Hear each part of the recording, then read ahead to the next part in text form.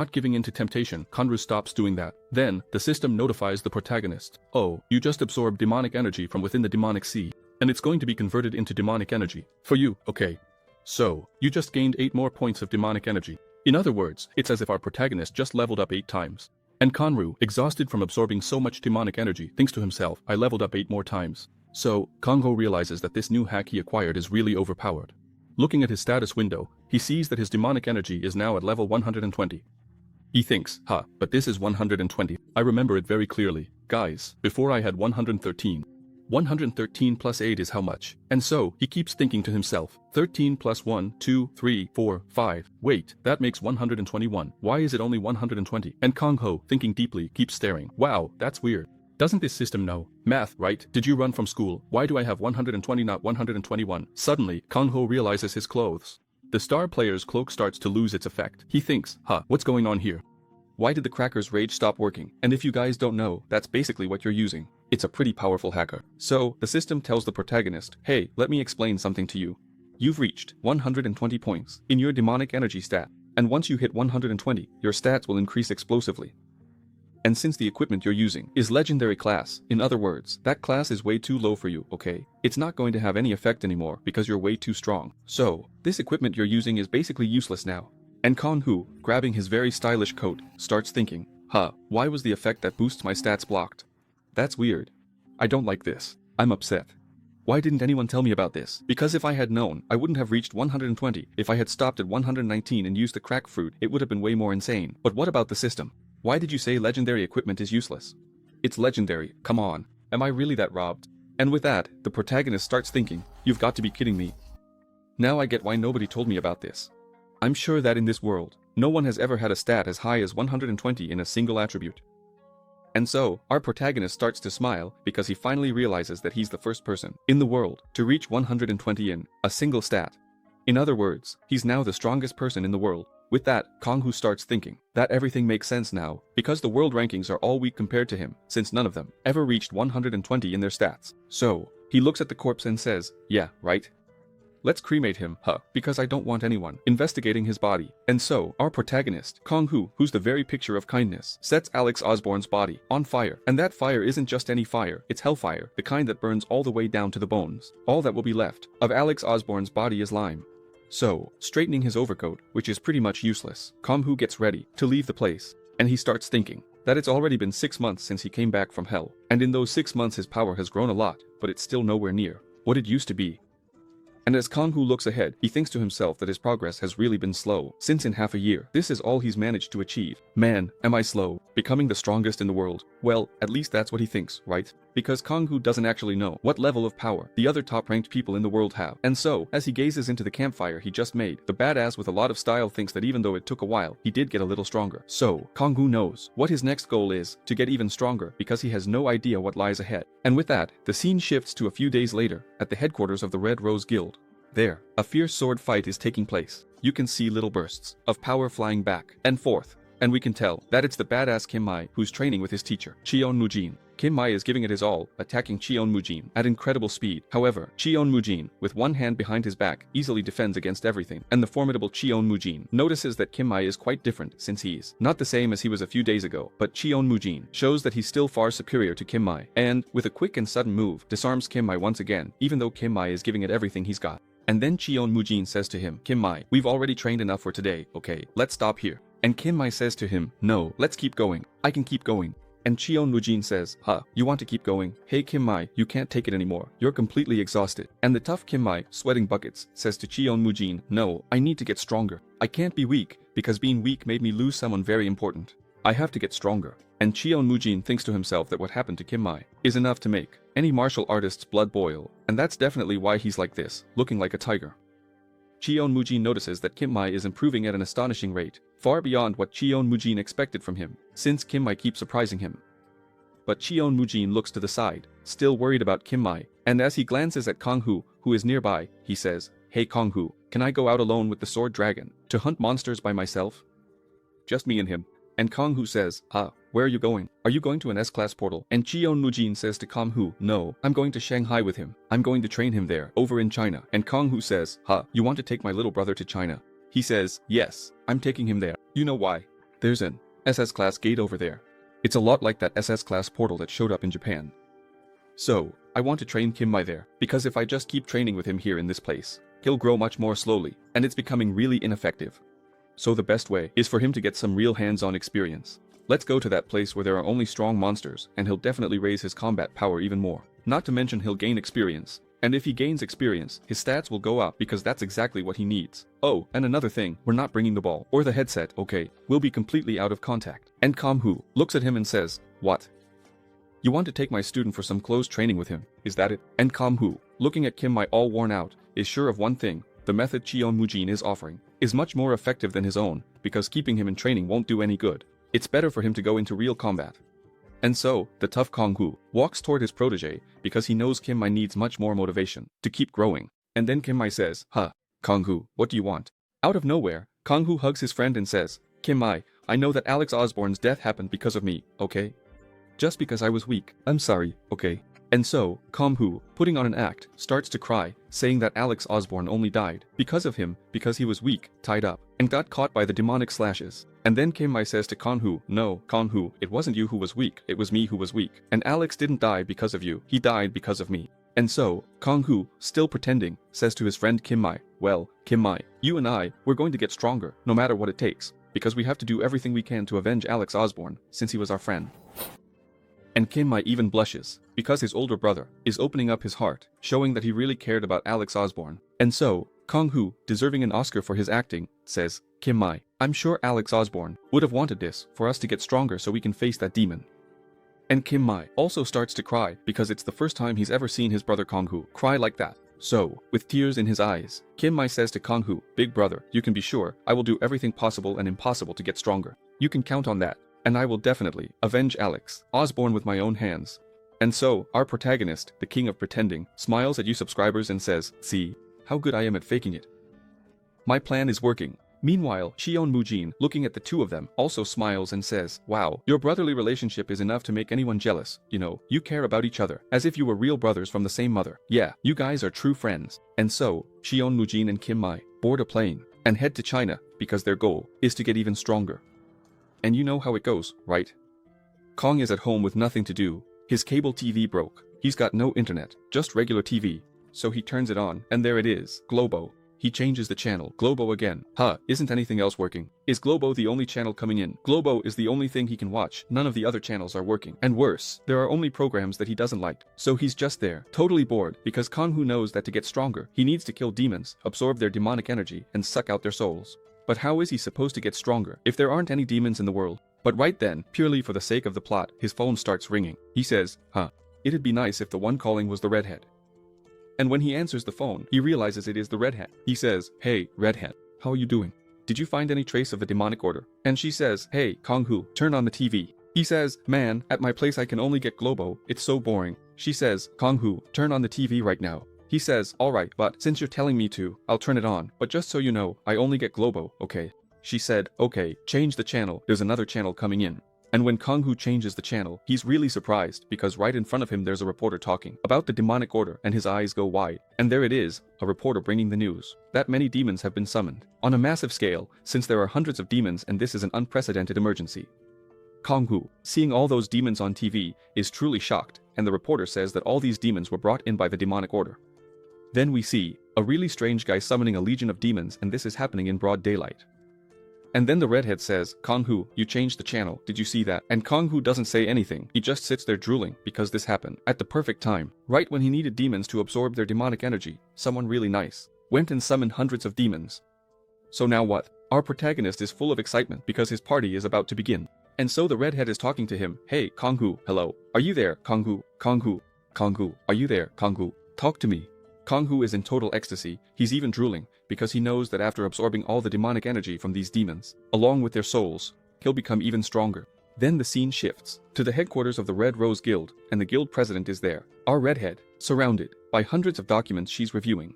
But suddenly, she notices that someone has entered without being announced, and with her beautiful blue eyes, she looks up and realizes Kangwoo is there. She says, "Wow, Kangwoo, you got here fast, huh?" And Kangwoo, with his hands in his pockets, and wearing that overcoat that's totally useless for him, says to her, "Well, I saw the news and came running. But now, tell me exactly what's going on." And along with Kangwoo is sweet and gentle Alice. who's very polite, and she says, "How are you?" And little Edna looks to the side and starts sniffing something out. Kangwoo tells the redhead that when he got to the Red Rose Guild, everything was pretty much in chaos. The staff were calling everywhere, trying to organize a group of awakened to fight these demons. And others were figuring out the best way to safely reach the place where the demons are.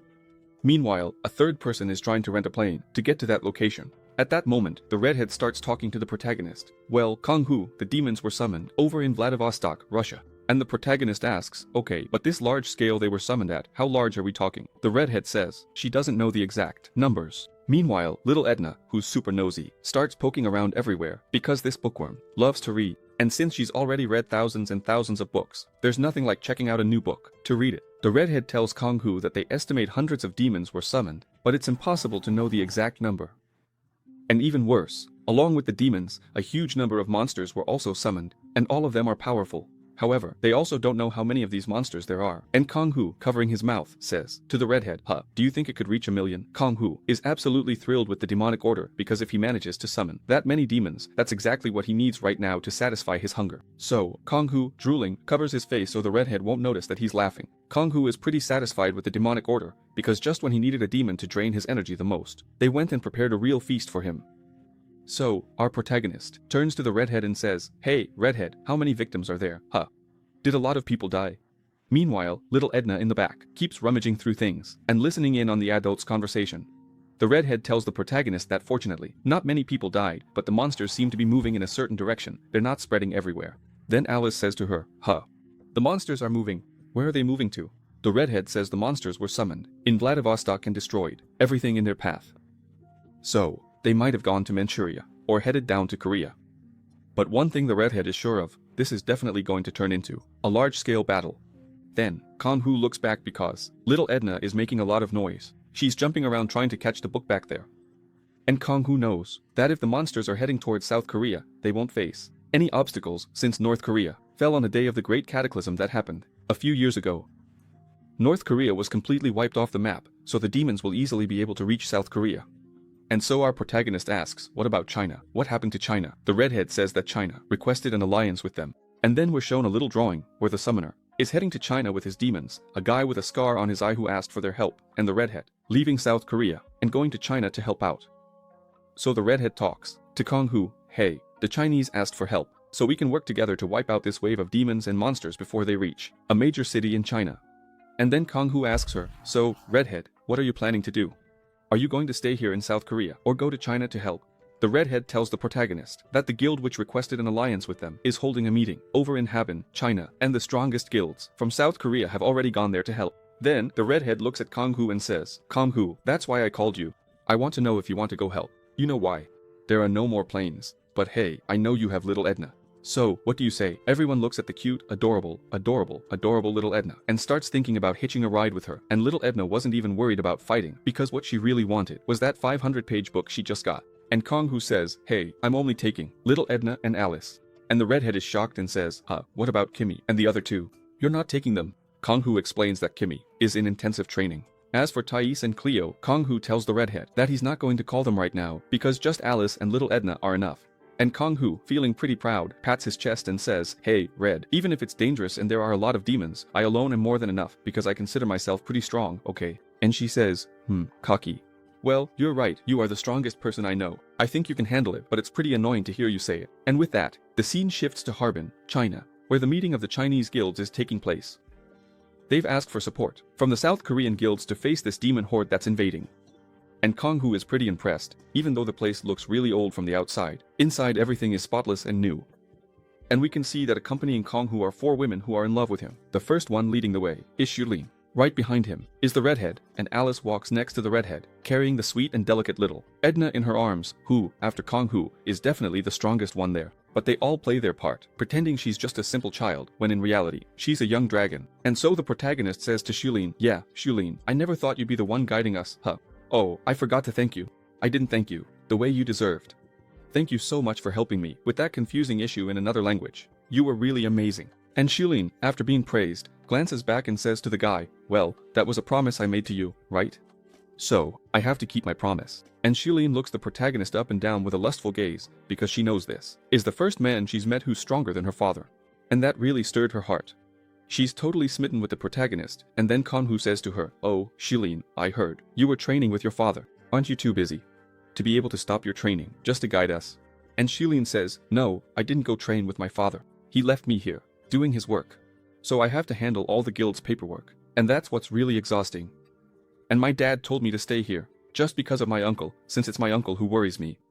With my dad gone, he's the one representing our guild, in his place. And my uncle, you'll meet him. He's a really annoying person."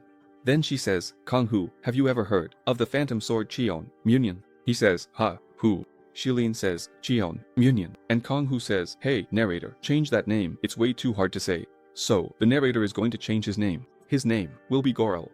And Shilin explains that her uncle isn't as famous as her father, because her father is so strong that he pretty much never had to show up. But he's a very strong martial artist, and he's the vice leader of our guild. And he's definitely one of the greatest martial artists in all of China. However, my uncle doesn't like Koreans, okay? So, he definitely won't be friendly with you guys. And Kangwoo, kind of optimistic, says to her, "Oh, don't worry, Shilin. Things are going to work out in the end, okay?" And the redhead, looking ahead, stays alert, because it looks like there's some trouble up ahead. Meanwhile, Shilin gives an awkward smile, since she knows her uncle's temperament all too well. But it's good that Kangwoo is in a good mood, so everything should work out just fine. And that's when we're shown the scene that put the redhead on alert. There's a woman talking to a really big guy in front of her, and she says, "So you guys called me, told me to come, and now you won't let me in. I don't get it at all. Do you think I'm stupid or something?" And the redhead, seeing that person from behind, thinks to herself, "I feel like I know that woman." At that moment, the redhead says, "Aunt, is that you, ma'am?" And the woman who was yelling at the big guy in front of her turns around and says, "Who's calling me aunt?" And when she turns around, she's startled, and that's when the system informs us that this is the guild master of Sonarai, Yongjin. Whoa. Judging by the last name, she must really be related to the redhead. As for the emo guy standing next to her, the system tells us that he took Minogue's place. Minogue had died to Carlos, and he's now the new master of the No Guild. His name is Cha Ingoang. So, I'm going to change both of their names. From now on, we'll call the tough woman Roberta, because I'm not going to call her Yongjin, she'll be Roberta. As for the emo guy, I'm not going to call him Cha Minjong. His name will be Enzo. So, Enzo and Roberta look back, because they notice that someone else has just arrived at that place, and Roberta, as she looks more closely at who's coming up behind her, starts thinking, "Huh, you.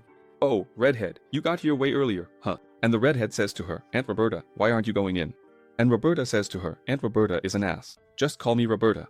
Meanwhile, Enzo just stands there, watching these two alpha women talking to each other. Roberta tells the redhead that these people here seem crazy because they called them to form an alliance. And now, they say the meeting is only for the Chinese, that they can't go in. That only after the meeting is over will they be allowed to enter. And the redhead is getting really mad. "So, what did you say? They're not letting us in."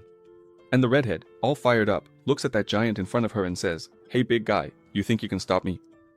The narrator gives him a nickname, so the narrator starts calling him Stoneface. And Stoneface says that the vice leader of the guild, along with the others, are having a meeting. Inside, he ordered that no one is allowed to enter. And Stoneface tells the redhead that the vice guild master, Goro, ordered that no one is to enter. So, he's just following his orders. No one is getting through. Only after the meeting is over will he do them the favor of letting them in. So it's better if you girls stay quiet and behave like women. So, ladies, just follow Deputy Chief Goro's orders and everything will work out for you. Right then, the redhead starts to lose it and says, "Son of a bitch, I'm gonna cover you in glitter. I'm gonna finish you. I'll stomp on your head, kick you in the balls, and I'll tell you the joke about the dye and the corn. You just wait and see." Shulin knows this is going to go badly and says, "Calm down, redhead. Calm down, redhead. Hold on, that's not what he meant. He didn't call you a little woman, no. Easy, easy. Let me talk to him.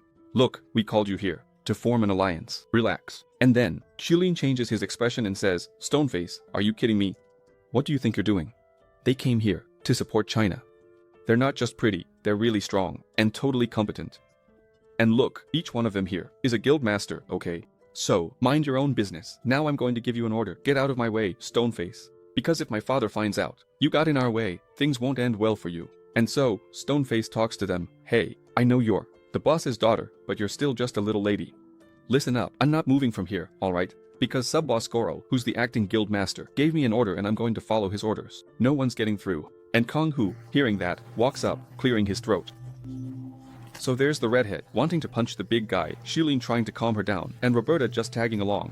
As for Enzo, he tossed the little chicken on the ground and disappeared, because I don't see him in this scene. but all the women noticed that Kangwoo, looking angry, was coming over, so they glanced back, and Kangwoo, being very polite, gets close to the big guy and says to him, "Hey, sorry, okay? But, are you alright?" And the big guy doesn't say a word, but Kangwoo is really provocative and says, "Oh, sorry, okay? I bumped into you, right? I almost didn't see you there. Look, I traveled all the way from South Korea to get here, and I'm a little tired. But you, big guy, I think you're trying to impress me. Oh, how about this? If you don't get out of the way right now, I'm going to beat you up." So, what's it going to be, huh? Make up your mind, now. After that, the stone guy immediately gets ready to throw a serious punch at our protagonist, since he received a strict order not to let anyone in. And it's not going to be some short, skinny guy, who's going to change his mind. So, the stone guy throws a serious punch at the protagonist. The force of the punch was so strong that it smashed through the wall and the meeting room door, and everyone is shocked when they realize that the wall was completely blown apart. They start asking themselves, wait, what's going on? On the other side, the guy with the goatee and the bald guy look seriously toward the explosion, but the bald guy shows he's not afraid. He had his arms crossed before, and he keeps them crossed. Suddenly, our protagonist's footsteps are heard and he says, "Guys, I'm sorry, okay? It's just that there was a bug in front of the door, and I had to smack it. But I didn't know your wall was that fragile. So, just tell me one thing, is this the meeting room?" Roberta is stunned to see what Kangwoo just did. Shilin is falling head over heels because this guy is way stronger than she thought. The redhead is thinking, and I'm the one who's ignorant, right? Look at that. This guy only knows how to solve everything with his fists. And Enzo is left speechless because even the effect of his ninja powder has worn off. At that moment, someone throws a chair on the floor because he just can't stand still after seeing that scene. And so, calling the protagonist an insect, someone decides to take action. And while he's in the air, flying toward our protagonist with his fist ready, the person says to him, "How dare you interrupt our meeting, huh? I'm going to finish you right now." And Kangwoo says, "Wow, that's cool. Hey, Baldy, how's it going, Uncle Baldy? Oh, you want to fight? Then let's go." Kangwoo slams Uncle Baldy's head into the ground so hard that the floor actually cracks. And then the tough guy says to him, "Hey, Baldy, stay out of this, okay?" Meanwhile, the other two who were on the other side of the room during that meeting are shocked to see the strength of this newcomer who took down Uncle Baldy with just one hand. While the bald guy is writhing in pain, Kangwoo looks at his bald head and says, "Wow, that's a nice bald head. I like it. Oh, I bet you attacked me because you have nothing to lose, right? You already lost all your hair anyway." And Kangwoo, noticing that the bald guy is still conscious, says to him, "Hey, don't get up from there, okay? You don't attack someone like that just out of nowhere. So just lie there and don't move, or else I'll really beat you up." And just like that, Kangwoo, who's a real softie, left the bald guy and Stoneface in a 69 position, both clearly in pain because Stoneface is on one side and the bald guy is on the other. And when Kangwoo sees this scene, he laughs at the position the two of them are in. And just like that, our protagonist, who didn't have a chair, just found himself a seat, since Stoneface and the bald uncle turned into an excellent chair for him. So the protagonist says, "Hey there, shall we continue the meeting? I just got here. Check this out, how cool. Oh, it's a shame this chair doesn't have a backrest." And Kangwoo says this, with the happiest face in the world. So, Goro's assistant says to him, "Boss, these people are from the Korean guild that you requested support from. So, we should continue this meeting. What do you think?" Igor says to his assistant, "Too many cooks. Spoil the broth. I'm not liking this situation." And with one eye closed, looking straight ahead, he hears Kangwoo say to him, "Hey, you with the scar on your face. Hey, what kind of proverb is that? I've never heard it before. Weird proverb. Hey, don't you get what's going on here? Look, do you want me to explain it to you or draw you a picture? What do you want?" Igor, who is pretty angry, says to Kangwoo, "Yeah, looks like you're arrogant too, huh?" Kangwoo says, "Arrogant? Me? Of course not. I'm so gentle. Oh, since you want me to draw you a picture, I'll draw one for you. I'm tired of punks like you, who think they're something, when they're really nothing. You're all weak. But from now on, I'm going to tell you what your personality is like. Your name is Goro, right? Shilin's uncle. So, let me grab a pen here." And with that, Kangwoo reaches out, and grabs 2 pens from the table. And Goro says to him, "Hey, Skinny, what are you talking about?" Kangwoo says to him, "Calm down. Look, the story goes like this. There were 2 brothers. The older one was strong, and the younger one was weak. The strong older brother is Cheonmungji, and the weak younger one, that's you with the scar, you're the weakling. So, since the older one isn't here, you're acting tough, but you're nothing. And now you're here, trying to show off, while your brother isn't around. But look, do you see these 2 pens here? This one is you, thinking you're something, because since there's a demon invasion and your brother isn't here, you want to do everything by yourself, and get all the praise, trying to either take your brother down, or make him look bad. It's one or the other. But look, let me show you what I'm not liking." Kangwoo throws the pen at an incredibly high speed, and it goes so close and so fast past Scarface's face that it actually cuts his cheek, and he doesn't even have time to defend himself because our protagonist shows that he's the real badass here. The pen Kangwoo threw hits the board behind Goro at a specific spot, and Kangwoo says, "Ever since I came in, I've been watching that board back there. Look, see that over there? That's your strategy. The demons are coming from that direction, and according to your plan, only the Chinese will fight those demons, while we, the Korean guilds, are just supposed to provide support and do nothing, because you, idiot, want to take all the credit. So, why did you even call us here? But I know why. You won't be able to get good results on your own, so you're trying to use us to promote yourself. And Kangwoo, with a mocking look, says to Goro, "Hey loser, you're just doing this to show off, just to prove you're stronger than Chion Mangji. But you're not. You're a pathetic guy who couldn't even dodge a simple pen I threw at you. But look, these two guys here couldn't even warm me up. So, you weakling, what are you still doing just standing there?" Igor, who was angry, clenches his teeth even harder and yells at Kangwoo, "Hey skinny, what do you think you know about me, huh? That little story of yours sounds like a kid's game." And Kangwoo, seeing that Goro is getting upset, says to him, calm down, I haven't even finished. Look, I knew what you were going to say from the moment I walked in here. You know why? Because you're really easy to read. Look, you're just sitting there, barely showing any emotion, while I've already beaten up 2 guys in your class, took down the stone-faced guy, and humiliated Porcatelha. He's right over there. Look, not even knocked out. Ask him if he got up. Hey, ugly, don't just stand there. Come here, come on. Show that you're worth something. And then, Kangwoo smiles at Goro and says to him, do you have the guts? Come at me, and show me that you have more power than your brother. Come here, because I've already pissed him off. So if you beat me, you'll show everyone that you're stronger than your brother. Hey, by the way, your brother, are you adopted? Because you're ugly as hell, huh? And Kangwoo, noticing that Goro is fuming with anger, says to him, hey, Scarface, don't waste my time. I've already told you once, do you want me to beat up everyone in this room, so you'll come at me without a fuss? Don't just stand there, come at me, come on. And Goro, fuming with rage, immediately hits the like button and subscribes.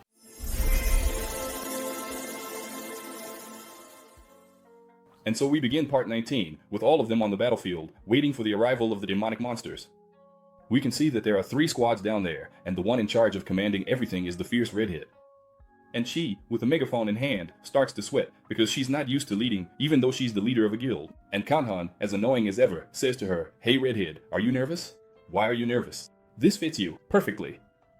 And she, really angry, looking back, tells Kanhan that this whole situation is his fault, because she didn't know she was coming here to lead, and so she says to Kanhan, if you hadn't done that, I wouldn't be here commanding all these people. And that's how we're shown the way Kanhan was picking on Chamonjin's brother. And he says, so, are you trying to come at me? Come on, bring it. And that's where we left off, with Chamonjin's brother going after Kanhan with a really strong murderous intent. And as Chamonjin's brother summons his draconic aura, he tells Kanhan that he's really rude and that he's going to teach him a lesson. And Kanhan is just sitting there, comfortably on his double chair, because while Chamonjin's brother is coming at him with all his strength, Kanhan is just sitting there, legs crossed, waiting for the guy to slowly get closer. Since to him, Goro is moving in slow motion. Goro widens his eyes and tells Kanhan that he's going to kill him.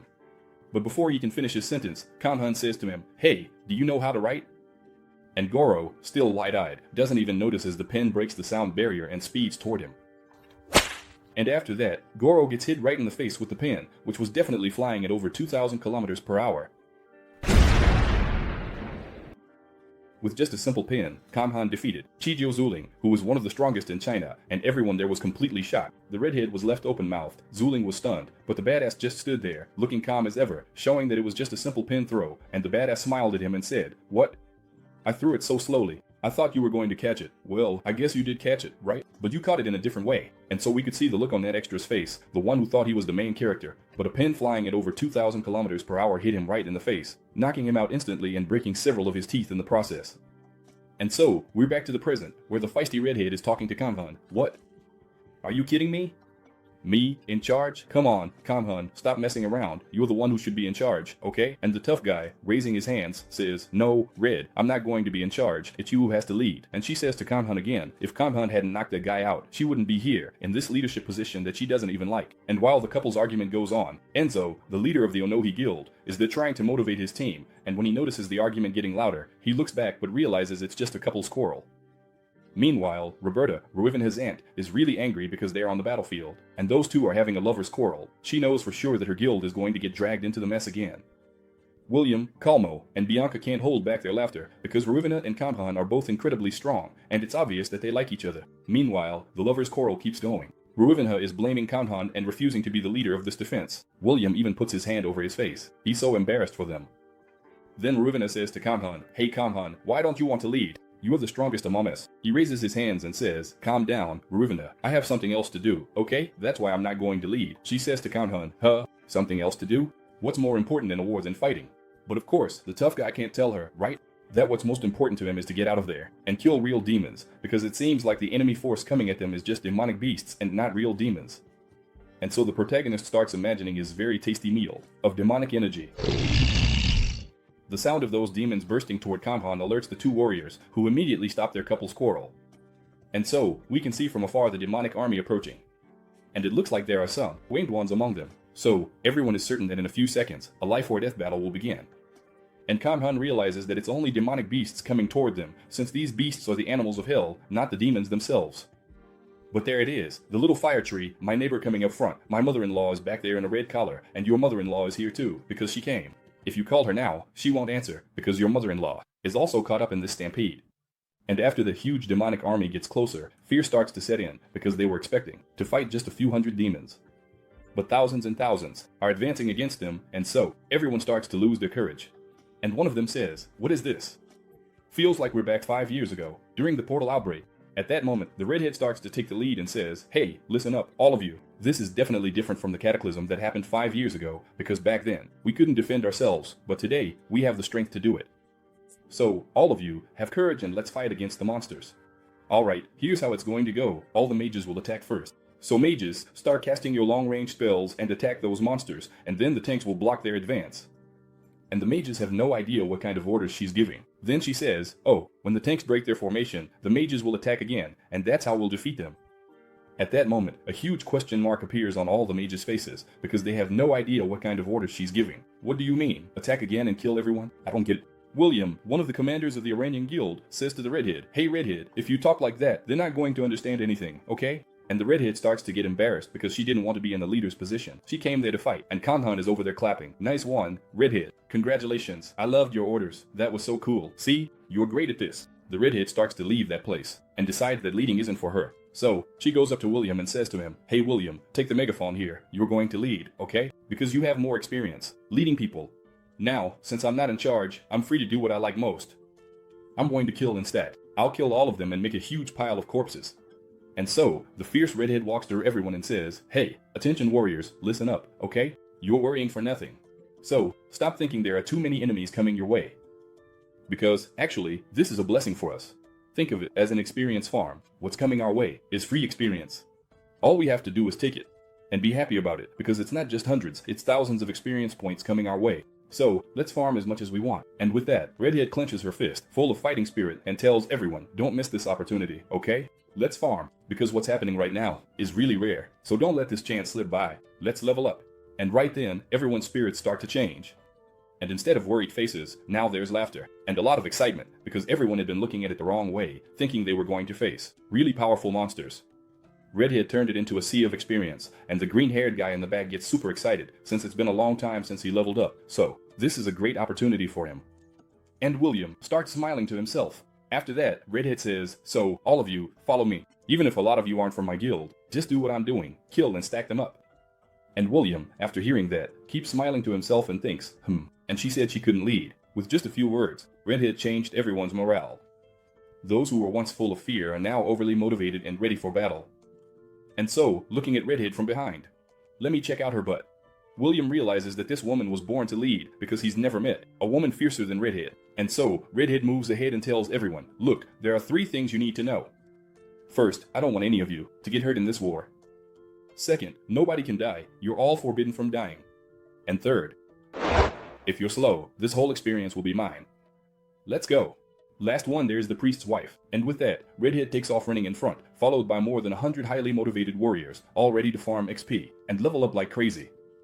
The monsters come fiercely close to the group, but there aren't any true demons among them. Still, the danger is extremely deadly, and many of those demons have something different about their eyes. You can see a very strange mark in them. That same mark is also visible in the eyes of the summoner, and as he observes the pace of the battle, he realizes he doesn't need to make any more moves, since the whole group is already plenty busy dealing with his demonic monsters. So, there's nothing else he needs to do. After that, the system shows us that summoner. He is an apostle of evil, Anton, Sideric, but we'll call him Antonio. And Antonio is thinking that he's already made all the preparations. Then, he remembers that a long time ago, the demonic cult was trying to weaken the Gaia system. However, in an inexplicable way, the system started to weaken, and now, the demonic cult can finally summon demons much stronger than before. Whoa, there's a hole like that one, right above my country. Did they perform a summoning here? Antonio knows that it was thanks to this event, the weakening of the Gaia system, that the demonic cult was able to carry out a mass summoning, and more than that, they were able to summon demons much stronger than before. While Antonio is lost in his thoughts, a very large paw slaps his back hard, and that being says, "Hey, human." And Antonio stops talking, but the situation continues. Without turning to face that demon, he says to him, "Hey, now's not the time to act out, okay? So just stay there and wait your turn." And that very powerful demon is introduced to us. His name is Uther. He is a demon from the 5th Hell, and he says to Antonio, "Hey, human, since when? Do we have to stay hidden? Can't we just go out there and kill them all?" And pointing behind him, he says that his subordinates are already getting impatient, wanting to taste human flesh. Uther, full of himself, clenches his fists and tells that summoner that he's going to prove to him that humans are just humans, they're fragile and weak. And at that moment, Antonio, still a bit indifferent toward him, puts his hand inside his overcoat and says to Uther, "Hey, you better do that some other time, okay?" And Uther says, "Huh? Why?" Antonio explains to him, looking at the paper he pulled out of his pocket, that there's something else he needs to do at this place. "So, Uther, you have to wait." And so, we can see that he's looking at a photo of Kamhun, and at the top it's written, "This is the Korean player who saved Japan." And our protagonist is there, in that photo, looking super stylish. Antonio tells Uther that there's someone they need to meet, and Antonio continues his explanation to that demon, saying that a few days ago, the Japanese cardinal performed a summoning. However, what the cardinal didn't know is that he was watching everything through one of his members, because he had used that same demonic hack to observe everything that was happening during that summoning ceremony. But something very interesting caught his attention, because he could tell that the one who was attacking had no hidden motives, since he exuded a sinister aura, and in his eyes he could sense a thirst for blood, and we can tell he's talking about Kamhun. And Antonio says that, judging by Kamhun's look, he wasn't there to fight demons or to save a damsel in distress. He was there for the simple and pure thirst for blood.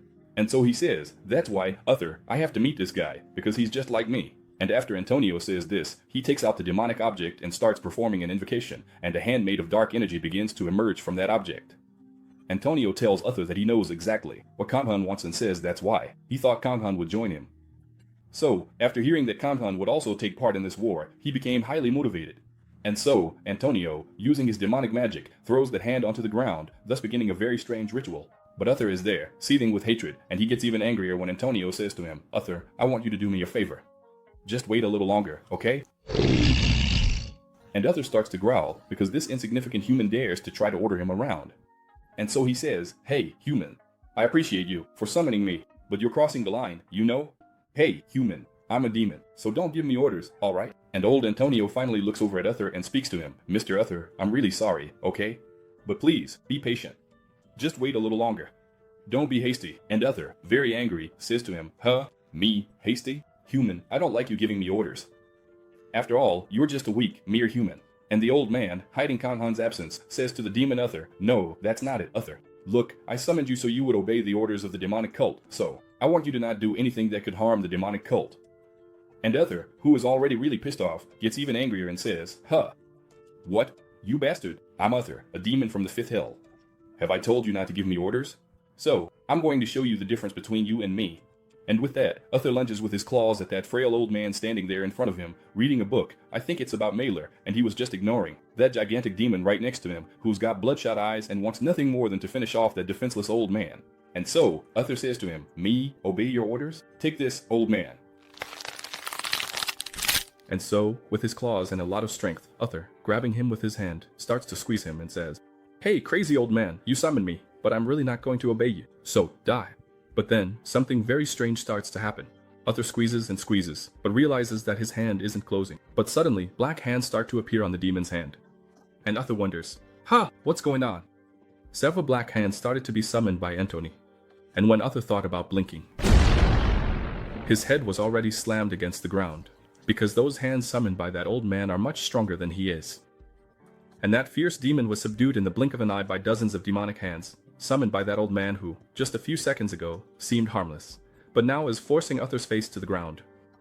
This old man doesn't even seem to be making any effort, because summoning those hands looked like it was something very simple for him. And then he says, "Mr. Uther? Hey, Mr. Uther! Look at me, come here!" And so Uther, still with his face on the ground, turns one of his eyes toward the old man, and then Antony says to him, "So, are you willing to obey me now or not?" And Uther, humiliated and with his face on the ground, says to him, "Me obey? You, damn human. When I get out of here, you'll see what's going to happen to you." And then Antony says, "Ha, so you're not going to obey me?" Right then, the old man closes the book and says, "Alright then, it's going to go badly for you, okay?" Those demonic hands completely tear apart the body of that demon. And his subordinates are left wide-eyed, realizing that their boss, who is much more powerful than they are, was completely crushed by that old man's magic. After that, Antony looks at those real demons and says to them, "So, do you have anything to say? Are you going to obey me or not?" And the demons start to sweat because they realize that this human is not someone to mess with. So, Antony, with a mean look on his face, and his summoning book in hand, starts to smile at those demons and tells them that if they don't obey, they'll meet the same end as their boss. And then he says, "Well, I'm only going to say this to you one more time. So, pay attention to my words, alright?" Then the scene shifts to the demonic monsters, charging forward in furious rage. But suddenly, several pink beams shoot out in all directions, striking those monsters and completely wiping them out. Ruvenha appears, looking furious and totally ready for battle, her bloody chains tearing apart any monster that dares to get in her way. I said in her way, because right behind Ruvenha, without her noticing, a really evil werewolf sneaks up for a deadly back attack. Bianca immediately slices that werewolf in half and says to Ruvenha, "Hey Ruvenha, watch your back. You're attacking like a crazy cow." And Ruvenha gets embarrassed and says, "I know, Bianca, you don't have to keep reminding me, okay? You sound just like my mom." And Bianca says, "Relax, Ruvenha, don't get upset, we're here to help you." And Goma, breathing heavily, says to Ruvenha, "Wow, you're really fast, huh? I ran as fast as I could to try to catch up with you, and all I found along the way were monster bodies. You really are super fast. But look over there. What do you guys think of that?" And that's when we see that another wave of monsters is approaching, and it's much bigger than the last one. If the previous wave had 4,000 monsters, this next one looks like it has 16,000, and they all seem to be even stronger than the ones before. Bianca says to Ruvenha, "If Kangwoo were here, things would be a lot easier." And Ruvenha, clearly upset, says, "That Kangwoo, he slipped away right when the battle started, so don't even mention him to me, okay?" But our protagonist is right there, invisible among them, closely watching that bloody battlefield. Kangwoo realizes that if the battle keeps going like this, the players are definitely going to beat the demons. And looking at the Sonara Guild, which is a support guild, he notices that Alice is among them too, and that everyone there is doing an excellent job supporting, sending out heals and buffs. The other guilds are also doing really well, since killing monsters is turning out to be super satisfying, and that's how we get to see our friend Enzo. Though I think the artist got a little mixed up and gave him a chest, because that right there is definitely a chest. Me, as a pervy narrator, I can spot a chest from a mile away. But is he really? But Enzo, chest or no chest, proves he's a badass and slices up those demonic monsters with ease. But Kangwoo, still invisible and very serious, knows there's another problem, because he heard that a whole lot of real demons have been summoned. However, what's attacking them are just demonic beasts, not real demons, so Kangwoo is sure the demons must be hiding somewhere. That's why our protagonist keeps wondering why the summoner isn't using his demons in the war, and then he realizes that summoner must have other plans. But something on the ground catches the protagonist's attention, and he looks down. After that, he crosses his arms very seriously and says to Edna, "Edna Zinha, can you do me a favor?" And she replies, "Yes, master, just say the word. I want you to stay invisible and go to the Sonara Guild and keep protecting Alice, okay?" And that SSSS rank dragon pounds her chest and says to her master, "Yes, master, a given task is a completed task. No one will lay a finger on a single hair of Mama Alice." But while the demonic energy is seeping through the ground, Edna Zinha says to Kangwoo, "Master, didn't you say we were going to stay put until the demons showed up?" "Did you change your mind, sir?" Kangwoo said yes, that the plans had changed. Suddenly, a demonic hand comes out of the ground, but that doesn't even surprise our protagonist. Still, Edna Zinha asks Kangwoo, "Master, this is weird. A hand just came out of the ground, with demonic energy, and it looks like it's writing something. How strange." Kangwoo had already noticed that the demonic energy in that place had increased, but he didn't know what it was. Then, staring at what was written, he realizes he's received a direct invitation and says, "I need to talk to you." Kangwoo, with a wicked look, starts to smile and thinks to himself, They finally invited me to lunch. It's time to enjoy myself." But on the other side, Antony is there, scratching his beard, and realizes that Kangwoo has finally received his message. A demon comes up to Antony and says to him, "Hey human, what do we have to do now, huh? Who do we have to kill? Tell me. Just give the order, sir." And Antony, laughing a lot, says, "Hey champ, don't get anxious, okay? Just wait, because we'll probably meet this person at the end of this war, so I just want you to wait." And the demon says, "Ha! The summoner wants us to just stand around. We're demons, blood and slaughter are our fun." But Antony says, "Ha! What did you say? You're not going to obey me?" When the demon hears this, he even gets chills, because the last one who didn't obey this old man was crushed to death. So Antony looks that demon straight in the eye, very seriously, and says to him, Hey, if I tell you to stay, you stay. If I tell you to go, you go. Do you understand? Or do you want me to draw on you? That demon from the fifth hell even gulps nervously, because this old man is as mean as a demon himself. So, begging for his life, that strong demon from the fifth hell kneels down and begs Antony for forgiveness, because he didn't mean to offend him. And Antony says to him, okay. And another thing, you guys back there, does anyone else have any bright ideas and want to disobey me? Now's the time to speak up. All the demons, already knowing the power of that old man, start swaying and say, No, we're just standing here and want to obey you. Just tell us what to do, sir. And Antony, scratching his beard again, realizes that most of the demons are already under control because using the tactic of fear is highly effective. So, the only thing left now is to call Kangwoo over to a corner and have a calm conversation with him. And with that, Antony starts thinking about what is the best method he can use to meet with Kangwoo. And so, he thinks about something he shouldn't, because he knows that Kangwoo lives with a woman. So, to get Kangwoo's attention, Antony considers kidnapping Alice and using her to lure our protagonist to the place he wants. Then he looks ahead and says, Hey, let's call it a day. I've come up with a really cool plan, so we can head out. After that, Antony notices something very strange and looks toward that demon who is kneeling. And that powerful demon from the fifth hell asks Antony, Hey human, is something wrong? Did your expression change? Antony, looking out at that vast desert, starts to think, Don't tell me he's coming this way. Kangwoo is moving at 3,727 kilometers per hour. And Anton doesn't bother wondering how he managed to find their location. But Anton knows that doesn't matter. Now that Kangwoo is arriving, he just needs to make the invitation. If he doesn't accept, then this will be his grave. At that very moment, our protagonist lands in front of them, like a meteor. And all the demons are startled, because they hadn't noticed that something was coming their way. And so, in the middle of all that smoke, our protagonist says, Hey, are you the one who wants to talk to me? What do you want to talk about? And Anton, looking ahead, realizes that Kangwoo is speaking his language. So he says, You know how to speak Russian? And our protagonist, brushing the dust off himself, says yes. Looking in Anton's direction, he says to him, Alright, I know you have something important to tell me, so go ahead. But as he says this, Kangwoo notices that all the demons there are low-ranking demons, and that most of them must be from the fifth hell, while the ones commanding them are probably from the sixth hell. So among them, there's no one who knows him. So, our protagonist, brushing off the remaining dust from himself, spoke to the old man again. So, what do you want to talk to me about? Anton says he has an offer. Kangwoo can't refuse and asks Kangwoo if he knows the privilege of being a demon. And Kangwoo says, Privilege? What privilege? Anton says that there is a privilege to being a demon, and that this privilege can only be granted by the demonic cult.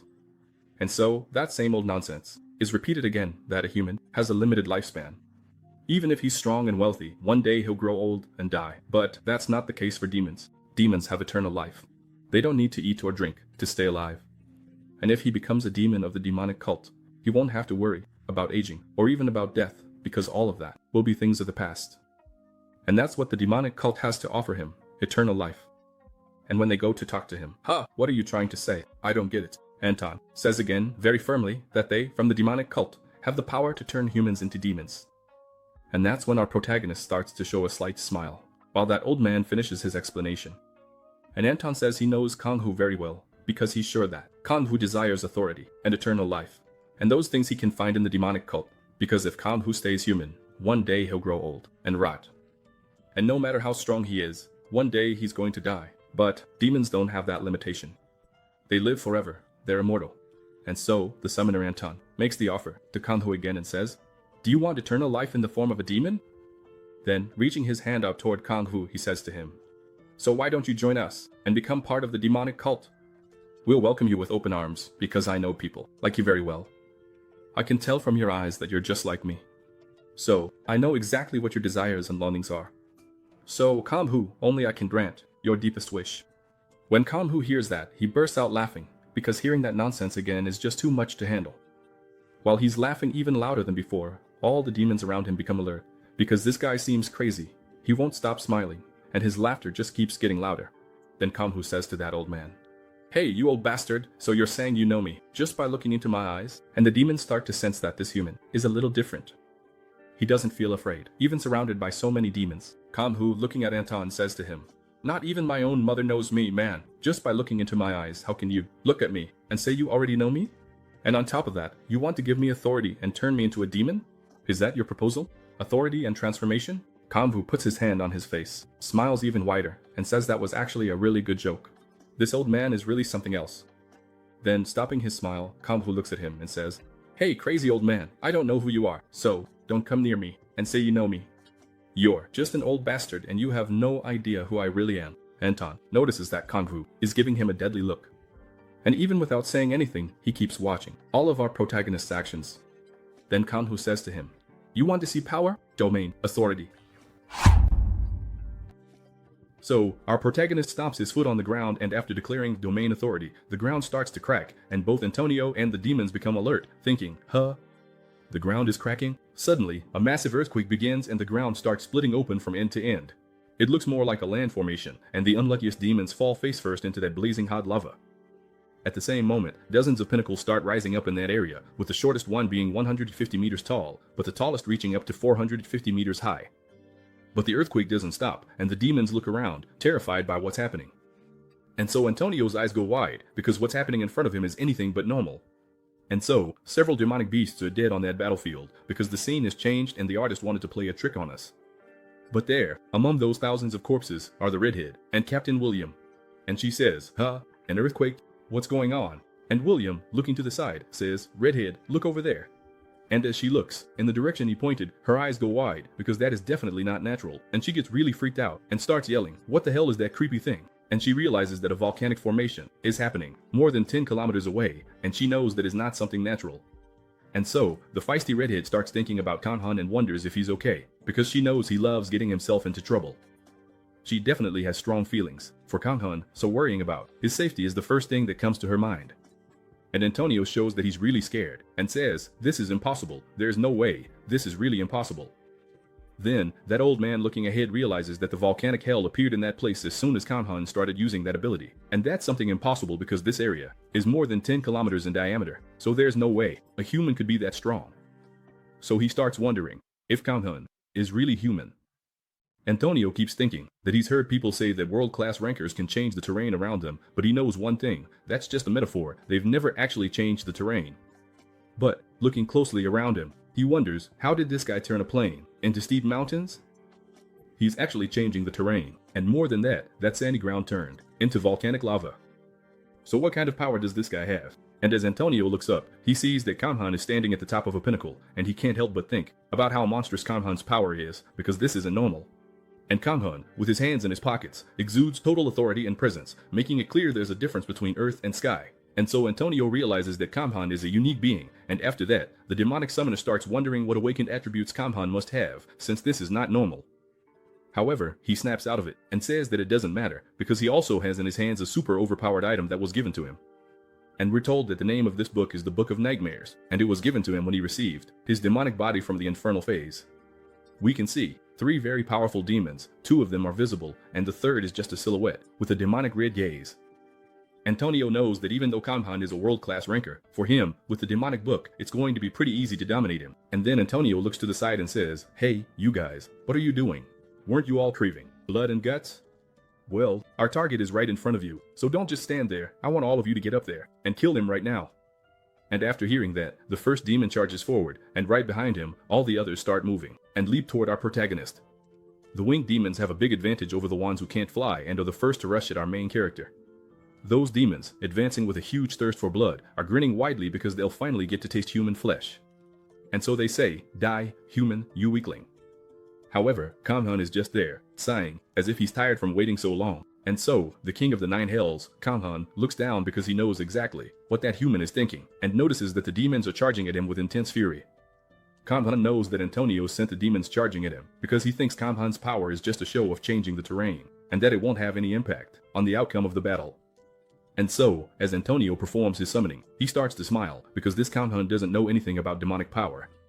But the tough guy, noticing that Antonio is performing his summoning, starts to smile at the situation and says, "Oh man, what an idiot, he's over there trying to summon, he thinks I'm just going to let him." And then, our protagonist says, "Burn," and at that very moment, all the lava in that enormous cauldron starts to churn, and blazing jets of lava begin shooting out in every direction. And those demons who are the most unlucky get burned by that scorching fire.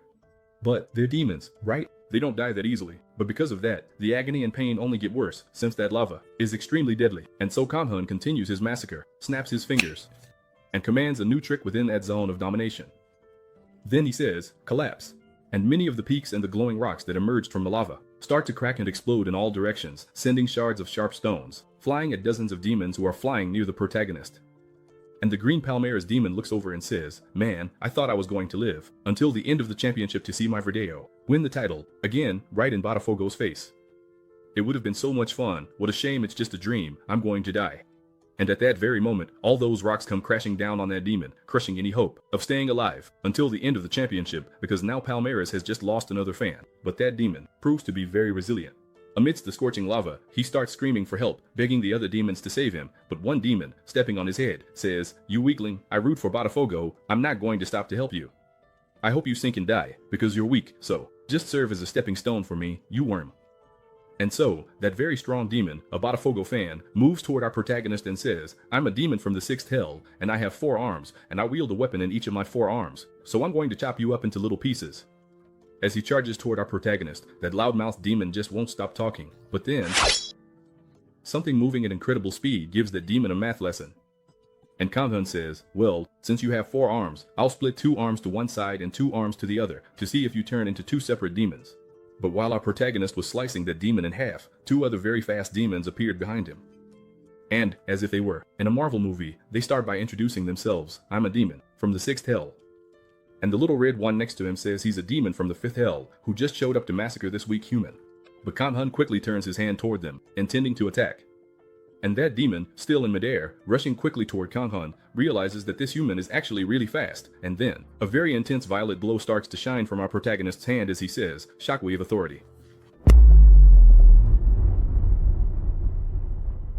And a powerful shockwave bursts from the palm of his hand, completely shattering those 2 demons who thought they had the upper hand. But Kangwoo isn't called the king of the new hells for nothing, so he starts to survey the whole area, and realizes that there are way more demons there than before, since he's already killed a few dozen, but several others had appeared very quickly. And so he realizes that Antonio also sent some demonic monsters against him that are highly irrational. However, it seems that Antonio's tactic is to try to defeat Kangwoo by sheer numbers, and so many highly powerful demonic monsters also join the battle with the intention of massacring our protagonist right there. Kangwoo says that this is starting to get boring, so he's going to change his approach too. He's going to use a mass extermination technique, and grabbing his sword with both hands, Kangwoo raises it and thinks to himself, "I'll first use the authority of the blade and then combo it with the other authorities." And so our protagonist drives that sword into the ground and says, "Authority of observation, authority of the blade, authority of the senses." And he uses a 4th authority that isn't revealed to us. However, a black stain with red lightning starts to emerge from the tip of his sword, which is embedded in the ground in a millisecond. That red and black stain starts to instantly cover the peak, and the demons that can't fly begin to feel a sense of danger coming from that black stain advancing beneath them. And so, Junior Demon starts thinking, "Oh, what a strange cough. I thought it was going to kill me." Just as he was about to think of something else, a razor-sharp, demonic blade pierces his hand, causing the demon immense pain, and he shouts to everyone, "Run!" This is a skill. But when he looks back, carnage has broken out among all the demons who were climbing that peak. They were impaled almost instantly, but many of them didn't die right away and were left writhing in agony for a few seconds before suffering a horrible death. And so, Little Horn Demon 2 tells everyone, "Guys, let's run! Save yourselves. There's no way to climb up there and get him. Let's run and save ourselves." That demon starts thinking that he's heard about this before, a darkness that covers dozens of kilometers, and from within that darkness, razor-sharp blades emerge. After seeing those blades right in front of him, the demon is certain he's heard the legend of a human who defeated the 7 Archduke demons and now reigns supreme in his palace in hell. But Kangwoo, hearing that the demons are trying to escape, raises his hand, casts another spell, and says, "What? You guys are trying to escape?" That demon watches Kangwoo as he casts that spell. He's certain he's heard of this before, because it's part of the legend of the demon king who wiped out all the forces of one of the 7 Archduke demons. And the name of that Archduke was Belphegor. And that human killed almost all the demons who were following that Archduke in an instant. But as he looks up, he says that this doesn't make any sense. That human is using the same ability as the king of the 9 hells. And so, Kangwoo, with a demonic look on his face and standing atop that pinnacle, says to all the demons, "Hey, there's no way I'm going to let my walking stat points slip through my fingers. You all came to me so willingly, so I'm going to farm you." And so, that demon, Little Horn 2, looks at Kangwoo, recognizes him, and starts thinking, "Why is the king of the 9 hells here? Why didn't anyone tell us about this before? Because really, that is the king of the 9 hells, but he only thinks this to himself." Meanwhile, our protagonist says, "Sun Pig."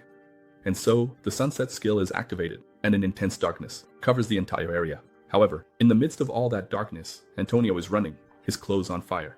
And he thinks to himself, man, that kid really is a monster. He's not even human. And then he remembers that when he was casting the first spell, a stream of molten lava quickly shot by and cut his arm, so he couldn't continue his summoning.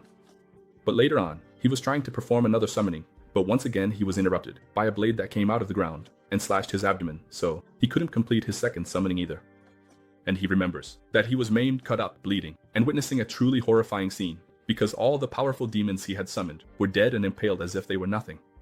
And then he remembers looking up toward Kanghan, and when he saw Kanghan up there, that guy was smiling like it was all just a game to him. And more than that, he's sure that Kanghan was laughing at his insolence.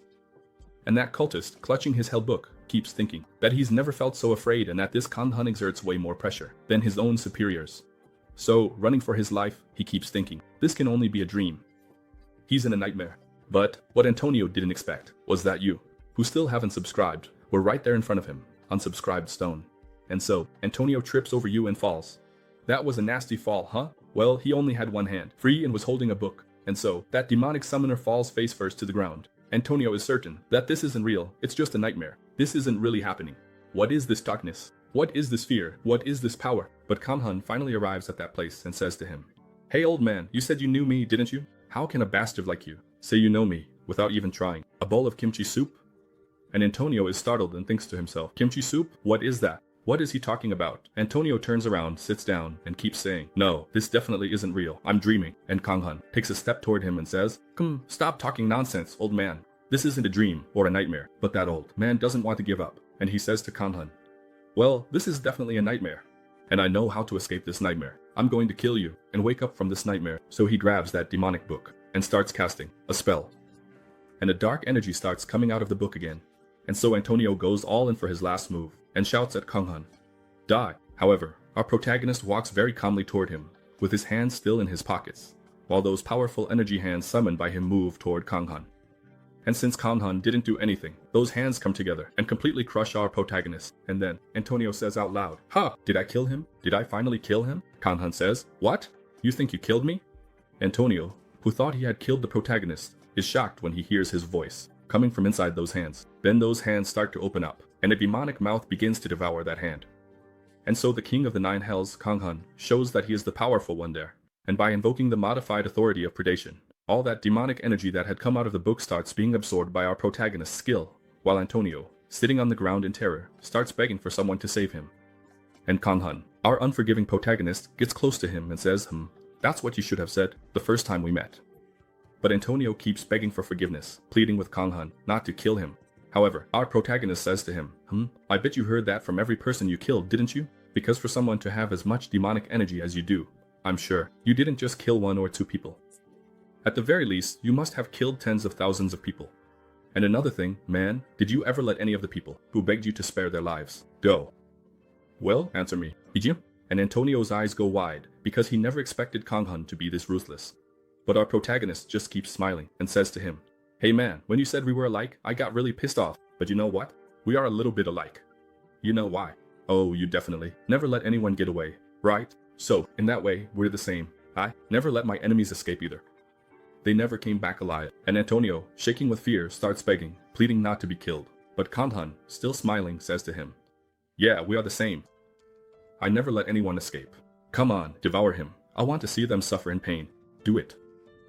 And so, the modified authority of predation begins to devour Antonio's demonic body. And they do it very slowly, chewing him up and making him feel a lot of pain. And as it devours his entire body, that authority also consumes his soul. And so, before dying, Antonio lets out a loud scream of agony. After that bloodbath, that area of domination is now pretty calm, and with that, Kangwoo withdraws his area skill, which had brought an intense battle to that place. And Kangwoo, very happy in the midst of all that, is notified by the system that the Soul Reaper skill is activated, and so Kangwoo begins to consume all the demon souls present in that area. After a short while, the system informs our protagonist that he has consumed a total of 237 demon souls, and after that absorption is a complete success, Kangwoo withdraws the Soul Reaper skill, since everything there was to consume has already been consumed. And Kangwoo, looking satisfied, seems like he's stuffed, happy, just like a chick in the trash. After that, the system tells our protagonist that the quality of his soul has just increased, and the system also informs Kangwoo that he has finally received his first hint to build his demonic soul. Then, the system tells him that his demonic energy has increased by 4 more, and Kangwoo, licking his lips, is just about ready to burp, thinking to himself that this meal was truly satisfying. And since he gained 4 more points of demonic energy, it's only natural for him to open the status window and check out the new things he got. And there it is, demonic soul, the second step to becoming a demon god. And the first condition is to increase the quality of his soul. It also informs him that he still hasn't met this requirement. And seeing this message, Kangwoo thinks to himself that it's just as he expected, since the attribute from his 7th awakening is the main key for him to increase the quality of his soul and become a demon god. And now that our protagonist knows what he has to do, he wonders how many demon souls it will take to fulfill this requirement. But of course, right? He'll only find out by trying. So, Kangwoo starts a more thorough check, trying to figure out about this increase of 4 more in his demonic energy. There it is, demonic energy, 120 demonic energy. And so our protagonist thinks to himself, it reached 120 and then stopped. Kangwoo keeps thinking that his Kraken coat used to have 116 energy. But now things are a bit different. His base energy is already 120, and that legendary equipment he's wearing has now become useless. So yeah, let's check out more of his knowledge. And so he puts his hand on his chest and starts meditating to check the quality of his soul and see if it really increased. So, closing his eyes and focusing inward, Kangwoo starts to feel all the energy flowing through his soul. And as he opens his inner eyes, he realizes that the difference isn't huge, but there definitely is a difference. And so, our protagonist also noticed that the seal on the 10,000 demons core was also slightly weakened, and he remembers that this seal would only get weaker as he leveled up. However, now he also realizes that every time he uses the Soul Reaper ability, the seal on the 10,000 demons core will also weaken. And inside his sea of knowledge, he sees that the difference in this weakening wasn't as great as when he advanced to the 7th awakening. However, the seal is definitely weaker, and what's more, the demonic energy in that place is of much higher quality than it was before. With this, Kangwoo realizes that his Soul Reaper ability is much better than he expected. And as he raises his hand, he feels satisfied, because even though he can't level up with this Soul Reaper ability, his power will keep increasing. So our protagonist starts pulling that demonic energy he just acquired toward himself, and like a vortex, it begins to flow toward the palm of his hand. By doing this, Kangwoo intends to convert this new energy into stat points, and after absorbing all that energy, the badass closes his hands, knowing that this time he will definitely become much stronger, even though he's been blocked by the system. And so the system notifies our protagonist that his demonic energy has increased by 1 more point, and when Kangwoo hears this, he's practically ecstatic and thinks, what? I gained another one? Kangwoo looks happily at the demonic energy swirling around him. He knows it was just 1 energy point, but the quality of that single point was infinitely superior to the others. Kangwoo knows that as time goes on, it gets much harder to earn demonic energy points, but each point from now on will be a huge boost to his power, because as the difficulty increases, the effect of improving his demonic energy also increases a lot. And so, with little wings forming on his back, Kangwoo is certain of one thing: the rewards he just received were much better than he had expected. And so, our protagonist takes off from that place, because the war between those guilds and the monsters must definitely be over by now, so it's time to head back. But as he's flying, he starts thinking, oh man, I totally forgot about that. And then we see that Kangwoo is looking at that volcanic screen he created. He thought to himself, yeah right, I'm going to have to clean up this whole mess before I go back there. Then, after some time, the scene shifts to where the war against the monsters was happening, and at that place, the great battle has finally ended. All the demonic monsters have been completely wiped out, and so, even though everyone is exhausted, they're also extremely satisfied, because the XP farming was truly off the charts. And so, while some celebrate their 7th awakening, others quickly check their attribute windows, since they definitely gained a lot from these battles. Then, a reporter starts talking, saying that after the day of the cataclysm, this war that happened today is definitely the first large-scale war the world has faced. And far from there, in Japan, Miss Juliana is watching that news report very closely, since it's only natural that the whole world is focused on Manchuria, and she knows that her man, the demon king of the new hells, Kangwoo, is there. Meanwhile, in South Korea, Cleo and Taiso, who were left behind, are quite happy, because that war which seemed so difficult has finally come to an end, and their side was the winner, without any apparent casualties. The reporter also says that after the demonic cult made its public appearance, it made the whole world tremble. However, in their first major war, they ended up being the biggest losers, and so, the reporter says, that the demonic cult came out of this war humiliated, since they had been planning a large-scale attack. However, the united forces of many guilds managed to block their attack and completely wipe out the existence of those summoned demons. But as for Kangwoo, he's far away from there, in a place that looks more like a war zone, since everything is destroyed, and from a distance he finally spots his objective, because it was right there that an SS rank portal appeared. Kangwoo went to that place to see the portal, and we're told that Kangwoo and the little Edna have just arrived in Vladivostok, Russia, and that huge SS rank portal is open, right in front of them. But Kangwoo is really exhausted because getting there was much harder than he expected, not because of the trip itself, but because of all the annoying things he had to deal with before he could come. He remembers that after he fixed that volcano, the redhead came running toward him and asked what he'd been doing all this time, and why he left all of them there alone. Kangwoo, with his 6 wings, tells her that he was killing some true demons, and the redhead, a bit surprised, says to him, "Huh! Since you just got back now, there should be about 100 of them, right?" And our protagonist, full of himself and with his nose in the air, starts to shine and says to her, "Of course not. Your daddy here killed, exactly, 237 demons, every single one of them dead." And the redhead exclaims, "Huh, all that? How did you do that?" But before he can answer, she says to him, "No, Kangwoo, you don't even have to answer. I already know how you did it. You're just too strong." And then our protagonist asks, "Hey redhead, what about the Chinese guys? What happened to them?" The redhead explains that Zuling's uncle, Goro, the one who got stabbed in the face with a pen, almost died in that fight. He had to be carried out because he let his guard down, got hurt, and if it weren't for Zuling's help, he'd be dead by now. And Zuling, who had to take care of her uncle, had to leave that place without saying goodbye. So our little Zuling is here, all teary-eyed, because due to her uncle's injury, she couldn't see her man up close, the fierce Kangwoo. And after that, our protagonist finally lands and talks to the redhead. "Redhead, there's something I wanted to ask you. Oh, when we get back to Korea, I need a favor from you. I need you to let me know, as quickly as possible, where the demonic cultists are showing up in the world, because I want to hunt them. And it's not just in Russia. So, if they show up anywhere in the world, let me know, okay?" And the redhead says to him, "Ha, you think they're going to show up again? They just suffered a huge loss." But our guy says to her, "Well, I'm just asking for a favor. If they show up, let me know, okay?"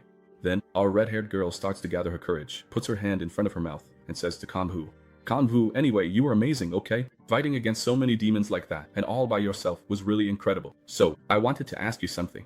When we get back, do you want to go have some coffee with me?" But before she can finish speaking, someone comes running up, shouting, "Kangwoo, Kangwoo, hey Kangwoo!" And the guy didn't even get to hear that the redhead was inviting him out on a date, because little Edna, all bright and cheerful, just arrived, and said to him, "Oh Kangwoo, I protected Mama Alice, just like you asked me to, okay?" And since she did a good deed, Kangwoo compliments Edna Zinha and tells her she did an excellent job. Then he turns to the redhead and says, "Redhead, you were saying something to me," but Edna Zinha interrupted you. "What were you saying again?" And the redhead replies, "Oh, it was nothing, Kangwoo. It really wasn't that important." After that, Kangwoo spoke to Liz and Edna Zinha. "Hey, I want you too, to go back to South Korea first, okay? Because I'm not going with you. I'm going to Vladivostok." The redhead is surprised and says, "Huh, Vladivostok? Hey Kangwoo, that's the city where all those demons we fought were summoned. Are you planning to investigate the origin of the demonic cult by any chance? Because if that's it, I want to go too," Kangwoo says. "No, that's not it.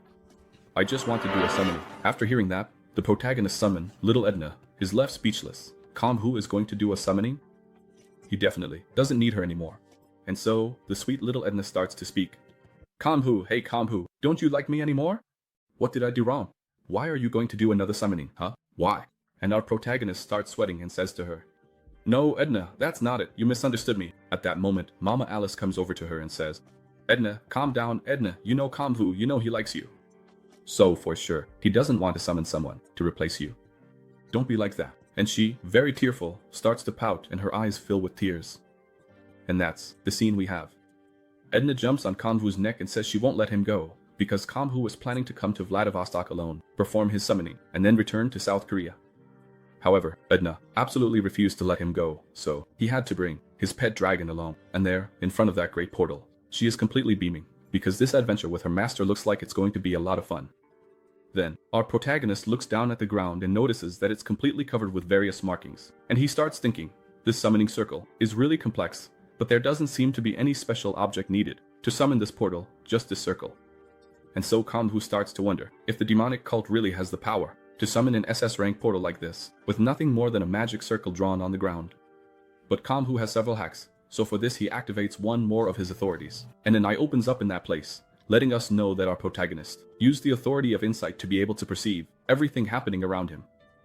And 7 demonic eyes open up in that spot, and even using another one of his hacks, he still can't detect anything unusual about this magic circle. But since our protagonist doesn't want to stop the demonic cult from performing the summoning, he's not really interested in that matter for now.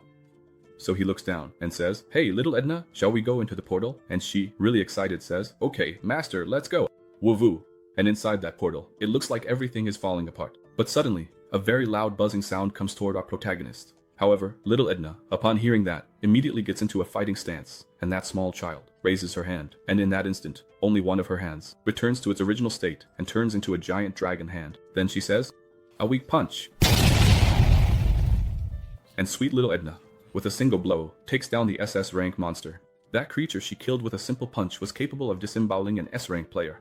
And she, ever so sweet, leaves all her worries behind and says, Kangwoo, did I do it right? I killed it, didn't I? Did you like it?" Kangwoo, looking at his little dragon, thinks to himself, "I'm glad she's happy. It seems he's already come to terms with the fact that his new summon isn't someone to replace her, it's just another summon." And as he looks ahead, he's completely unconcerned about his surroundings, because he knows his dragon, little Edna, will kill any enemy that tries to get close. So, the tough Kangwoo focuses on a dimensional crack in front of him, because he came there with the simple goal of making a summon.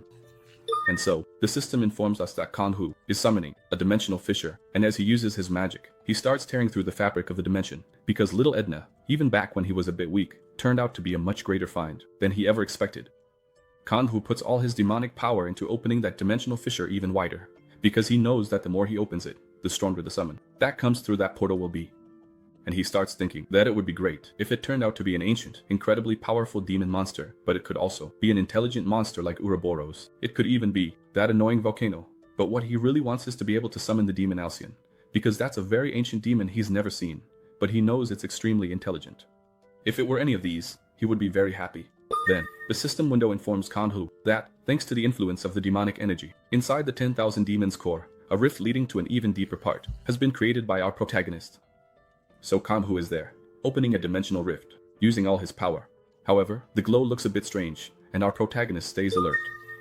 At that moment, the system window notifies our protagonist that, due to damage to the Gaia system, the connection to the foreign world cannot be interrupted. So Kangwoo, who was planning to open a dimensional portal to hell, gets a big surprise, because the dimensional gate he opened is actually connected to the continent of Yainor. You know what I mean, right? That continent where little Edna came from. Kangwoo is shocked, because he was trying to summon a demon from the 9th hell.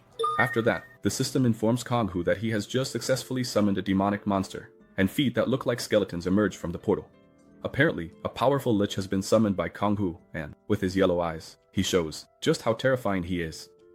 And so the Lich Mage, looking quite intimidating, appears in our story, and he is Kangwoo's new summon. After that, the system tells us that this is the demon king of the world of Yainor, and his name is Balzac, a rank SS creature. The system also informs us that the summoning of this creature was a complete success. Then the scene shifts to Alice saying goodbye to the redhead.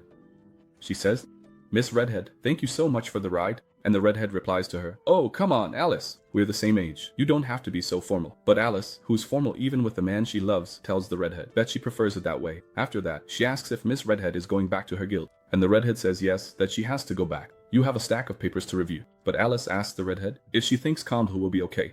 And the redhead, looking to the side, says, "Nothing serious is going to happen to him. He just went to do a summoning. It's not like he went somewhere dangerous to fight the Demon King." Then, the scene shifts to exactly what the redhead said wouldn't happen.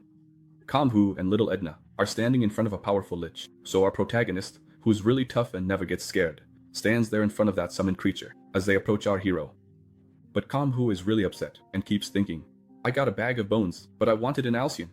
Where's my Alcyon, huh?" So subscribers, take a good look at the silhouette of this Alcyon, because I think it's going to be something amazing in our story. Kangwoo, looking at that Lich Mage, thinks that with the size of the rift he made, a really powerful being should have been summoned. But instead, he got a bag of bones, and that summoned creature finally starts to speak and says, "Hey, where am I?" And Kangwoo, the tough guy, immediately cuts him off and says, "It's hard to explain where you are, but first I want you to introduce yourself." And the Lich stares into our protagonist's eyes and says, "Ha! Introduce myself? How amusing. You want me to introduce myself?" On the Lich's chest, there's a medallion with a crimson light shining from it, and very politely, he begins his introduction and says, "I am the one who brings nightmares to everyone in Eleanor." So if you hear Erina or Eleanor, it's the same world, okay? That Lich, radiating a dense demonic energy, doesn't stop his introduction and says that he is the king of the dead and the master of all dark magic. And so, with the flair of a supervillain, he says, "I am the Demon King Balzac." And after that introduction, he starts to fill the whole place with his demonic energy. That flashy introduction didn't even faze Kangwoo, and he thinks to himself, this guy talks just like Satan. How weird. So you're saying you're the Demon King Balzark? And little Edna catches on and says, "Ha, Balzark." Kangwoo, looking at cute little Edna, asks her, "Edna, do you happen to know him?" And Edna, sweating, says yes, she does know him. She says, "He's a very powerful lich who lives in the far north of the continent where she used to live, and the place where he resides is known as the Land of Death." And she says that everyone on the continent of Eleanor calls this lich the Demon King. And at that moment, Balzark starts laughing and says, "Ah, interesting." And putting his hand on his chin, he asks, "Oh, you know me, little one? Since you know who I am, this conversation is going to be different." And so he finally stops floating and lands on the ground. And then he says, "Well, I'm going to ask again, where am I?" And I know I'm not on the continent of Eleanor. And Kangwoo says to him, "Yes, you're not on the continent of Eleanor. Do you know what happened? I summoned you." And he says, "Ha, you summoned me?" Kangwoo, "Yes, I summoned you. You are my summoner." While Kangwoo is completely calm, arms crossed, Edna Zinha recognizes that Lich and clenching her fists gets into a fighting stance because she knows that this Lich is very dangerous. However, Kangwoo remains calm and Balzark says to him, "So you're telling me you summoned the Demon King Balzark to be your familiar? Is that right?" And Kangwoo snaps his fingers and says, "Very good, you're smart. That's exactly it. I summoned you, so you could be my familiar or something like that." And Balzark starts to smile. And he doesn't stop. And the laughter keeps getting louder, and he starts laughing louder and louder, and he keeps smiling, smiling, smiling. And Kangwoo is just standing there, and that skull won't stop, smiling, smiling so much that Kangwoo started thinking, does this summoned creature have mental issues? Weird, he just won't stop smiling. And Balzark says, "Very interesting, very, very interesting." Then Zinha, pretending a lot, grabs onto Kangwoo's coat, acting like she's scared, and the Demon King Balzark does his part, staring into Kangwoo's eyes and says, "How dare you do this? Summon me, human? I won't let this humiliation slide. You summoned me to be your familiar? How dare you, a mere human, summon me?" And Kangwoo, scratching his head, replies, "Well, to be precise, I'm not exactly a human, okay? But since that's a little hard to explain, that's basically it. You're going to be my pet." And upon hearing that, Balzark, the Demon King, unleashes his demonic energy throughout the entire place. And the pressure from that energy was so intense that Zinha puts her hand in front of her face, because the killing intent from that Lich increased a lot. Kangwoo isn't afraid of anything, so he says, "Hey, if you swear loyalty to me, I'll answer your loyalty with even more loyalty." And our protagonist keeps thinking that this is a rule he made up back in hell, because down there, Balzark's excessive loyalty seemed really annoying. At this point in the story, the author changes Balzark's name to Balrog, so Kangwoo, riding piggyback on Balrog, and I actually like this change, okay? Because Balzark and Balzark are really similar. So from now on, the first character who showed up in our story, Balzark, will have his name changed to Balrog. And Balrog was super protective. He would put Kangwoo on his back and ride around with him as if he were a mount. Because for that loyal servant, his master's well-being was the most important thing. Kangwoo also remembers Lilith, who was a very powerful demoness, who did everything she could to please him. And for several nights, she tried to sneak into his room to have a little fun with him. Because that succubus knows how to give pleasure like no one else. And so she says, "Demon King, come here, come on, I'm all ready for you, come on." And Kangwoo remembers that he had to run away from that horny succubus thousands of times, because what she wanted was to fully satisfy her master. But Kangwoo knows how to recognize this loyalty and gave Balrog a title, calling him his first general. As for Lilith, he named her the Queen of Hell. However, she proclaimed herself his wife, because if he is the king and she is the queen, then she is his wife. And it was with this mentality that Kangwoo ruled the 9 hells, showing kindness to his subordinates and total massacre to his enemies. But the Lich, striking his staff on the ground, interrupts Kangwoo's thoughts and says, "So you summon me, huh? I can see in your eyes that you don't know fear. So, rise." At that moment, several summoning circles start to appear on the ground, and he says to Kangwoo, "I'm going to show you what it means to be afraid." And so, the system informs us that the summoner is showing a bit of hostility toward his master. And because of this, the contract between master and servant is weakening. And while the system is saying this, several skeleton soldiers start rising from the ground, and within seconds, Kangwoo is already surrounded by 100 skeleton knights. However, he stays calm. That little Dina starts growling, because she knows the situation could get worse at any moment, and her duty is to protect her master at all costs. And so, the system also informs us that forced commands regarding the summon can't be activated, due to the hostility the summon is showing. However, the tough guy keeps thinking that, judging by how things are going, the summon won't be as easy as little Dina was. After that wicked Lich raises his arms and gives an order. "Go attack him, because I want to watch you destroy him." And then he says, "Tremble in fear, you cursed human."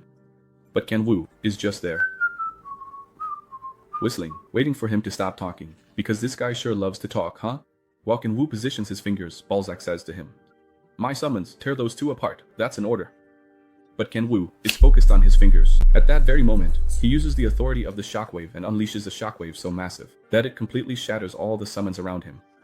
Denizinia, being an SSSS rank dragon, doesn't even budge, but the Lich feels the power of that ability and says, "Huh, looks like you're strong, huh? You destroyed my summons really fast, but you're still just a human." And after that, he raises his staff and a swirl of dark energy starts to emanate from it as he says, "Rise."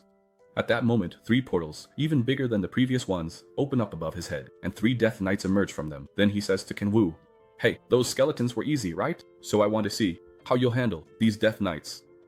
And after that, Balzac gives an order to his Death Knights and says, "Go, annihilate that human, show him what fear really is." And in that very instant, the 3 Death Knights charge at full speed toward Kangwoo, who stands there calmly with his hand in his pocket, looking quite impressed and thinking, "How cool, Death Knights! I like this. Well, I think I'll let Denizinia have a little fun with them." So he says to her, "Denizinia, do you want to take them on?" And Denizinia, clenching her fist, says, "Yes, master, I want to face them." Denizinia starts returning to her original form and says, "Now, master, it's time for your sword to shine, and I'm sure I'll finish them off quickly and get praised." And a violent vortex starts to appear, where Denizinia was, and the Death Knights all become alert, and in the middle of that vortex, Denizinia's voice speaks to him. "Master, if I finish them off quickly, you'll praise me, won't you?" And before Kangwoo can answer, that enormous dragon, Denizinia, fiercely swipes at the first Death Knight and crushes him completely. However, the other 2 are very quick, and when Denizinia looks up, they're already above her, trying to strike her with a deadly blow, but she proves to be clever and tries to swallow both of them in a single bite. However, those Death Knights don't seem to be normal, and each one dodges to a different side, escaping that deadly bite. Meanwhile, that Lich is standing there calmly, smiling broadly, and he starts walking toward Kangwoo and says, "Well, human, who would have thought? Huh!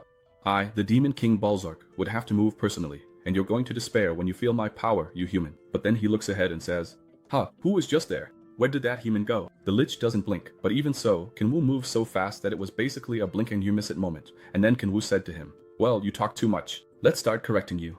First, I don't like you talking about yourself in the third person, so you'd better cut that out." And just like that, the badass Kangwoo appears behind that trash with his incredibly powerful spear, delivering a mighty blow to try to finish him off. But Balzark, looking back, says to Kangwoo, Are you trying to ambush me? Well, that's too bad, okay? You know why?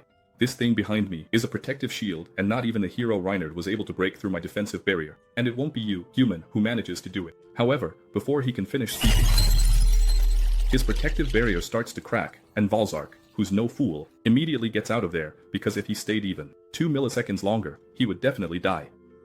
And just like that, the fierce Kangwoo completely breaks through his defensive barrier, but that Lich, wow, he's really fast, and dodges backward at incredible speed. He starts thinking, huh, did this human really manage to break through my defensive barrier? What monstrous strength he has. But Kangwoo is extremely skilled in battle. So, before the Lich could even think about blinking, Kangwoo had already used his speed authority and was face to face with the Lich again. And to make matters worse, Balzark hadn't even landed on the ground yet, he was still in the middle of dodging. And then Kangwoo said to him, "Hey Balzark, you know what's really bothering me? It's that the way you talk is just like Satan's, and I hate the way he talks. So, I can't let my summoner talk exactly like that guy." And Balzark gets really pissed, and answers Kangwoo, "Who are you calling a summon? 1,000 swords of death, come forth." And so, that Lich, who was still looking back, performed the summoning at incredible speed. But Kangwoo said to him, "Death thrust 3 consecutive ordinary spear strikes." While that Lich thought his summoned swords would do something, suddenly all of them vanished in an instant, because Kangwoo destroyed them all with his spear. And do you remember? The Lich is still in that backward leap, because all of this is happening in less than half a second. Kangwoo, striking a protagonist's pose, confidently approaches Balzark. That Lich realizes this is the real deal, because this human is much faster than he ever imagined. And so, Balzark, who had been full of himself, starts to sweat and realizes he can't beat this human head on. So, putting his hand on his medallion, he thinks he has no other choice. He's going to have to use it. And after that, Balzark thinks, "I never thought the day would come when I'd be forced to use this."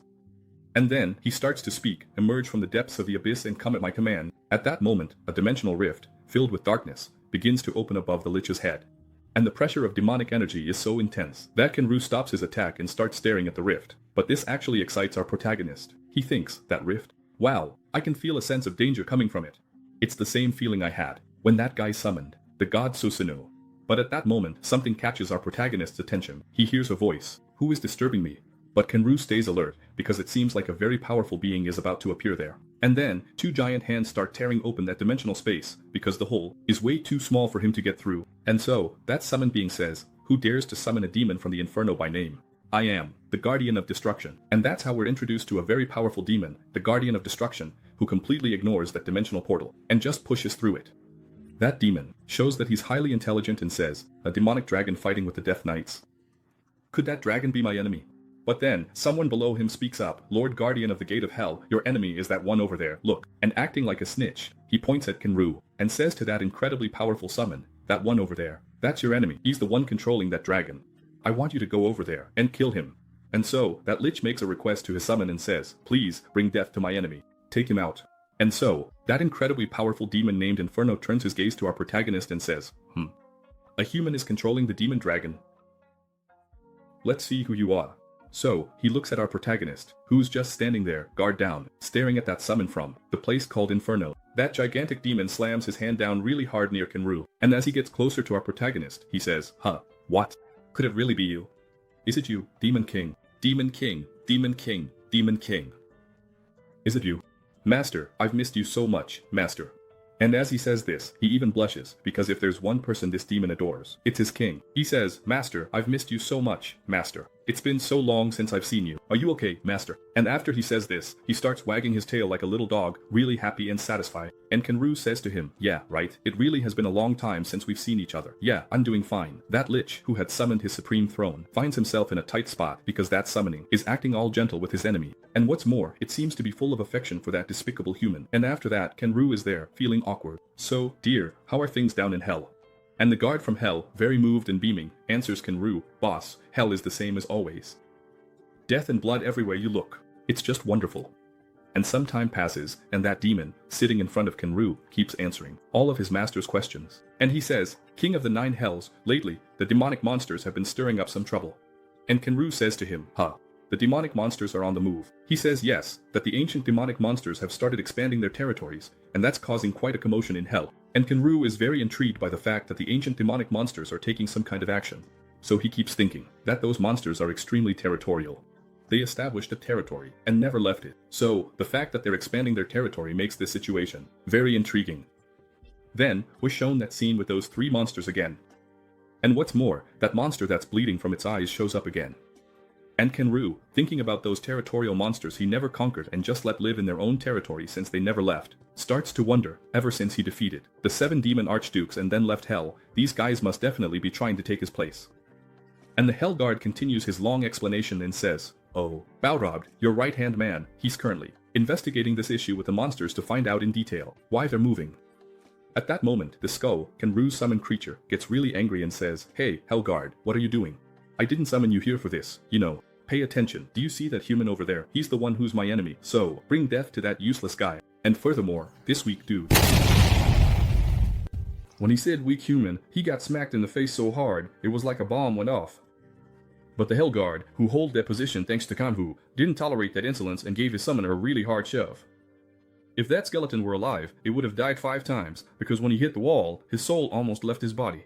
Hold on a second, where's his soul's vessel? Because if it's inside him, it definitely must have broken. But the Hell Guard, looking back, says to that skeleton in a really irritated tone, "Hey, you insolent fool, who did you just call a weak human?" Meanwhile, Kangwoo is just standing there, watching the whole situation, and the Hell Guard looks straight at that skeleton and says to him, "This person in front of me is none other than my master, the King of the 9 hells. So, show more respect when you address the King of Hell." And after he says that, the huge demon starts to dissolve. He says, "Time's up." And Kangwoo asks him, "Hey, what's going on?" And he says, "Master, my time here has just ended because I was summoned for a short period and that time just ran out." And then he says, "Hey demon, it was really good to see you again, okay? Oh, I love you, okay boss? Don't worry, I'll guard the gates of hell just like you told me to. Oh, and one more thing, I'll send your regards to Balrog. He'll love to hear from you." And Kangwoo says to him, "Okay, but tell Balrog not to come, alright? Tell him to stay there." Kangwoo keeps thinking about how Balrog scolded the Hell Gatekeeper so many times for treating the King of Hell in such an affectionate way, almost like a child. But it seems like he never learned, right? Because even after being called out so many times, he still keeps making that same cute face. But our protagonist changes his gaze and looks toward the trash, thinking, well, now it's your turn. So, looking at that trash, the trash is there, kneeling in front of Kangwoo, and Kangwoo says to him, "Hey, bag of bones, what are you doing? You didn't want to fight with me, did you? And that trash, being very clever, starts to salute Kangwoo and says, "Oh, King of Hell, your servant greets you." And so, the system informs us that the loyalty of the summon has just increased. But it seems like he took lessons from his uncle and keeps on flattering, saying, "Ever since I saw you, O King of Hell, I noticed your elegance and your power. I noticed that no one compares to you because your beauty and strength are unmatched. And I realized that from the very beginning." And Kangwoo thought to himself, realized, he's calling me by a really weird name, isn't he? Liar, such flattery. But that loser doesn't stop, and keeps up his flattery session, saying, "My master, King of Hell, who would have thought you would look at a creature as small as me? And more than that, you summoned me to be your familiar. This is such a great honor. I, Volzik, am truly moved. I'm about to cry." And Kangwoo thought, wow, this guy really only knows how to flatter.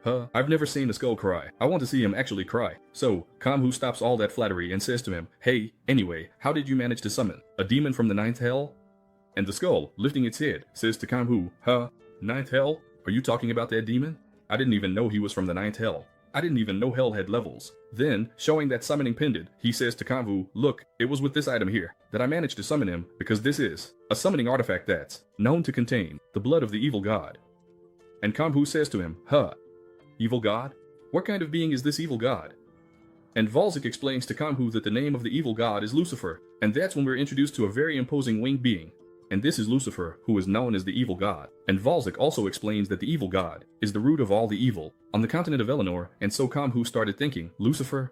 I didn't kill that guy. I remember very well that I ended his life. And so, Kangwoo remembers that Lucifer was one of the 7 demon archdukes, and he was known as the Archduke of Arrogance. And so he keeps thinking, what a coincidence, one of the 7 demon archdukes. And then he remembers those summoning statues, which are the statues of the 7 demon archdukes, and those statues are known as infernal equipment. And it was with this equipment that Kangwoo opened a portal to Earth.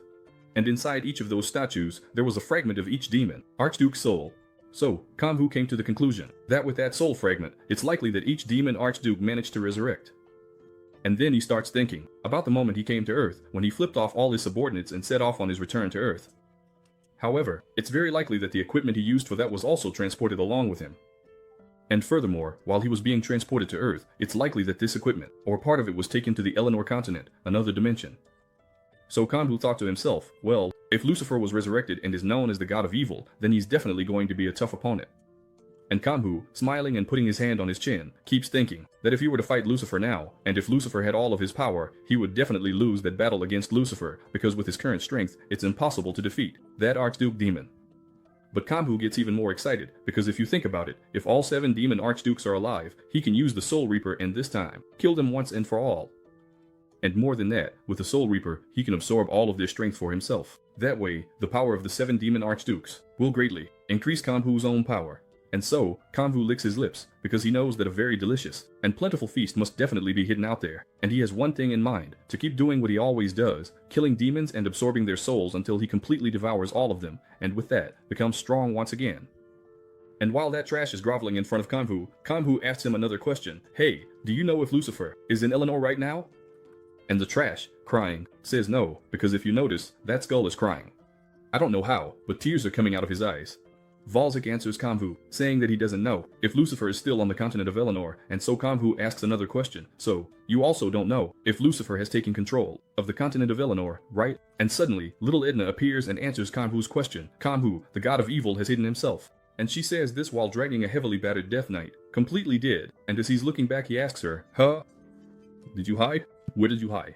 And so we can see that little Edna totally finished off those Death Knights, and without answering Kangwoo's question, she says to him, Besides, Kangwoo, why didn't you tell me the fight was over? I was fighting these guys, and the fight was already over. You two are just chatting there, and the fight was already over. And so little Edna starts throwing a childish tantrum, crying and complaining, and she says to Kangwoo, You don't like me anymore, you definitely don't like me anymore, the fight ended and you guys didn't even talk to me, come on. And Kangwoo immediately says, Calm down, little Edna, I didn't forget about you, I left you there fighting, as if it were training. But she wasn't convinced, and just like a child, she's crying and throwing a tantrum. So Kangwoo picks her up and starts to calm her down. She says, Kangwoo, you're so mean, you don't like me anymore. He says, Calm down, Edna, calm down. Of course Daddy likes you, okay? Let go of that silliness. And another thing, since you know so much about the continent of Eleanor, I want you to calm down, because I want to ask you a lot of questions. So, what do you know about the evil god Lucifer? And little Edna says she knows a lot, but it's not a recent story, it's more like a myth. She says that a long time ago, the evil god appeared on the continent of Eleanor, and then several archangels descended from the heavens to confront the evil god. Kangwoo starts to get interested and says, "Huh, archangels? How interesting. Hey Edna, do you know exactly when Lucifer appeared on the continent of Eleanor?" She says she's not sure, but it was a long time ago. But the tough guy keeps thinking that the dates don't add up because when he left hell, Lucifer was already dead.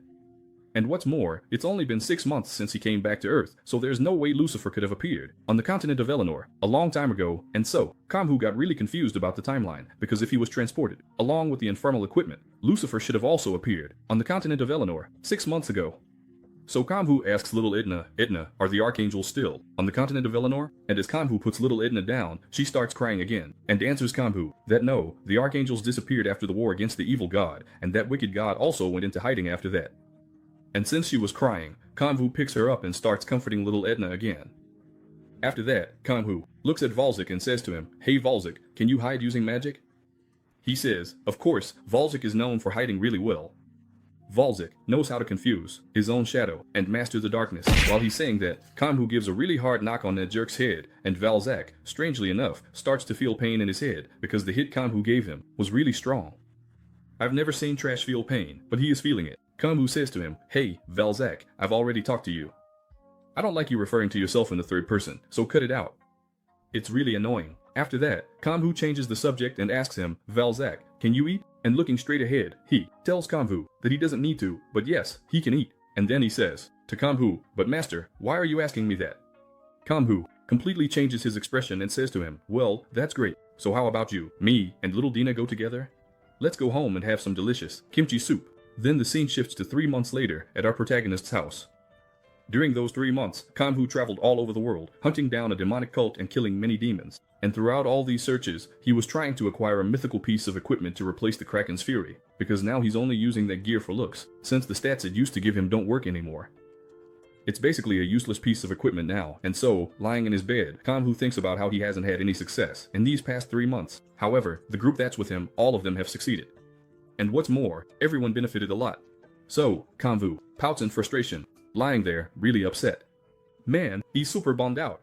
He remembers that the redhead broke through the barrier of her last talent, and so, the fiery redhead reached her 10th awakening. With that, our redhead is now a world-class ranker. Bianca and Gomo, both of them also managed to successfully reach their 9th awakening, and they're both really happy because they leveled up so quickly. Alice and Taisu, those two, were already very talented and had a lot of potential to grow. So, the two of them managed to break through the final hurdle and reach their 8th awakening. As for the mage Cleo, she progressed a bit more slowly, but she also managed to break through the final hurdle, but since she was the last one, she got really upset, rolling on the floor and throwing a childish tantrum because she wanted to be at the same level as them, but they broke through the final hurdle before her, and she was left behind. So, she keeps throwing a tantrum like a kid, wanting to level up, to catch up with everyone. And Kangwoo, Alice, and Taisu just watch Cleo acting like a child, throwing a tantrum and rolling on the floor. After that, our protagonist starts thinking about his younger brother, Kimmy, because he went to China for training with Zeo Minji and still hasn't come back. So, Kangwoo is certain Kimmy must be really strong now. But suddenly, someone knocks on the door and he gets up and sits on his bed, answering, "Come in." Sweet Alice walks into Kangwoo's room and says, "Kangwoo, do you have a moment for me?" And Kangwoo, very happy, replies, "Of course, darling, I have all the time in the world for you. Come here, sit next to me." And Alice starts walking toward Kangwoo, and he widens his eyes, realizing that something's not right. So he says, "Alice, are you okay?" And Alice, a little embarrassed and also a bit downcast, says, "Yeah, Kangwoo, you noticed, huh?" Standing there, at the door, feeling really shy, she thinks she has to go through with this. So, she clenches her fists, gathers her courage, finishes walking into the room, closes the door behind her, but doesn't lock it. And after that, she walks over to our protagonist's bed. Then Kangwoo says to her, "What happened? Alice, did something happen?" She says yes, that a few days ago, she had her 8th awakening. And after that she sits on Kangwoo's bed and the guy responds to her, "Oh, yeah, I know, but I already congratulated you, you're amazing." And Alice, very embarrassed, sits down and turns her back to Kangwoo and says to him, "Well, after that, Kangwoo, something really strange showed up." He says, "Huh? Something really strange showed up? What was it that showed up?" Alice starts taking off her coat and doesn't answer Kangwoo's question. So, she takes off the coat completely and Kangwoo starts thinking, "Huh? Why is she taking off my clothes?" But Alice grabs her very thin shirt and starts taking it off too, so she ends up completely topless in front of our protagonist, but with her back turned. And our protagonist, the very tough guy, the demon king of the 9 hells, has a weakness. He doesn't know how to deal with women. He's not like Hajime, who fought with the princess. Kangwoo goes really slowly and says to Alice, "Alice, you're going too fast. We're not even married." And Alice doesn't even care about that and keeps taking off her clothes. And Kangwoo, a little embarrassed, hears Alice say to him, Kangwoo, this pattern showed up on my back after my 8th awakening. What do you think? And Kangwoo, staring at it, starts thinking, huh? Kangwoo keeps looking at every detail of Alice's body and she says to him, Kangwoo, stop looking at me. You were supposed to look at this tattoo that appeared on my back, not at my body. Kangwoo keeps admiring Alice's back, and our protagonist is caught in an internal struggle, trying to stay calm in front of such a beautiful woman because her scent affects him, and having her so close to him and without a shirt makes him get lost in his thoughts. And Alice says to him, Kangwoo, hey, Kangwoo, Kangwoo, are you listening to me? Meanwhile, the tough guy keeps staring at that soft skin and having all sorts of thoughts about Alice. And then she says, Kangwoo, Kangwoo, Kangwoo, focus. And our protagonist seems to snap out of it, and he says, Alice, I'm sorry, okay? I just got distracted. Seeing you like this really got to me. And also, your scent is amazing. After that, he says, Alice, what was the new ability you got with your 8th awakening? Alice explains to him that the name of the ability is Wings of Light. And while our protagonist slowly moves his hand toward Alice's bare back, he asks her, hey, besides, this here on your back, did anything else change? And Alice says no, that nothing else happened. And while she's distracted, talking with Kangwoo, she almost jumps when she feels the guy's touch on her back, and Kangwoo says to her, relax, Alice, I only touched you because I need to meditate. And he's there, trying to meditate. But a minute goes by, then 2, and Kangwoo keeps thinking, why can't I concentrate with Alice around? And she's there, almost without any clothes on, feeling really embarrassed and says, Kangwoo, what's going on? Have you figured anything out yet? After 5 minutes, Kangwoo finally starts to focus. He remembers that this tattoo is known as the Angel's Wing, and then he recalls the story of little Adina talking about the appearance of Lucifer on the continent of Yanu, and that to fight him, several archangels appeared. And knowing this, Kangwoo can't ignore the presence of this symbol, since he is the Demon King. And if that's how it happened in Yanu, it's likely that the same thing will happen here on Earth. So, Kangwoo uses another hack, the Authority of Protection, and all the flow of energy starts to converge on Alice's back. Kangwoo implants a tattoo in the middle of the other tattoo that appeared on Alice's back, and this authority will permanently and in real time monitor the condition of Alice's body. And what's more, with this tattoo he engraved on Alice's body, he can create a defensive barrier around her anytime he wants. For a long time, Kangwoo tried to avoid this kind of magic since it constantly consumes demonic energy. But since this time it's about Alice, our protagonist isn't holding anything back. So, he leaves that mark to be able to monitor any changes in his beloved's body. After that, he says to Alice, look, Alice, if you feel anything, let me know, okay? And she, not understanding, says, huh, what? At that moment, we can see that the mark Kangwoo left seems to have become invisible, but since Alice didn't really get what Kangwoo meant, he speaks to her very seriously. He says, Alice, if you feel anything, even if it's something small, like a nightmare, or if you feel weird, talk to me, okay? And also, no matter what happens, you can always count on me. And Alice, still without clothes, asks him, Kangwoo, did you happen to figure out what this pattern on my back is? But at that moment, Alice starts to get some chills. However, these chills are coming from her heart because she's so close to her beloved and now almost without clothes. Alice keeps thinking that she won't be able to resist, that she's going to grab Kangwoo right now. And so, she looks back and says, Kangwoo, I. Suddenly, the door opens behind them, and sweet little Edna, yawning, says, hey Alice, are you here? As she says this, Alice and Kangwoo look like they've been shocked and can't even move, because Edna basically caught the two of them on the bed and Alice almost without clothes, and the sweet and cute little Edna, still very sleepy, starts looking around at everything, and after a while she says, Alice, Kangwoo, are you guys okay? Are you guys having a lot of dreams? What happened? Kangwoo says, nothing happened, we're fine, okay? And Alice says to little Edna, Edna, why did you come looking for me? Is something wrong? And sweet little Edna says to her, there's nothing wrong, Mommy Alice. It's just that I'm really hungry, so could you make me a little something to eat? And Alice, still embarrassed for being caught in that situation, tells little Edna to wait just a bit, because her breakfast will be ready soon. And then the scene shifts to the breakfast room, where Alice has peeled an apple and is pretending it's an airplane as she feeds it to little Edna, while Kangwoo is also sitting there, eating an apple. And right there near them, Lich Valzark is doing his chores, folding Kangwoo's clothes and humming to himself, as he does it. But then the protagonist turns to Valzark and starts observing him. And he thinks to himself, Valzark, such a powerful Lich, I don't know why. He's dressed like that, and besides, he's been doing all the housework for 3 months now. And so Kangwoo remembers when Alice saw Valzark for the first time, because, after he tasted Alice's kimchi stew, that very polite Lich started complimenting her cooking and asked Alice if she could teach him the recipe since he wanted to learn. And what's more, he also asked her to teach him how to do all the household chores, because from that day on he was going to help Alice with all the housework. And that's how the Demon King of the continent of Eleanor, the very terrifying Lich, named Valzark, ended up on Earth, dressed as a maid, and wearing a very cute pink bunny apron. And so Kanwoo thought to himself, the author of this story must be out of his mind. Now I'm sure that from here on out, things are going to get completely weird because a lich in an apron is definitely not normal. And while Alice keeps feeding Edna little bites of apple, someone knocks on the door. And right after that, the two of them immediately look toward the door. So, Kanwoo gets up and starts heading over to the door, saying to everyone there, yeah, it's definitely the redhead. She's the only one who shows up at our house, this early in the morning. So, after opening the door, Kanwoo is surprised, and the person says, hey old mama, it's been so long since I've seen you. And Kanwoo, with her hands in her pockets, replies to that person, whoa, you are back already? But Alice, who is very polite, said to the person, hey, do you want a piece of apple by any chance? I have plenty here, do you want some?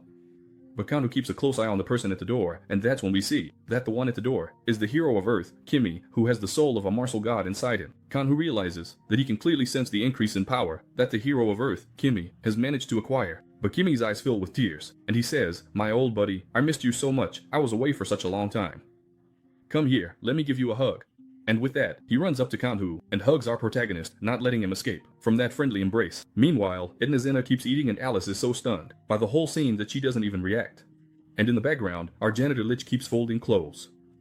Edna gets really mad, thinking, when does this guy ever come and hug my master like that? Annoyed, she says to Kanwoo, tell Kimmy to stop that, because this is just too childish. Pretty soon, they'll want to take my place on your lap. I don't like it.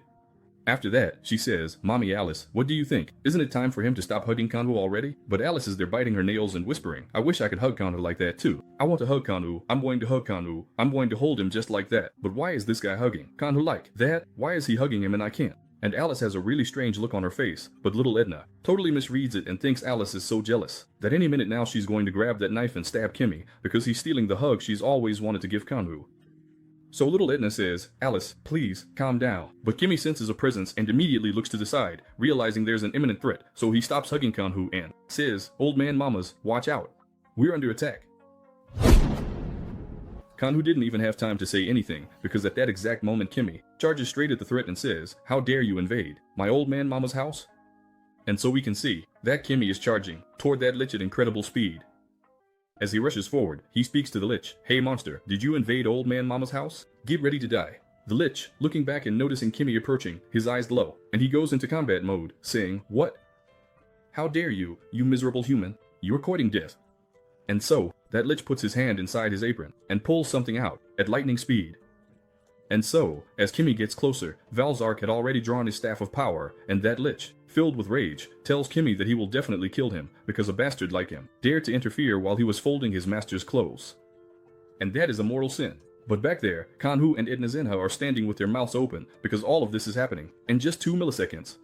Our protagonist activates his super reasoning, and he starts thinking, if these two start fighting here inside my house will definitely be destroyed, or the whole building will collapse. And even worse, if the building collapses, I won't be able to eat Alice's kimchi soup anymore, so I'll end up without kimchi soup if these two start fighting. And so, really angry, he shouts, hey, you bastards, you better stop right now and calm down, okay? And that's an order. So, sometime later, Kimmy is there, really sad, apologizing for making that scene in front of them. And the tough Kimmy, up on the roof, bows his little feet to Kanwoo and apologizes again, saying, old man mamas, I'm really sorry, okay? I had no idea that zombie was your summon. And Kanwoo calms his pit down and says to him, it's alright, man. It's normal for you to act like that. You know why? You had never seen that summon before, but Kanwoo knows that any sensible person who looks at Valzark will think he's an enemy, because he looks exactly like the undead that show up. After that, Kanwoo, smiling brightly, says to him, so, Kimmy, did you finish your training? Kimmy, scratching his head, says no, because he still hasn't reached the power level he wants. And so our protagonist starts thinking that Kimmy is really greedy, and Kanwoo is very pleased, because his whole strategy to motivate Kimmy worked perfectly. Then he says to Kimmy, so Kimmy, why did you come back? I'm sure it wasn't because you missed everyone. Kimmy explains to Kanwoo that while he was in the middle of his training, someone showed up looking for him, and Kanwoo says, huh? Looking for you? Who was looking for you? Kimmy explains that it was someone wearing a mask, and then Kanwoo says to him, what? Some of the Guardians came looking for you? And Kimmy, with a slight smile, says to Kanwoo, yeah, man, you're really sharp, huh? Yeah, it was definitely them who came looking for me. And then, he says to Kanwoo, well, the person from the Guardians group who came to find me. It's very likely, Kanwoo, that you know this person too. And Kanwoo, with a really confused look on his face, looks at him and says, huh? Someone I know? Who is this person? Kimmy explains that her name is Grace Mukbeen, and asks our protagonist if he's ever heard of her. And when Kanu hears this, his eyes go wide, because of course he's heard of her. And then he remembers that Grace Mudbean is a woman with incredible potential, and she's considered the strongest player of them all. So, our protagonist starts thinking about something. If Grace Mudbean is a guardian, and also the strongest person in the world, she's definitely hiding some of her power, so she must be even more powerful than that. And then, Kanho, smiling, says that this is definitely going to be a lot of fun, and Kimmy replies to him, yeah, it definitely will be. After that, Kanho asks Kimmy, so, what happened after you met her? Kimmy, putting her hand inside her overcoat, answers Kanho that Grace Mudbean asked him to join the Guardians, and with that, the conversation continues. Because Kimmy replied to Grace that before joining the Guardians, he first had to consult his older brother, and so Kimmy tells Kanho that he mentioned him to Grace Mudbean and she got really interested and wanted to meet him, and then Kanho says to him, huh? She wants to meet me? After that, I have no idea how he was carrying that egg in the outer pocket of his overcoat without it showing any bulge, but Kimmy pulled some very strange metal objects out from inside his clothes and says to Kanho, look, it was because of this, Kanho, that I brought you up to the rooftop. And Kanho, looking at that huge metal egg, starts wondering, is this an ostrich egg? It's so big, but it's made of metal, what could this be? After that, Kimmy takes that very strange egg and puts it on the ground, telling Kanho to wait a moment, because from what he was told, all he has to do is set it down, and it will activate. Immediately after that, that very strange egg opens up and starts making a kind of weird sound. A few seconds later, the sound gets louder, and several white lights start coming out from inside the egg. Then, 5 seconds later, a huge white portal appears in front of the two of them, and Kanho is really surprised, thinking to himself, it almost feels like this villain is from a sci-fi story, because this is a first for me, a portal without magic. So, Kanho asks Kimmy, hey, is this portal going to take us to the Guardians? And Kimmy says yes, that's what he was told, but he's never used it before. Kanho, the tough guy, starts thinking about all the Guardians, because if they're anything like Alex Bourne, it's going to be a total letdown, since that guy was completely useless. So anyway, let's go into this portal, and see what happens. And with that, Kanho and Kimmy step into the portal, and less than a second later, they both appear in a different building.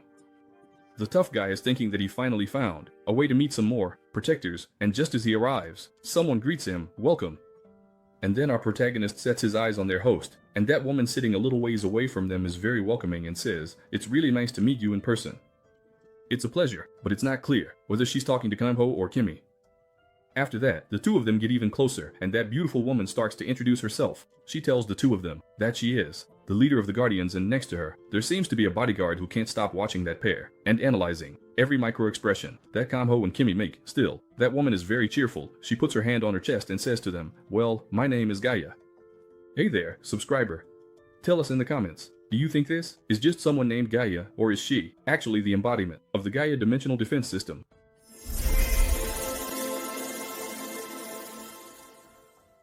And Konghan, upon hearing her name, starts to sweat and thinks to himself, what?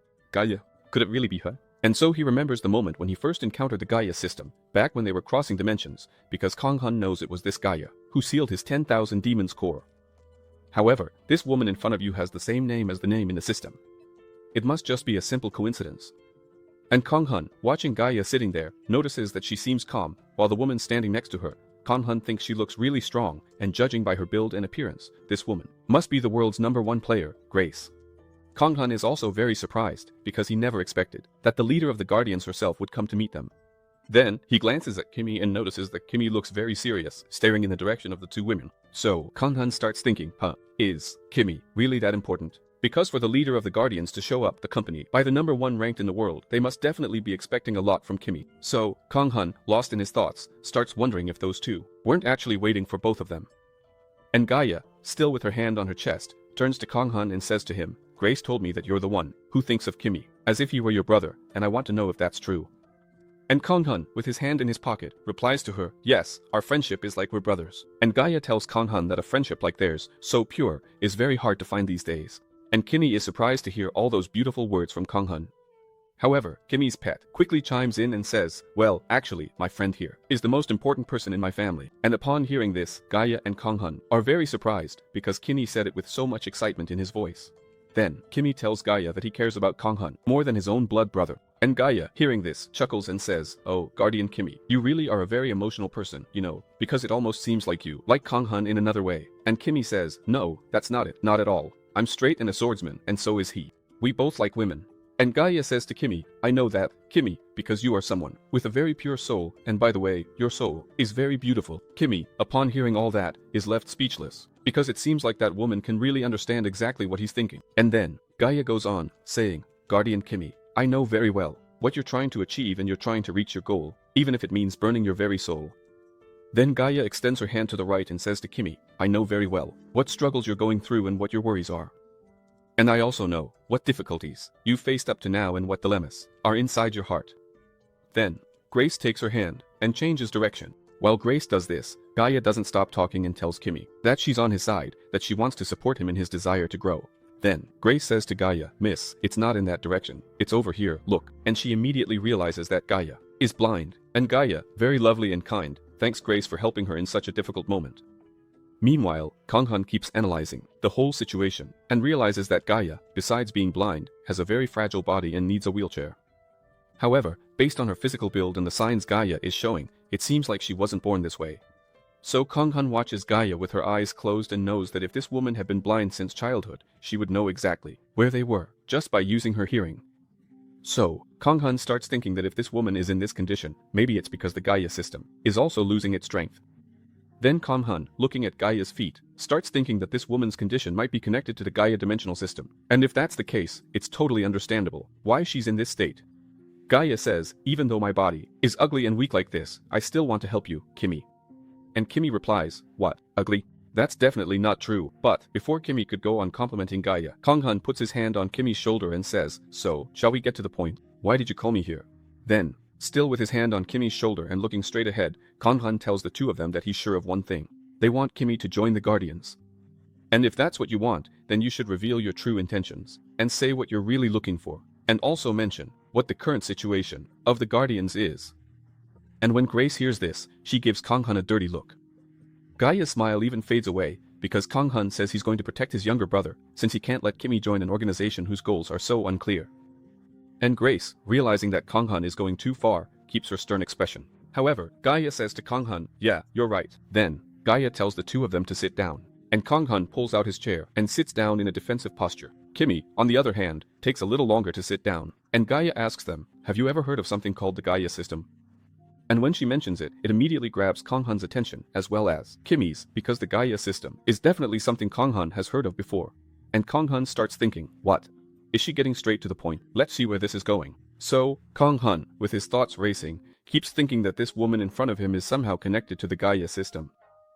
So, our protagonist, sweating, tries to come up with a question that won't give him away, but will reveal more about the Gaia system. But Kimi, who doesn't know anything about this, takes the lead, and answers Gaia, well, when I awakened as a guardian, I received a message saying I was chosen to complement the Gaia system. And then he asks her, so, was it you, Gaia, who sent me that message? Are you behind this? And Kanghan is very pleased, because Kimi asked exactly what he wanted to ask, and Gaia shakes her head, no, and says, no, that wasn't sent by me. After that, she says she'll explain a bit more about the Gaia system to both of them. And then she says, do you believe in another world? And they reply, huh, another world, what do you mean? Like those fantasy series? Is that it? And Gaia, still with her eyes closed, says yes, that's exactly it. And that an example of this are the beings from hell that the demonic cult is summoning. They are from another world. While she's explaining, we're shown the image of a portal. And Gaia says, but it's not just hell, many dimensions are connected to each other. She also explains that the portals they go through to farm those creatures are basically gateways to other dimensions, because without realizing it, they go to another dimension to fight. And Kanghan remembers the Gaia system, because it was that damn system that tried to kill him on the day of his crossing, and Gaia goes on to explain that the Gaia system is a barrier that protects Earth from invaders. So, when people from another world try to invade Earth, the Gaia system automatically eliminates them. And Kanghan knows this, because it hurt a lot. If he hadn't been so strong, he would have been killed right there. Then the leader of the Guardians, Gaia, puts her hand on her chin and says to both of them, well, how am I going to explain this to you guys? I am the Gaia system. Or rather, I am an incarnation of the Gaia system, an avatar, or a fragment. Are you guys following me? Then Gaia relaxes a bit and says, I'm not such an amazing being, you know. Even though I can exert a little influence over the Gaia dimensional system, to do that, I have to use a lot of my power, and what's more, the things I can do are pretty limited.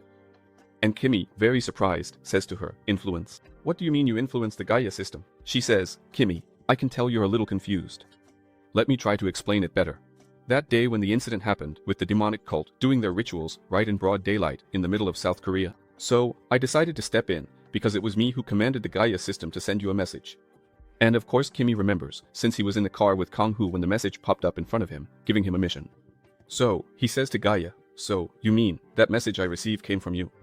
Is that it? Gaia says yes, and unfortunately, that's all she can do. While she's saying this, Kangwoo, the tough guy, stands there with his arms crossed, listening to the whole explanation. And lost in his thoughts. How interesting. So this woman in front of me is the embodiment of the Gaia system, the one that tried to kill me. I wonder if this woman in front of me can remove the seal of the 10,000 demons core that's inside me. But, from what she just said, I don't think she can do it. So I'm not even going to ask, since I'm not here to give myself up. So, Kim interrupts the protagonist's thoughts and speaks to Gaia. Oh Gaia, so a guardian is someone who works together with the Gaia system to defeat beings from the other world, is that right? I think I get it. And the beautiful Gaia answers him, yes, that's right. And Kangwoo, still with his eyes closed and lost in thought, keeps thinking that the goal of these guardians doesn't seem to be the crazy goal of Alex Bourne, who wanted to save everyone. However, Gaia says something that catches Kangwoo's attention. She says, but we, the Guardians, also have another goal. And when she says that, Kangwoo opens his eyes wide because the only Guardian he had met had the ridiculous goal of saving even the enemies. So, our friend Kim the questioner asks Gaia another question and says, okay, Miss Gaia, what are your other goals? Gaia says that the main goal of the Guardians is to kill the demon of the prophecy.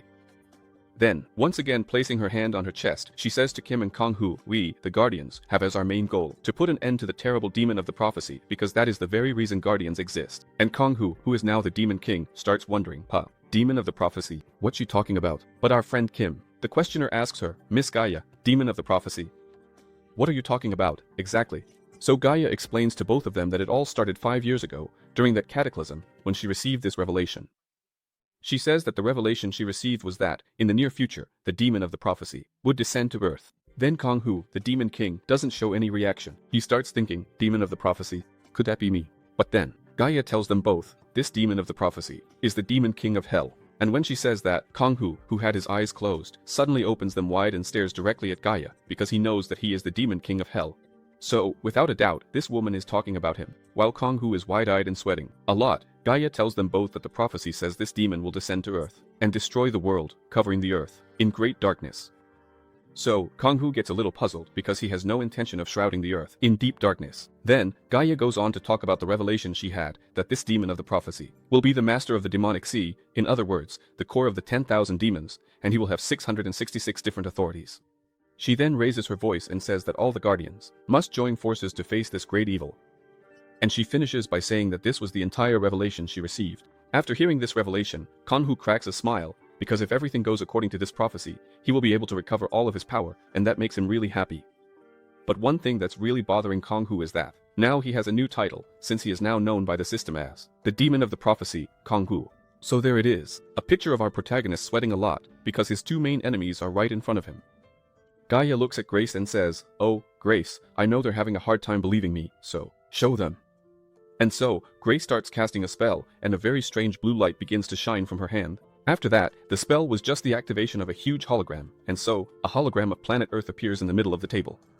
Kimmy looks really shocked and says, is that the Gaia system? Miss Gaia, sitting down, says yes, that this is the current state of the system that protects Earth, because the Gaia system is full of imperfections and has many holes. And when Kangwoo looks at the state of the Gaia system, he starts to think, what is this? Wow, the state of the Gaia system really does look terrible, because in many places around the world, the system has already stopped protecting. And seeing this, finally our protagonist asks, so, is there really no way to fix the Gaia system? And Gaia says yes, because this system has a self-repair function, but right now it's not working. So, with each passing day, it gets worse. Then, she says she has a strong hunch that if they defeat the demon of the prophecy, the Gaia system's functions will go back to normal. And the tough Kimmy, upon hearing this, clenches his fist and asks Gaia, hey, I wanted to ask you something. Are you in need of healing because of a defect in the Gaia system? And Grace, stepping in, says yes, that Miss Gaia's condition is getting worse, because she is directly connected to the great Gaia system. And Gaia, sitting next to Grace, feels a bit embarrassed, because she didn't want to tell the two of them that she became disabled due to the problems with the Gaia system. Gaia says, Grace, there's no need to be upset. We'll figure it out and I'll lift that wheelchair. The Gaia system will be fixed, and we will be victorious. And besides, Grace, I said it because there's no need to hide it. And then, Kimmy changes her attitude and says, yeah, now I get it. So, I think I already know what to do. Oh, Grace, can you clear something up for me? Is there a way for Miss Gaia to fully recover? Grace, with her hand in her pocket, says yes, there is a way. Gaia, still holding on to Grace's clothes, is feeling embarrassed because she feels useless, unable to do anything to defend the Earth at such a critical moment. So, Gaia says to Grace, "Oh, Grace, you don't need to reveal information to them that's not essential, because what's important is protecting the Earth, not my health." Grace replies to Kimmy that the way to restore Miss Gaia's health is the same goal as the Guardians who protect the Earth. So basically, by accomplishing one goal, they'll accomplish the other as well. And Grace, lowering herself and placing her friend's hand on her own head, tells Kimmy that their best bet right now is to kill the demon of the prophecy, because they believe this demon of the prophecy is probably the reason why the Gaia system is so messed up. And Kangwoo, watching the whole scene and everything that's happening, starts thinking, did I do this? It can't be. Am I the demon of the prophecy? Kimmy, very worried about Gaia, asks Grace, hey, isn't there anything we can do to improve her condition until the demon of the prophecy shows up? And Grace, with a fierce look, says no, because they've already tried everything and with each passing day Miss Gaia is getting weaker. Then, Grace says something that shocks them both. She says, the demon of the prophecy, he's already on Earth. And when she says that, Kimmy's eyes go wide, and Kangwoo even starts sweating in the back, but as he crosses his arms, he starts wondering how she knows he's already on Earth. And Kimmy asks them both, what? Has he already shown up? Grace says, yes, he has already appeared. Oh, and to be more precise, he came to Earth 9 months ago, on March 22nd. Then, Kangwoo remembers that was the day he returned to Earth, because when he took Alice's phone to check the date, he found out he showed up on that day, March 22nd. Then, Grace tells Kimmy that they are investigating what happened on that day, since no major event was visibly seen on Earth. Kangwoo is really surprised, because the group of Guardians can even determine the exact date the demon of the prophecy came to Earth. Kangwoo knows that everyone knows he's not a Guardian, and that he's abnormally strong, which leaves an opening for them to interpret that he might be this demon of the prophecy. And we know that he is. So, Kangwoo's mind is racing, thinking about what he can say to these two, but then, someone slams the table really hard and that gets everyone's attention. And the one who did that is Kimmy, who is really angry and says, now I get it. That's what happened, right? And Kanghan asks, Kimmy, is there something wrong with you? What happened? Kimmy tells Kanghan that he already knows who the demon of the prophecy is, that it's definitely Satan. He's the demon of the prophecy. And Kanghan's eyes go wide as he thinks, wait a minute, Satan, what do you mean? I don't get it at all. Why did he say that? Kimmy starts to explain and says, look, 3 months ago, Kanghan called me, saying that Alex Bourne had been ambushed by someone from the demon cult, and I rushed over there to try to save Alex Bourne. And when I got there, I saw the person who had captured Alex Bourne, and it was Satan. And when Kanghan hears this, his eyes light up, because his pet Kimmy just gave him an out. If everyone thinks the demon from the prophecy is Satan, no one will want to investigate why he's so strong, since he's fighting alongside the Guardian to protect the Earth. And so, Kimmy gives our protagonist a way out. Gaia and Grace are a bit shocked and say, what? Alex Bourne? Could he have been turned by Satan? So that's probably why we lost contact with Alex Bourne.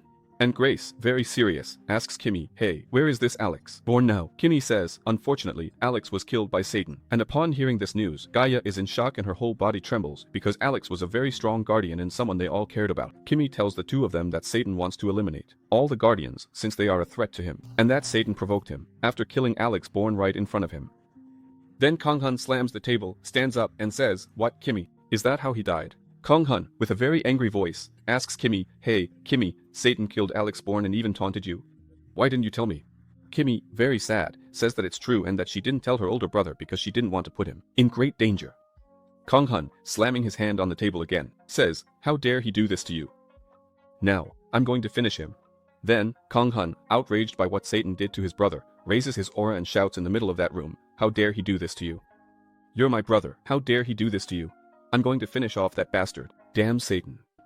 When Kanghan says this, he raises his aura even more. Grace gets scared, Gaia gets scared, and Kimmy looks over at his older brother, because he knew that if he told Kanghan about this, Kanghan would definitely want to take revenge, since Kimmy knows that Kanghan cares about him a lot. Then Kanghan asks the two of them, hey, can only Guardians join your organization? And Kimmy, hearing this, starts thinking, my older brother, is he really that upset? Gaia answers, well, those are the rules, right? But as she's saying this, Grace, being super protective, stays there with her hand in front of the fragile Gaia to protect her from any attack by this strange guy who suddenly raised his aura and got really angry. So, Kangwoo clenched his fists and says to Gaia, well, from what you said, the rules to join your organization are that only Guardians can become members, right? But from what I'm seeing here, your situation is really terrible. So, I believe you can't afford to follow that rule blindly, because I have a lot of power, and I can help you. Of course, Kangwoo is thinking that if he doesn't do anything, these people will definitely think he's the Demon King, since he's someone who rose quickly and is definitely one of the strongest in Korea. Kangwoo, with a serious look on his face, looks at the two of them and says, I also want to join the Guardians. So, lost in his thoughts, Kangwoo knows that the best place for him to hide is right under the Guardians' noses, because since Kim he said that Satan killed Alex Bourne, Kangwoo keeps thinking that he's definitely going to use that as leverage. He's going to bet everything on hunting Satan, claiming that he's the demon king from the prophecy. And so, Kangwoo, very pleased, mentally thanks Kim Hee for giving him this way out, since his pet, even unintentionally, helps him. After that, Gaia says, "Mr. Kangwoo, please wait a moment." And Kangwoo, who had been speaking very emotionally, calms himself down and looks at Gaia. She turns and starts talking to Kim Hee. "Guardian Kim Hee, did you see Satan's face?" Kim Hee explains that it was very dark, and that made it a bit hard for him to see. And besides, Satan was wearing the mask of the demonic cult. So I think he's also part of the demonic cult. After that, Gaia asks Kim Hee if he knows how strong Satan is. Kim Hee says that Satan is very strong since he subdued Alex Bourne without taking any damage. And what's more, while he was holding Alex Bourne with one hand, I tried to attack him, but I didn't land a single hit, even though I was using all my strength. Kim Hee says he still can't believe that Guardian Alex Bourne, who was so strong, was subdued so easily. Then, Kim Hee says that when he was approaching that place, he heard some testimonies from people who were nearby. And these people heard a woman scream, coming from the rooftop. However, this happened before he arrived. But since the scream was so loud, the people in the nearby apartments heard this woman scream. And when he says this, Grace and Gaia are startled. And Gaia says, "What? So that's what happened. Don't tell me he used that dirty trick." And Kim Hee, realizing there's something he's not understanding, asks Gaia, "Miss Gaia, do you know anything else?" And she, looking very sad, tells Kim Hee that she knows something really sad, because last year, Alex Bourne was sent on a Guardian's mission, and he fought against many cultists. So, the last cultist was a very strong woman, and they fought a life or death battle. And at the end of that battle, Alex Bourne emerged as the victor because he managed to drive his sword into the heart of that woman, who was the main demonic cultist there. However, a tragedy occurred. That woman was Alex Bourne's wife. They had kidnapped her and brainwashed her, and used that to destabilize Alex Bourne's mind. And the cult's plan worked perfectly, because after that day, the Guardian Alex Bourne kept blaming himself for having killed his wife. And from that day on, he became obsessed with not killing his opponents, because the last opponent he killed was his beloved wife. And this event became both a weakness and a trauma for Alex Bourne. So, Gaia, very upset, says that she never imagined Satan would use such a dirty trick as exploiting someone's trauma to kill them. Because Alex Bourne, facing that masked man, would never land a fatal blow on Satan, since the memory of his beloved's death was still deeply rooted in his mind. Then, changing her tone, Gaia says, "For these and many other actions, Satan can never be forgiven under any circumstances." And Kim Hee gets really irritated and says, "The demonic cult, how dare they mess with someone's trauma? This is unforgivable." And Kangwoo thinks to himself, "Yeah, Satan and the cult really are terrible, since they keep playing with people's trauma. What horrible people." Then, Kangwoo keeps thinking that Satan really is a huge piece of crap. Sometime later, Gaia says to Grace, "Gracie, go over there, behind that door, and bring me what I asked you to keep there." And Grace, obediently, leaves and goes to get the object that's stored behind that door. And Kangwoo, noticing that Grace is approaching with the object in her hand, looks ahead and pays close attention. Because what could that be, huh? And then we see that Grace picked up a suitcase with the Guardian symbol on it. Then, Gaia says to Kim Hee, "There's something I want to give you." So, Grace opens the suitcase and inside there are two very beautiful masks. Then, Gaia says that many times the Guardians need to act stealthily without revealing their identities, because many missions are highly dangerous. They can't show their civilian identities to the world, and that's why all the Guardians wear masks. Then, Gaia picks up one of the masks and says to Kim Hee, "Look, this mask is pretty much our symbol, because all the Guardians, when we come together, each of us gets one of these masks." Then, turning to the side where Kim Hee is, she says, "Guardian Kim Hee, I have a proposal for you." She holds out the mask toward Kim Hee, and says to him, "Would you help us protect the world, and defeat the demon of the prophecy?" Kim Hee gets very serious, looks down, and doesn't say anything. Then, he reaches out his hand to take the mask and answers Gaia, "Absolutely, I will help protect this world and defeat the demon of the prophecy." Then, Kim Hee puts on his mask. And so, Grace and Gaia welcome him for officially joining the Guardians group. And after putting on the mask, Kim Hee thanks both of them.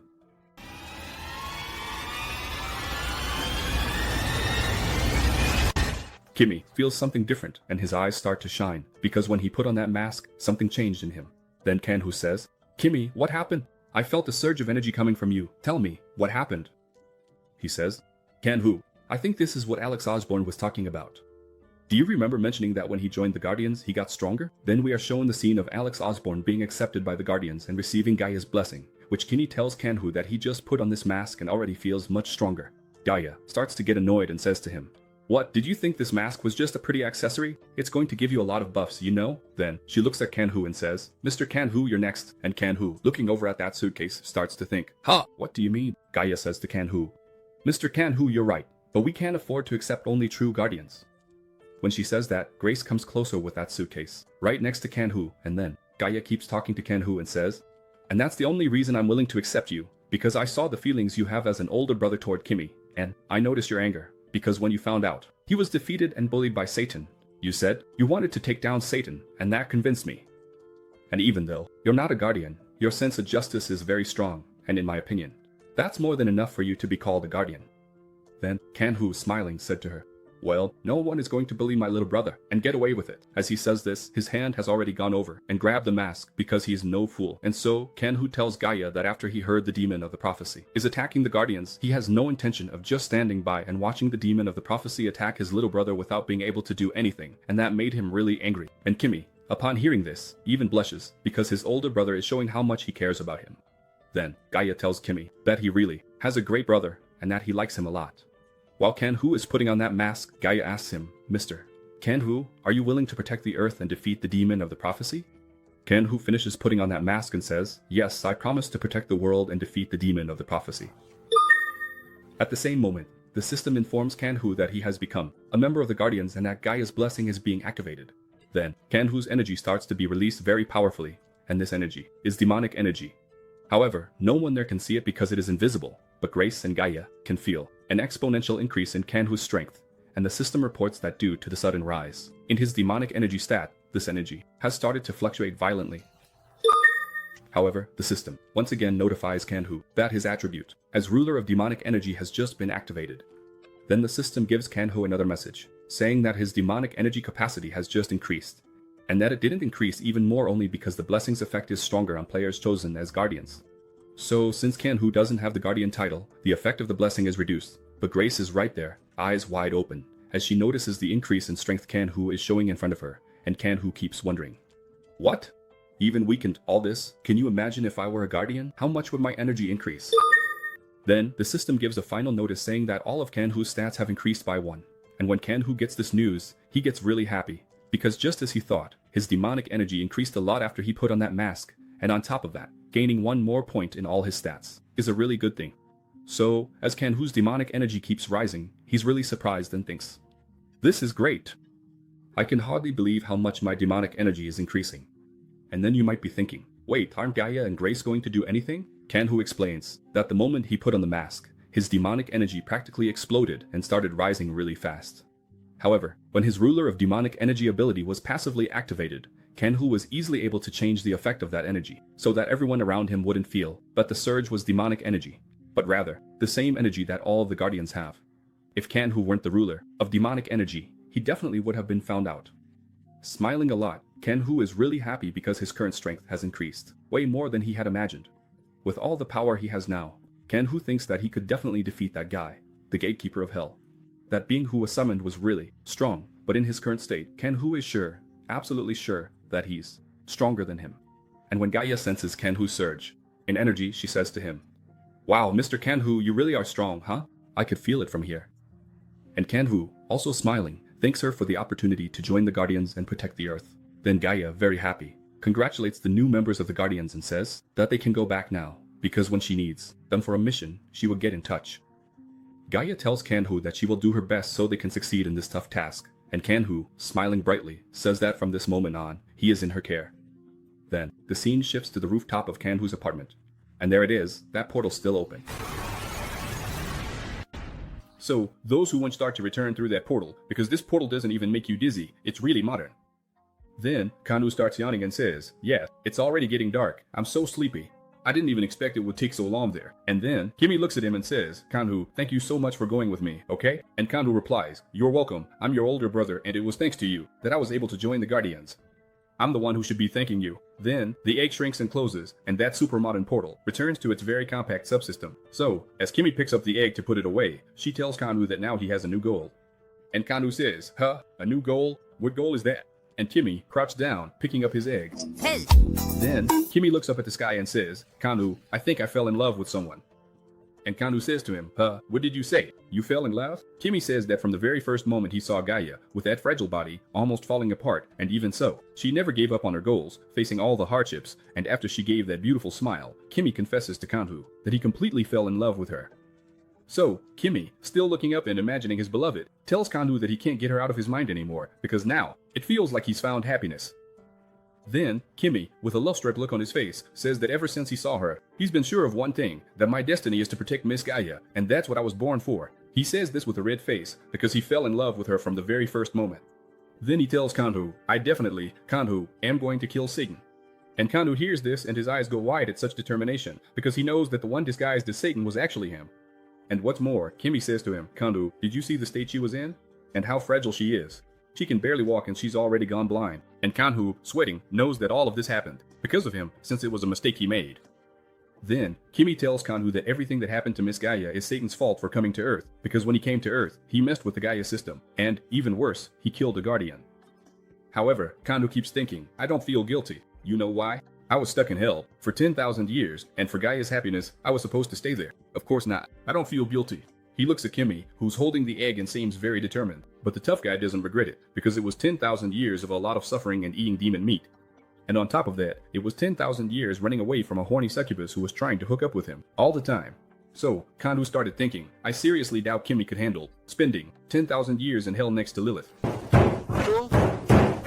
For sure, he would give in to that demoness, and wouldn't even last a year in hell, because eating demon meat isn't for just anyone. Then Kimmy confesses to Kanwoo that it was the first time in his life he ever felt that emotion.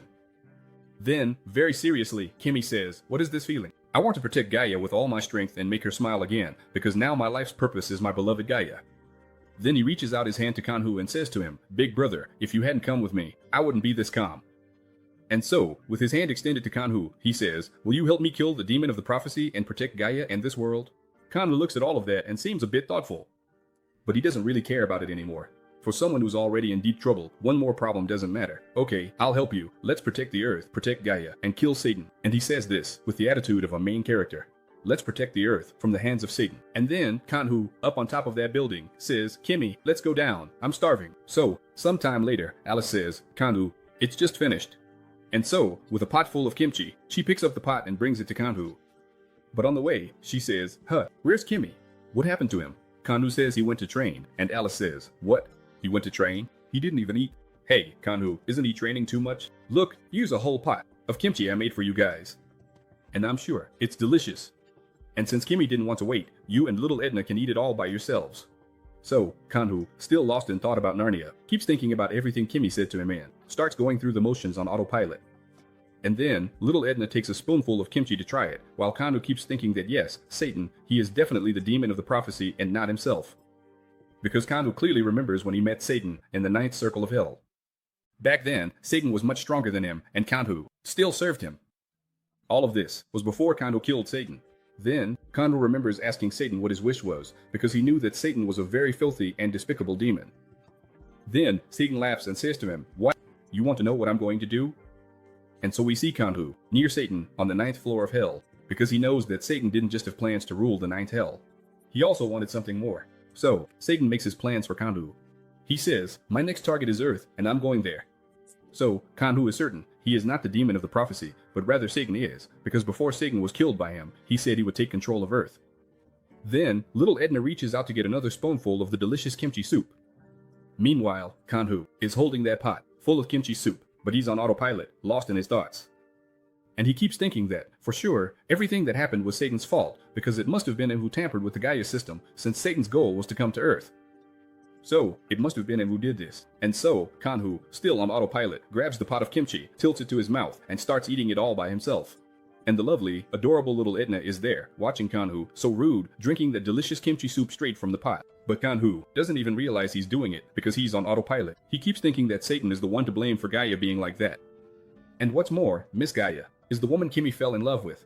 So, Kanwoo keeps thinking he can't forgive Satan for this, since it was him who messed things up with Gaia. Then, after drinking all that soup, Kanwoo puts the now completely empty pot back on the table, and then, little Edna says, Kanwoo, oh, Kanwoo, what did you do? But Kanwoo is still on autopilot, not even hearing Edna's complaints, because Kanwoo has a clear goal in mind, to protect the kimchi soup, to protect the Earth from Satan's clutches.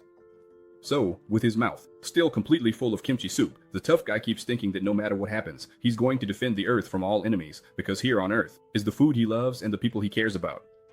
But then, little Edna says, Alice. Fight with him, Alice. Look what he did.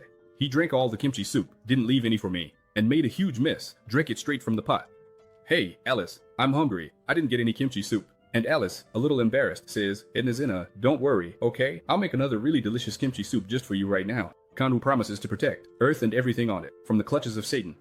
Except for the people who didn't subscribe, because they watched the video all the way to this point, didn't subscribe, and didn't even click the like button. And so we're back for another season of the King of the Nine Hells, Kangwoo. And there he is, really excited, because it's been a week since he became a guardian. As for the hero of Earth, Kim Hee, he's back training with Tion Munjin because he has a goal to get stronger and stronger so he can kill that damned Satan and save Gaia from a very cruel fate. And the redhead? She's buried under piles and piles of paperwork, investigating everything she can about the demonic order. And that's something Kangwoo asked her to do. And just when she thought she was done, her assistant shows up with yet another box of additional reports on the demonic order, and she almost loses it and says, "What? There's even more? At this rate, I'm going to die from overwork." So, after a week, the tough guy Kangwoo is finally summoned by Gaia, and she, very politely, asks, "Co Kangwoo, how are you doing?" And he, also very politely, replies, "I'm doing very well." Kangwoo, in that huge hall, looks around from one side to the other, taking in the whole enormous room. After that, he wonders aloud, "What a huge hall. The last time I was here, this wasn't the hall where I was received." And Gaia confirms, saying that the first time he was there, they were received at the reception, which is why he's finding the change of setting a bit strange. Then, after that, Gaia shows him everything around and says that behind that door is where she lives. As for this huge hall, it's known as the Heart of the Guardians. And Gaia, very cheerful, says she's happy to show Kangwoo the Hall of the Guardians. Gaia also says that whenever he needs her, she'll always be there. And Kangwoo, pulling up a chair, says to her, "Okay, but why did you call me?" She says she has a mission for him, and that's the reason she called him to that place. And so, little Kangwoo on the inside is overjoyed, happy as can be, because he's finally going to be able to pull off some mischief. But on the outside, he's all pretense, looking very serious as he asks, what kind of mission is this?" So, Gaia starts explaining, saying that the Gaia system has been really weak lately. And the tough guy says, "Wait, hasn't that been happening to the Gaia system for a long time now? You called me just for that?" She said that this time the deterioration of the Gaia system is really strange, because it's happening at a speed never seen before. And that's why she called him, to find out what's causing all of this. So Kangwoo asks her, "Miss, do you think that this cause now is different from the others?" And she says yes. She says it's never been this fast. And the tough guy asks if she has any idea what's causing all of this. And she replies, "Do you remember, Kangwoo, when I told you about the Gaia system, that this system works as a planetary defense mechanism?" And of course he remembers, because that damn thing almost killed him. And since it couldn't do anything, it sealed our hero's powers. And that's something he'll never forget. The beautiful Gaia explains that the system named after her seals the powers of supernatural beings. However, since the Gaia system is weakening so quickly, there's only one explanation. We can assume that the demon from the prophecy is managing to break the seal on his own, and Kangwoo is shocked and makes that face, starting to sweat, because even his biggest secret is already known by the Guardians. Gaia tells Kangwoo to be absolutely sure that all of this is the demon order's fault, and his little inner Kangwoo gets all happy. He thinks to himself, "I never doubted you, demon order. You guys are the best. You're really helping me out." After that, Gaia tells Kangwoo that they've received information that traces of the demon order were found in a city in Korea. And the name of the city is Daegu. And that's why I called you here, Kangwoo. Kangwoo was surprised, because he thought that after Carlos's death, the activities of the demon cult in South Korea had ended. So he says, "Alright, fine. You want me to go on this mission now?" And she says yes, and asks Kangwoo if this mission is too much for him, because if it is, she'll assign other guardians to help him. The tough guy says, "No, not at all. There's no need to pull other guardians from their regions just for this. I'll try to handle this mission on my own." And Gaia says that since that's what he wants, that's how it will be, because she believes in him and tells Kangwoo to do his best. Then the scene shifts to the rooftop of the apartment where Kangwoo lives. He thinks to himself, "Of course I don't want anyone helping me with this mission, because they would definitely get in the way of my interrogation. This time, I'm going to use a different method and squeeze those damn demon cultists until they spill everything they know." Suddenly, little Edna appears behind Kangwoo and says to him, "Kangwoo, did you call me?" And he says yes and pays very close attention to what she's eating. And of course he asks, "Edna, what are you eating?" And she, with her mouth full, says, "Grilled sausage." And the tough guy scolds her, reminding her once again that she can't talk with her mouth full. The little one says that ever since Valzarg learned to cook from Alice, he's been making all kinds of delicious things. Kangwoo was really happy to hear that Valzarg is getting good at cooking. And at that moment, Kangwoo's shadow starts to mutate. But Kangwoo says, "Edna, come here. You have some sauce on your face. Let me clean you up." Kangwoo's shadow says, "Master, did you call me?" Kangwoo looks over and says, "Yeah, I called. Why? Oh, what is that?" He keeps looking at himself and asks, "Valzarg, is this what you wear to cooking classes with Alice?" Kangwoo wonders, where did he even get that maid outfit? But Valzarg is beaming and admits that the world of cooking is really exciting, and he's there with 3 little roasted sausages. And so, Valzarg asks, "Little Edna, do you want some more?" And she, right away, runs off really excited. And what's worse, she hasn't even finished eating the last one. Valzarg asks Kangwoo why he called him. Kangwoo, holding his mask, says it's nothing serious. "I just thought you two must be getting bored from staying inside this apartment for so long." And so, with a happy look on his face, he says, "What do you guys think about going on a mission with me? Let's go out, get our bodies moving a bit." Right away, little Edna and Valzarg light up, because going on a mission with their master is always a dream come true. Then the scene shifts to the city of Daegu. And in this city, at the same time, during the Great Cataclysm, 3 A-rank portals appeared, and you know what that means, right? The city was basically destroyed. It was just like that Japanese city, Sapporo. It turned into a ghost town. So what did Kangwoo do? He checked which portal had the most demonic energy and went in. And as soon as they came out the other side, little Edna amped up her cuteness by putting on a kitty mask. And you can see, her cuteness level went up by 300%. Kangwoo starts thinking you must be right, because in front of him, there's something really strange giving off demonic energy. And Kangwoo is just like me, trying to guess what this thing is, because it's really weird. It almost looks like my mother-in-law with her arms wide open. This mysterious item is sitting on top of a dimensional rift and is radiating a ton of demonic energy. And little Edna, seeing that, asks, "Kangwoo, what is that over there?" Kangwoo realizes that this item is growing along with the dimensional rift. So, he walks up to it with a big smile and says, I knew it was this." Several S-class monsters appear at that spot, but Kangwoo was already expecting it, since there's no way anyone would leave a place like this unguarded. But I remember these creatures very well. They're the ones little Edna was beating up so easily. Kangwoo knows that these beings are demons. Normally, they're powered by the energy from the Mana Stone. But something is really strange. Kangwoo is sensing more demonic energy coming from these creatures than Mana Stone energy, and the way these monsters are now, they look more like demons than monsters. But something catches Kangwoo's attention, and he notices there's something different coming from behind the monsters. The mysterious hooded figure asks if they're from the Red Rose Guild or from the Faron group. At that moment, the hooded figure decides to reveal himself, showing that he's human, and he activates a sinister power in that strange hand of his. And as he activates this power, he says it doesn't matter where they came from, because the only thing waiting for them here is certain death. At that moment, he orders his monsters to charge forward and kill everyone there. But Kangwoo still has his hand in his pocket, showing he's not afraid of how fierce these monsters are. Then, Kangwoo looks at the adorable one and says, "Edna, can you handle them?" And she, with both hands on her hips, says, "Of course, leave it to me, master." Then, Edna takes a huge breath, filling both her cheeks with air. After that, she lets out a scream so powerful that I completely lost the reference. Do you guys know what reference that is? Because that image behind her is some kind of reference that I have no idea about. So if anyone knows, write it in the comments. And Edna unleashes a sound wave so strong that it shatters everything in front of her. Then, one of the pieces of that creature falls right next to Valzarg and he says, "Yeah, not bad. Huh? I really liked that attack, Edna. But those bodies were precious to me, and you smashed them all to pieces. So now it's my turn to show you what I'm going to do with these corpses." Then, a dense dark mana emerges from Valzarg's staff. A thread of darkness starts gathering all the pieces of those creatures that were torn apart, stacking them one on top of the other. You could even crack a joke about someone who has everything stacked on top. Chest on top of the belly, and belly on top of the thighs. The other monsters that weren't killed by that attack just stand there, watching that really sinister thing taking shape. And Valzarg creates a massive monster out of corpses and says, "My child, finish them all off. Go." And we're told that this is the flesh golem. Valzarg orders his creature to kill all those lesser monsters who are just begging to lose their lives. And that monster doesn't waste any time and immediately gets ready to throw a powerful punch after hearing its master's orders. But that thing is kind of overpowered. It hits so hard that it blows up the ground, and sends all the monsters flying far away, killing many of them in the process. And the hooded guy seems to get scared and says, "What the hell is this?" He doesn't realize that he's only fighting the familiars, because the real badass still has his hands in his pockets and is laughing at the situation. After that, the hooded guy's eyes go wide, because something's definitely not right. Then, he starts to sweat. Valzarg, riding on top of his creature, orders it to crush everything in its path. So, once again, that flesh golem gets ready to launch another deadly attack. Then, the hooded guy with the strange hands starts releasing even more dark mana from that mysterious being that's in his modified arm. And then he commands, "Chrysalis, kill those bastards now." As he says this, a green blur quickly passes by him, heading straight toward Valzarg and his golem. It's sped by at high velocity, crashing hard into the flesh golem's attack that was aimed at the hooded man. And then we see that the green blur is actually a demonic creature. After that collision, the creature cut the dark mana threads that Valzarg was using to control the golem.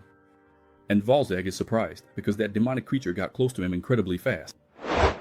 The demonic creature strikes the flesh golem so quickly that Valzarg doesn't even have time to react. It almost looks like he was the one hit. The creature looks like a lizard crawling along the walls, with a purple symbol engraved on its head. We can see that the attack it delivered tore the flesh golem apart, and even poor little Edna got really worried and she says, "Grandpa Valzarg, are you okay? Where are you?" But the tough guy keeps his hands in his pockets and thinks to himself, "Yeah, I was unsure when the hooded idiot shouted the name Chrysalia, but with those green scales forming armor around its body, those razor-sharp claws, and that steel-like saliva, I have no doubt what this creature really is. This is really a real chrysalis.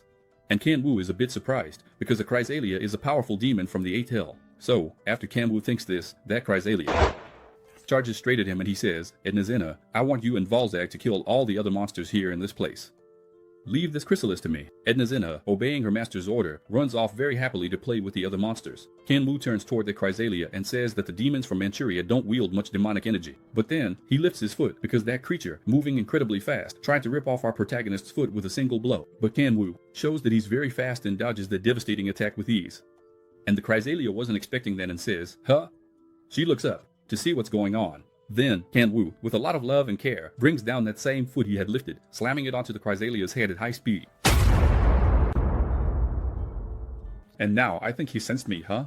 Then Kangwoo, with a devastating blow, slammed that monster to the ground. And so, that monster that seemed invincible took its first hit from our hero. Then, Kangwoo very happily said that killing this demon will be very worthwhile, as the amount of demonic energy he has will not make my coming here useless. And Kangwoo gets excited, because it looks like it's really worth devouring this demon and drinking a concentrated shot of demonic energy. The monster, who had been dazed on the ground, snaps out of it, and quickly flees from that place, because if it stays there, it will definitely be killed. And then, the runaway monster keeps watching Kangwoo from above growling, but growling with respect. Kangwoo stays down there, standing still. Meanwhile, Chrysalia keeps jumping from stalactite to stalactite. And that demon does it at an incredibly high speed. So that demon uses that old trick of trying to confuse Kangwoo with his super high speed. He jumps so fast that you can't even tell if he's on the left or the right. And Kangwoo, still standing there, even mocks the demon and says, Hey, Seisai, aren't you ever going to stop jumping? While Kangwoo says this, Chrysalia sneaks up behind him, because after all that jumping confusion, a deadly back attack is her specialty. And also, you know it well, Satan. Chrysalia took a soft punch to the chin and Kangwoo says to her, I know everything you're going to do to the demon. And if you noticed, Kangwoo dodged a deadly blow from Chrysalia's tail. But since she got close on her own, let's tenderize that meat, right? So, with a little smile on his lips, Kangwoo gets ready to give Chrysalia a really relaxing massage. And just like that, he grabs her tail really tight. And of course, right? He literally makes that joke. He spun, and dropped her right here. And he does this by spinning Chrysalia with a force of over 30 GS. Dude, what is that? 30 GS, 30 times the force of gravity. It's just like when you go to an amusement park and get on those torture machines that spin you around and around until you feel sick. And Kangwoo looks back and says, You bug, what did you think you were doing? Meanwhile, Chrysalia is throwing up and getting everything out of her system. And of course she's saying CRI, because you know what CRI means, right? So we're back. It spun and spun and spun in. Kangwoo lets go of Chrysalia at super high speed and says to her, You damn demon, you'd better bare your teeth at someone else. So, Chrysalia goes crashing into all the stalactites, looking just like a bowling game, because she managed to hit every obstacle in front of her with her head. And I think Kangwoo messed up, because Chrysalia didn't hit the hooded cultist, who was really shocked, since his powerful demon was thrown so easily it looked just like a baseball. While Kangwoo is looking at the result of his throw, the hooded cultist says, Chrysalia, come on, fight back, get up. Kangwoo, seeing that, started thinking, is it really what I think it is? The cultist keeps going, You useless creature, get up and attack him, do something. Kangwoo just keeps watching, because Chrysalia is way over there. Instead of growling, she's saying, CRI, CRI, CRI. Fear is really hitting that demon hard, because right in front of her is this so-called simple human, someone way stronger than she is. Kangwoo realizes that the hooded cultist doesn't seem to be a very strong player, so how is he able to control a Chrysalia, which is a demon from the 8th hell, because that demon is actually way too strong for him.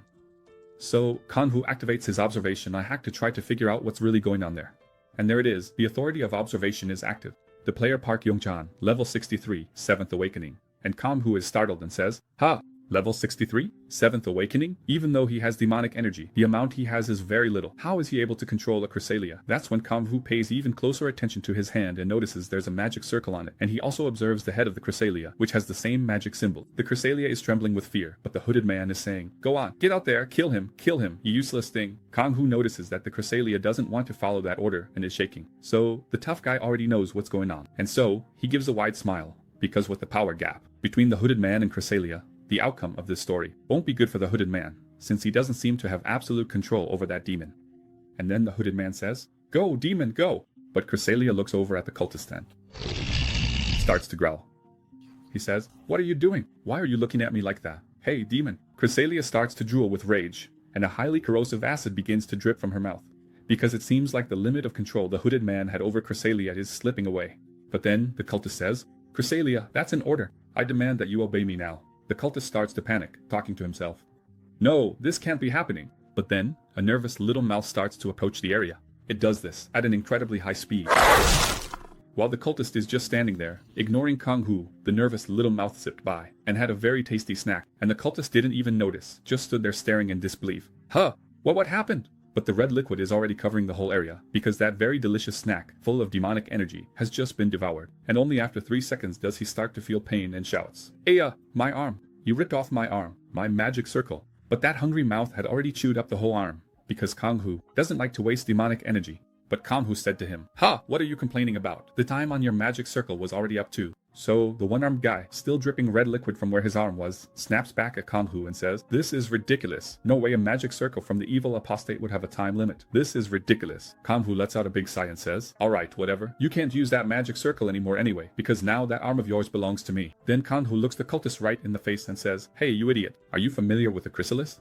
Do you know what its main characteristics are? And the cultist says, what are you talking about? The cultist sees Kangwoo smiling at him and thinks Kangwoo is crazy, so he says to him, What nonsense are you talking about? But Kangwoo keeps smiling and says, Seriously, huh? So you don't know the chrysalis? If you don't know, the chrysalis is a demon, not a monster. And demons are the kings of evil. And now that you can't control the chrysalis, I'll explain to you what's going to happen. And the cultist, still annoyed by what Kangwoo says, replies, You bastard, what do you mean by that? Meanwhile, the chrysalis back there is foaming with rage and slowly walking toward its victim. Kangwoo says to him, Do you know how a chrysalis incapacitates its victims? Do you know? Look at her now. Meanwhile, the chrysalis starts growling in the cultist's direction. He says, Stay away from me. Stay away from me. But she's ready to do evil. The chrysalis is a feminist female demon who doesn't like men. So, the first thing she does is attack the male's genitals. And the cultist just says, No, being a bimboso is not something I can handle. And you guys know, right? She goes over there with her little mouth very delicately. He takes a vicious bite and rips it right off. Kangwoo, seeing that scene, even covers his own, because the pain that guy must be feeling has to be unreal. Then blood spreads all over the place. And of course, the artist censored the red blood. But you guys know how it is, right? This thing about censoring red blood and turning it white just makes it look like something else. But all of that is really blood. A chrysalis is truly cruel. She knows exactly how to break a male's spirit, ripping off, chewing, and swallowing the male genital organ with brutal force. So, after Mrs. Chrysalis has her little snack and gets her mouth all covered in blood, she lets out a burp and looks over at Kangwoo. You really do, Satan. Kangwoo doesn't even say a word and lands a hard punch on that chrysalis, because that damn thing dared to growl at him again. And since he doesn't want to lose his little Kangwoo, the chrysalis dies instantly. And what did she die of? A punch of equality from the man. So Kangwoo looks to the left and realizes that the deadly silence is coming from where Edna Zinha and Valzark were fighting. And so, it seems that Edna Zinha and Valzark have already finished clearing out that area. But Edna Zinha is feeling herself and says, Valzark, check this out. And Valzark is impressed and says, Wow, you managed to kill all of them and keep your dress spotless. Yeah, congratulations. After all that carnage, you still managed to keep the clothes the master gave you really clean. Then, Kangwoo, making a corpse out of the bent chrysalis, sits on top of it and starts talking to the hooded cultist, because now she's no longer a cultist. And the cultist can't even talk, because the excruciating pain he's feeling makes him unable to think, since the acid is still eating away at his flesh. And Kangwoo even jokes with him and says, So now your name is going to be Parky-chan, right? And the woman can't even talk anymore. She just sobs in pain. Kangwoo realizes that if this cultist keeps feeling so much pain, there's no way he'll be able to talk to him. So the badass puts a finger on his forehead and starts to use one of his authorities. And then he says, Authority of concentration. And this authority brings absolute focus, which ignores even all the pain the person is feeling. So Kangwoo, with a smile on his face and sitting on his very comfortable chair, injects that authority into the cultist's body. And it's like a stimulant, making all the pain disappear. And Kangwoo also explains to us that this authority he's using now is different from the authority of rage, because the authority of rage also makes the person forget pain. There's a power boost, but as a side effect, it causes loss of reason. However, this authority he's using now, the authority of concentration, is a buff that has no side effects. It doesn't make the person lose their reason. So Kangwoo flicks him on the nose and says, Hey, crazy, I'm talking to you. Are you okay? Fair. Talk to me. The tough guy also knows that standing in front of him is his enemy, and what he just gave him was an exceptional buff. So, after that flick, the hooded cultist starts to come back to his senses. Kangwoo realizes that the hooded cultist needs to fully come to his senses before he can start his interrogation. But the cultist is in bad shape, beaten up and dumped, since his private parts are no longer there. And even worse, the flesh that's left around the area is being eaten away by a very strong acid. Then you say, Tiger, you already mentioned that. Oh, is that so? Good to know you're paying attention. The cultist also starts watching his surroundings. He says to Kangwoo, Wait, you defeated the chrysalid? How did you do that? At that moment, all the pain the cultist was feeling completely disappeared. And his focus is like he just took 3 Ritalin with no side effects. Don't actually do that, okay? Because if you take 3 Ritalin, you'll get sick. So, he looks at Kangwoo and says, Who the hell are you? Kangwoo realizes that this guy in front of him is totally expendable, because even after seeing him use that mask, the symbol of the defenders, he still doesn't know who Kangwoo is. On top of that, this guy didn't even know that the magic circle he was using had a time limiter. So he's definitely someone expendable. That's right, Kangwoo takes off the mask and the guy says, "Ha, who are you?" And Kangwoo says, "Yeah, looks like wearing this mask was pointless." Then Kangwoo puts his hand on the cultist's head, which makes the cultist get really nervous and start sweating a lot. Then Kangwoo says to him, "Come on, you don't need to say anything, okay? It looks like you have a restriction on your soul that will kill you if you reveal anything. So I'm not even going to ask you anything." And the cultist is really surprised and says, "How do you know that?" And Kangwoo doesn't even waste time explaining and just says, "In that case, I'll use something much better." And then the badass says, "Authority of subjugation." It seems like the cultist's soul is being torn apart from the inside, because the pain he's feeling is so deep it reaches the very boundary between his soul and spirit. So there he is, Kangwoo watching the cultist's soul and thinking, interesting, so this is the restriction placed on his soul? And the cultist is still begging, asking him to please stop the pain. But Kangwoo is really impressed, because how could anyone in this world manage to put a restriction on someone else's soul? But Kangwoo knows one thing. The authority of subjugation is much stronger than the soul restriction. So little Kangwoo thinks to himself, those bastards from the demonic cult keep using demonic energy to control people by putting restrictions on their souls. And then the system notifies, "You have successfully turned player Park Yu-chan into your familiar." Then the kind-hearted Kangwoo, taking his hand off Park Yu-chan's head, tells him that he just removed the restriction from his soul. And so, with his new patch completely under control, Kangwoo starts by asking, "Tell me everything you know about the demonic cult from beginning to end." So the puppet starts to endure everything and says, "Well, after Cardinal Karl was killed, there was a power vacuum in the demonic cult here in South Korea. And in this country, the cult has been keeping a very close watch. And that's when the worldwide demonic cult sent evil apostles to rebuild the branch of the demonic cult here in South Korea." And Kangwoo is startled and says, "Ha, they're keeping a close watch on South Korea? Why is the demonic cult doing that? Since in Russia the government is collapsing and there are SS rank gates over there. So in Russia, it would be much easier for the demonic cult to operate, wouldn't it?" And the demonic cultist, under the effect of complete subjugation, answers that he doesn't know the reason. However, it is true that the demonic cult considers South Korea to be a key region. Then Kangwoo asks, "Okay, but does this have anything to do with that object placed on top of the dimensional crack?" And the cultist replies, "No, the seed is in the rift. It has nothing to do with South Korea being a key region." So Kangwoo, sitting on his very comfortable chrysalis bench, starts thinking, what does one thing have to do with the other? And so the guy starts piecing together all the information he has. Because South Korea is considered a key region and the rift seeds are being planted in Korea, so that means seeds are being planted all over the world. And that must be the main reason for the rapid weakening of the Gaia dimensional system. While Kangwoo is sitting in front of that pet, which is no longer male, he understands why the cult would send such a weak player like Park Yu-chan to protect a rift seed, simply because he's a disposable pawn. So Kangwoo realizes that this is the worst case scenario. However, the demonic cult still doesn't know what he knows about the seed. So it's likely that this plan is being orchestrated on a global scale. Then, as Kangwoo thinks about this, he walks toward the rift seed to try to find out what this seed really is. And if that's the case, do you think I can get help from the other guardians? So Kangwoo remembers his allies, thinking about the redhead, Chum Jean, and Miss Juliana, since these are other people he can also ask for help. So, as Kangwoo gets really close to that rift seed, which is a strange object, he asks his pet, who's right behind him, "Hey, do you know exactly where these seeds are planted?" And the newest pet from Lost in Love Inferno says no, that it doesn't know. And Kangwoo, placing his hand on top of that seed, asks his pet another question. "Do you happen to know who created these seeds?" And it says no, that it doesn't know who created them. So Kangwoo thinks to himself that this pet of his, being low-ranked, is someone disposable who doesn't have access to that kind of information. Then Kangwoo's eyes light up as he activates another one of his hacks, trying to investigate for himself what this seed is. And so, the authority of insight is activated in its full form. And then, the 7 eyes of wisdom are fully open behind Kangwoo. So, the authority of insight was partially successful. Then it's explained that Kangwoo has learned how to deal with the rift seeds. So, the badass, with his eyes closed and fully focused, realizes that the information he has about these seeds is useless, because unlike the magic circle, where he had total success, with the rift seeds, this partial success doesn't add much. Kangwoo feels something different, and immediately opens his eyes in shock, thinking, wait a second. If these rift seeds have the power to weaken the Gaia dimensional system, then I can use them for something else. What if I absorb the effects of the rift seeds? What will happen to the 10,000 demon seal? Right away, Kangwoo starts absorbing those seeds into himself. In a matter of seconds, the rift seed is successfully absorbed into our protagonist's body. And Kangwoo is so astonished that his mouth drops open when he notices the effects of the rift seeds on the core seal of the 10,000 demons. And so he exclaims, "This feeling, it has to be that." Then, clenching his fist, Kangwoo is certain that this is exactly what's happening. And right after, he closes his eyes and starts to look inside his soul, realizing that the effect is just like when he uses the Soul Reaper. He feels that the core of the 10,000 demons has also weakened a bit with the absorption of the Rift Seed.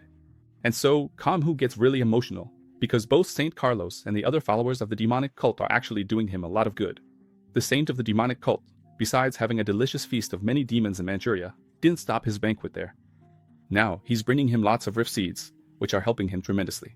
So Kangwoo, feeling very emotional, thinks to himself, "Long live the demonic cult, because they're really helping me a lot. They're all so cute and lovely." Thank you, my friend. You're a real friend. Then the demonic cultist says, "Are you going to left my life?" And then you say, "Hey lady, erase that speech bubble and stop speaking English, okay? Alright. Since you don't want me to speak English to you, I'll keep speaking Portuguese." So the cultist said, "Hey, are you going to let me live? Is that right?" And the saintly Kangwoo says yes, that he will let her live, because she brought some very valuable information. And so Kangwoo thanks her. "I'm not ungrateful, okay? You can keep on living. And to show just how nice I am, I'll even break the soul domination seal and everything else that's binding you. So consider yourself free." And with that, the cultist, very happy, says thank you very much to Kangwoo. And since the kind-hearted Kangwoo removed everything he had placed on the cultist, the excruciating pain he was feeling after having his genitals devoured by the Grasalia came back even stronger. So the cultist, all banged up, can't do anything except writhe in pain. And the kind Kangwoo says, "Oh right, I almost forgot. I ended up taking away your authority to concentrate. I'm really forgetful, aren't I?" The foolish cultist is feeling the worst pain of his life, way worse than childbirth and even worse than losing both kidneys. So, unable to think straight, the demonic cultist just sways back and forth, writhing in agony. But Kangwoo is a true friend, and won't let his friend suffer that much pain. So, he activates his black spear and slowly walks toward his friend, who's in a lot of pain. As Kangwoo drives that black spear into the cultist's chest, he says he can't stand to see his benefactor suffer like that. So, he's going to give a little help to put an end to that suffering, and so Kangwoo shows a bit of mercy. And that cultist, suffering a lot and too weak to fight back, looks up and says, "You like Tachikapada?" Then, still looking at our hero, the cultist asks, "Weren't you going to let me live?" Kangwoo says yes, that he'll let him live, in the 9th hell. And so, before that cultist's soul fades away, Kangwoo gives her a bit of basic bullying. He says, "I'm sure you must be full of resentment toward the demonic cult, since they used you and threw you away, showing that you're insignificant to them." Then Kangwoo, the very picture of kindness, starts to cry and promises his friend, who is dying, that he will get revenge for her, because he won't let this go unnoticed, since the demonic cult used his friend and discarded her like she was nothing. So, the saintly Kangwoo promises the perfect revenge to soothe the soul of his friend, Park No-chan. So, after that, the little chrysalis snack is guaranteed, because of course Kangwoo isn't going to miss out on that demonic energy potion that came to him so willingly. And so, the system notifies him that he increased his demonic energy by another 0.12%. And Kangwoo started thinking, it didn't go up a whole point? Could it be that the 3 areas weren't that strong after all? Meanwhile, those nervous little mouths just keep on snacking. But Kangwoo knows that it's better to increase by 0.12 than not increase at all, since he's not looking for immediate growth right now. What matters is something else. Getting stronger by using other methods rather than just growing through experience gained from absorbing demons. So, after pulling his iPhone Ball 17 Plus Ultra out of his pocket, Kangwoo gets really happy. Because this device was given to him by the Guardians and he was told that this iPhone Ball 17 gets signal anywhere. So, even inside a dungeon, he can make a call and he'll be able to talk to someone. And with that, Kangwoo knows there's something very important he needs to do right now. Kangwoo knows that this device was made after the death of Aleka's born. Because if he had had a device like this, he would have been able to call for help from the other Guardians to face the terrible Satan. So Kangwoo says, "Hey, hello, can you hear me?" "Hello?" And then a hologram of Gaia appears and she answers, "Yes, I can hear you perfectly. Do you need help?" The angry man replies that no, because I have already resolved every problem here in Taegu, but while I was completing my mission, I received very important information, and that is why I am calling you. And Gaia says, "Important information? What information is that?" So Kangwoo explains to Gaia almost everything he knows about the Rift Seed, and after a while she says, Rift Seed, now I understand. Alright, Kangwoo, I'll quickly get in touch with the other Guardians so they can act with top priority to destroy these seeds. But Kangwoo shakes his head and says no, that the seeds shouldn't be destroyed. Instead, they should be stored all in one place. But deep down, the King of the 9 Hells is thinking, why would I throw away something as valuable as this? Of course not. And Gaia, looking back and seeing 2 seeds on the ground, asks Kangwoo, "You want us to store these? Do you think these can be stored?" Meanwhile, little Adini asks, "Valzer, do you know what this is?" Valzer is quite amazed as he observes those seeds and says, they look really interesting. Then Kangwoo answers Gaia, saying she doesn't need to worry, because from the little research he did on these seeds, after they're removed from the rift, they lose their effect and become harmless. And then Gaia asks, "Kangwoo, why do you want to collect them instead of destroying them?" Wouldn't it be better to just destroy these seeds all at once as a precaution? And Kangwoo explains that if it were only about stopping the plans of the demonic cult, destroying these seeds would be the right thing to do, but then Gaia gets curious and says, "But what? Tell me what you're thinking, Kangwoo." Kangwoo says that his plan isn't for immediate action, it's a much longer-term plan. Then he asks Gaia if she has ever tried to research the knowledge of the demonic cult, and Gaia says yes. She explains that they have already tried, but all their research was fruitless. After that, the tough guy says, "That's exactly what I want. I want to gather as much material as possible so we can thoroughly research how things work in the demonic cult. And if we only have a single sample, it won't be any use to us. That's why I want to collect as much research material as we can." And so Gaia goes along with it and says, "Yeah, Kangwoo, it looks like you taught me something, huh? So let's do it your way." And so, while talking to Gaia on his Ebola phone 17, Kangwoo heads out of the dungeon, and Gaia tells him she'll contact the other guardians so they can gather as many fisher seeds as possible. Then, before Kangwoo enters the portal, he says okay and hangs up his iPhone Bola. His plan with the guardians is already settled, so now, it's time to move on to another plan. So, already out of the portal, Kangwoo puts away his iPhone Bola and pulls out his iPhone 17 Plus Ultra from his pocket. And as he does that, he notices that the redhead is already calling him. He says, "Huh, why is the redhead calling me at this hour? But you know how it is, right?" Kangwoo, with a mischievous look on his face, says, "Hello, redhead. What a coincidence. I was just about to call you." And she, already really annoyed, said to him, "Kangwoo, why is it so hard to get a hold of you, huh? What's your problem? Your phone is for answering, okay? So when I call you, pick up right away. Don't take forever to answer like that." And Kangwoo, also feeling awkward, says, "What?" After that, the redhead tells Kangwoo why she urgently needed to talk to him. She says, "Hey, I found traces of the demonic cult here in Korea again." And Kangwoo, looking clueless, says, "Oh, okay. You found traces of the demonic cult here in Korea again, right? But if you're talking about traces of the demonic cult in the city of Taedu, I already took care of it, okay?" And the redhead, surprised, says, "What? You already took care of it?" 2 seconds later, the redhead regains her composure and says to Kangwoo, "Oh, that was it, so just forget it, okay? But Kangwoo, you said you were going to call me. What happened? Tell me." Kangwoo says he has something very important to ask her. Then the redhead goes back to normal and says, sounding really annoyed at Kangwoo, "You only call me when you need something, right? So go ahead, what do you need from me now?"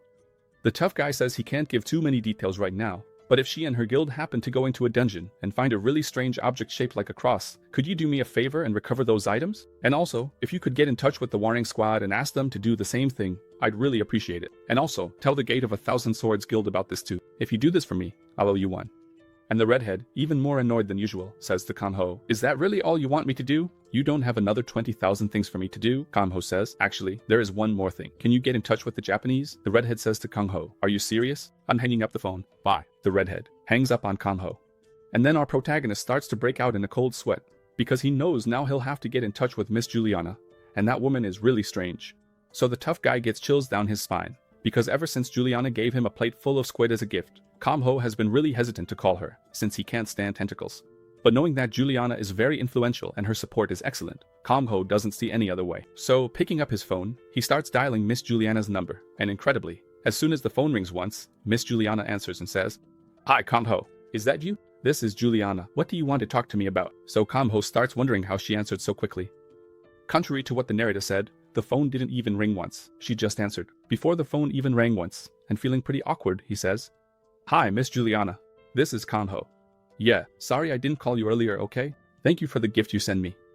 And Juliana says she understands, and that of course he must have his reasons for calling her.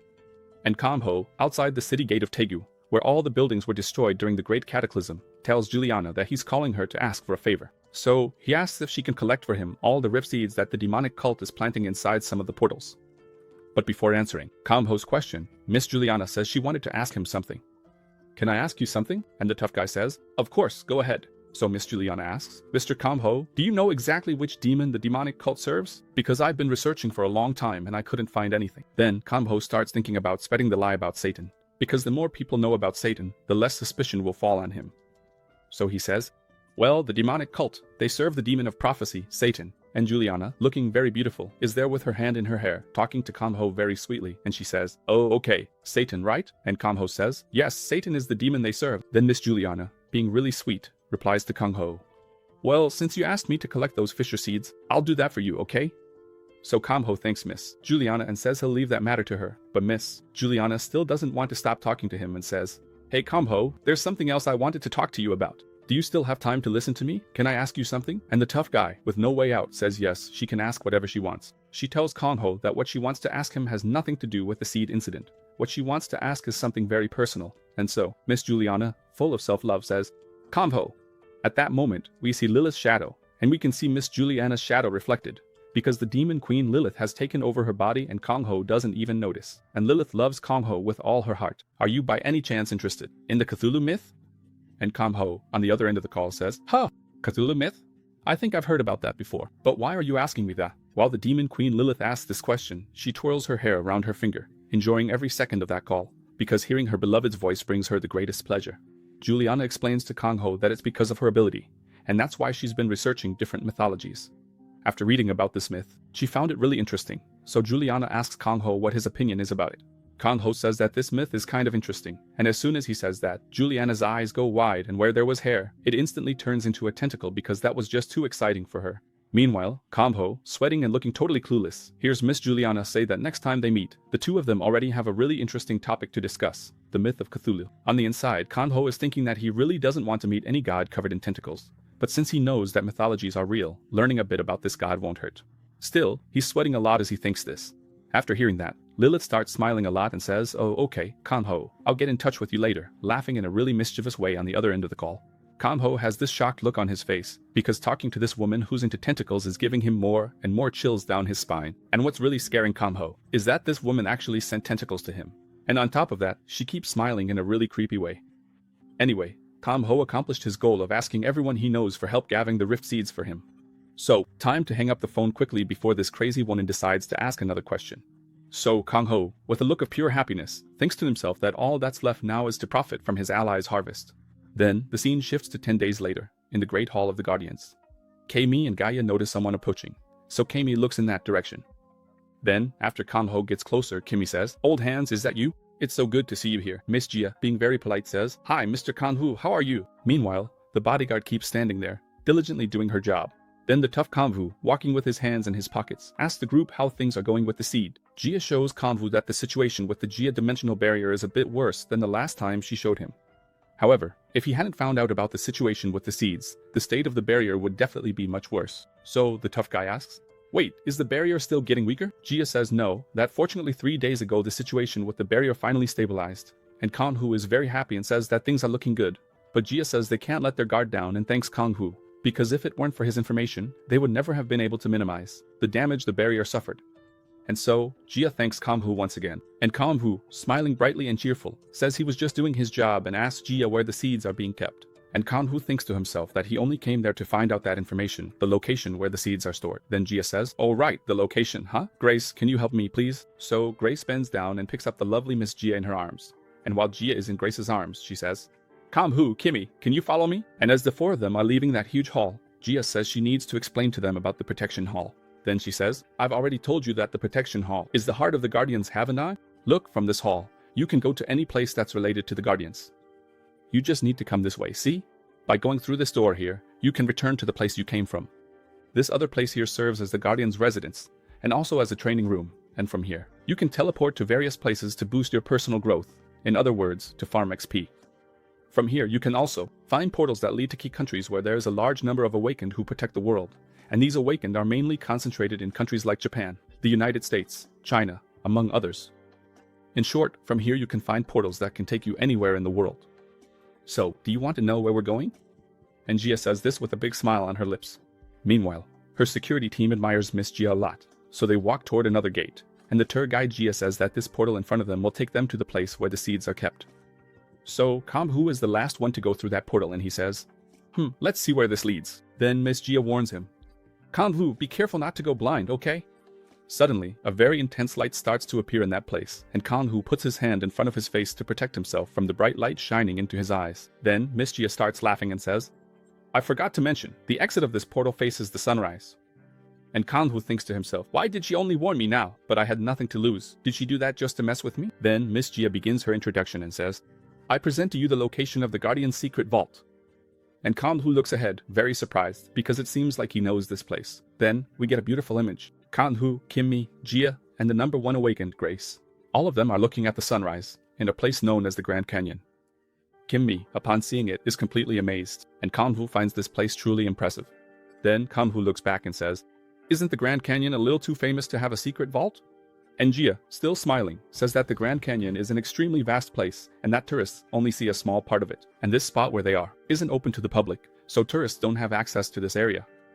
And then Gia says, "So, shall we go to the secret vault now?" After several minutes of walking, the four of them had already gone deep into the Grand Canyon. And Kimmy can't stop looking from side to side, admiring all that natural beauty. And Grace is a real badass, because she's hiking a trail in the Grand Canyon carrying Gia in her arms, and doing all of this in high heels. At that moment, Grace looks back and says, "We're here," and Kimmy is surprised, because there's nothing there at that spot. So, the pale-faced Kimmy keeps looking around, trying to find the entrance. And then he says, "Are you sure this is the place? Because all I can see are rocky walls around us." And the beautiful Gia, at that moment, starts to smile at Kimmy's naivety. Then she says, "Guardian Jiggle, this is Gia. You can show the entrance to the secret vault now." Right away, one of the rocky walls starts to transform into a high-tech reinforced door. Then the person says, "Lady Gaga, I'm glad you arrived." And she says, "What did you just say?" So the person says, "Lady Gia, I'm glad you arrived." Grace explains that Jiggle is a mage, and that she's never met anyone as strong as him when it comes to illusion magic. And Kimmy, very surprised, exclaims, "What? This is an illusion. That's amazing." Meanwhile, that vault door starts to open slowly. Then, wearing a pair of the latest fashionable shoes, someone confidently walks out of the vault.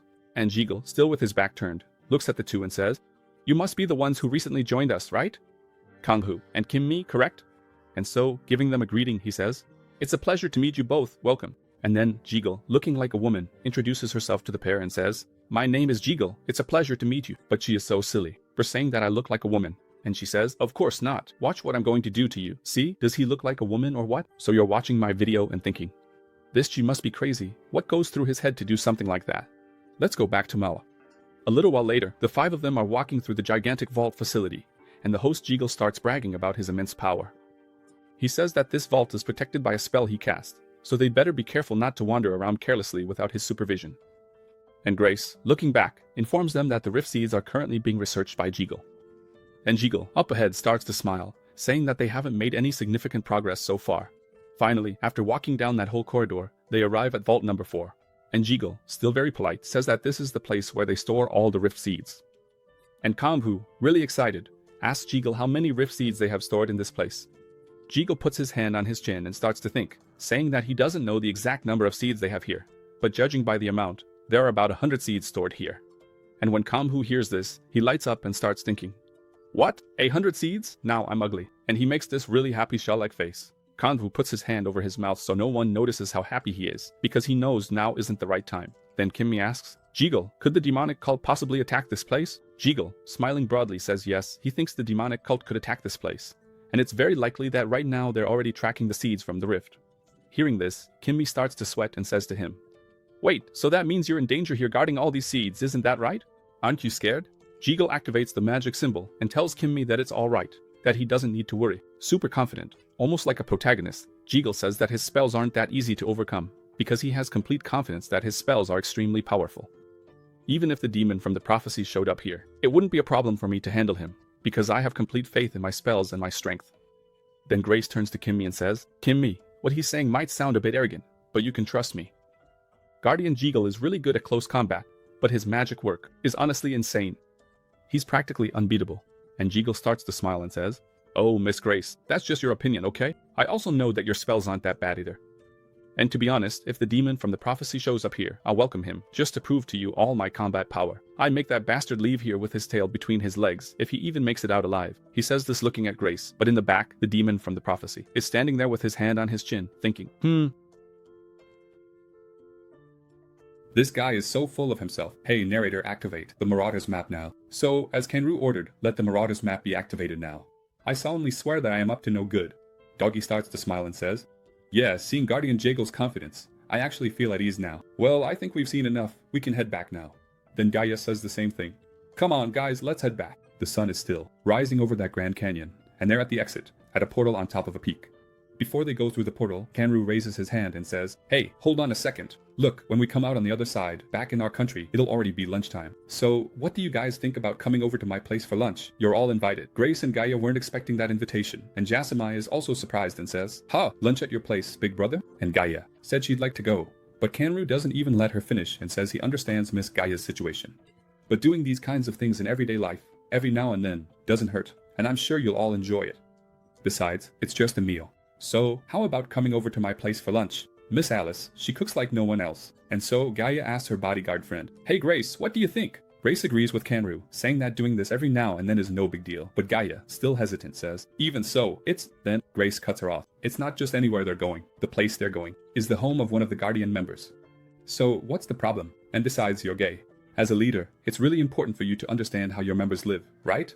And Gaia looks to the side, pouts, and says, "That's such a cheap way to convince me. But you convinced me, okay? So, let's go." Then Grace, full of affection, says, "Oh, Miss Gaia, you're so cute. I love it when you make those little pouts." And Gaia, really embarrassed, tells her not to talk like that in front of people, that it makes her really shy. Kimmy thought that scene was really cute. But the grumpy Kangwoo says, "So it's settled. We're going to my place for lunch. But Miss Grace, haven't you been holding Miss Gaia for a long time now? You've been carrying her in your arms all day. Aren't you tired?" Grace said no, that she's not tired. But Kangwoo insists, saying that at this rate, she might get tired. "So I think it's better for you to save your energy in case something happens." At that moment, Kimmy comes closer. Then Kangwoo has a brilliant idea and says, "How about you let Miss Gaia sit with Kimmy for a bit?" And when Kimmy blinked, Grace had already put Gaia on his lap, and Gaia stayed on Kimmy's lap. For 1 second, 2 seconds, 3 seconds.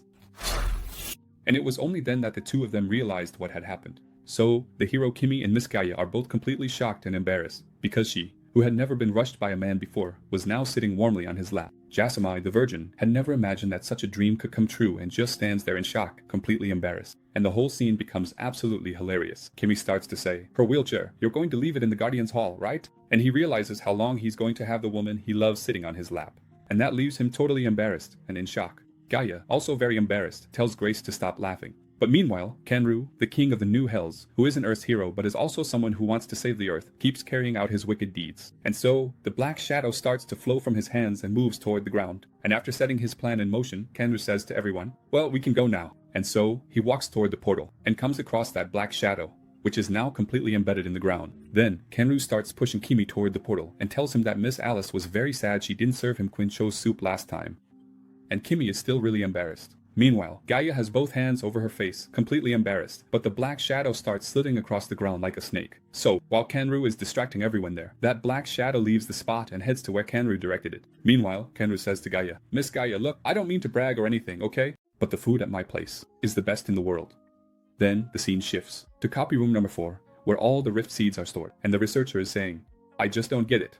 How does this item even work, huh? How did the demonic cult manage to create something this amazing?" And the one saying this is Jagal, scratching his head because he can't figure out the complexity of the rift seed. And so, the scene zooms out and shows that there are about 100 rift seeds stored in that place. And Jagal has just failed yet another one of his experiments, but he says, "Well, at least I have plenty of samples to run several tests." At that moment, he thinks about Kangwoo, who at first seemed like just a fool.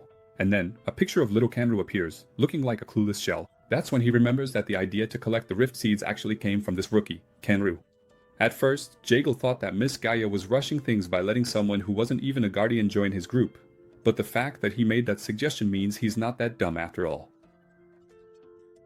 Jagal is startled because suddenly the alarm starts blaring, so something is definitely not right. Then, using magic, Jagal starts to focus, so he can scan the entire secret facility and see what's going on. A part of Jagal's consciousness is then teleported outside the facility, and out there's a lot of dust and several explosions are going off in the area. Then, Jagal finally sees what's happening, gets startled, and says, "Huh, what is that over there? That massive energy coming this way. Could it be that guy?" Because that colossal energy isn't coming from an ordinary mage. Then, he looks ahead and realizes that in front of him isn't the mage, but a demon. And then he thinks, this could definitely be Satan. Then, Satan arrives all smiles, spreading his monstrous demonic energy everywhere. So, he keeps wondering, but how did Satan get here? At that moment, Satan senses Jagal's soul and fixes his demonic eyes in his direction, and Jagal is startled, thinking, "What? Is he looking at me? But how is he seeing me?" Jagal gets kicked hard by Santana Alma, and his real body feels the impact and goes flying across the whole room. He crashes into the wall at an incredible speed, because that hit was way stronger than he expected, and it definitely must have hurt a lot. So, Jagal is in shock and keeps thinking, could this be his famous death stare? How did Satan manage to detect me, and just with his gaze break my magic? That's impossible. How did he do that? What kind of death stare is that? But then, he clenches his teeth and motivates himself, saying that this isn't the time to panic, that now is the crucial moment, the time to act.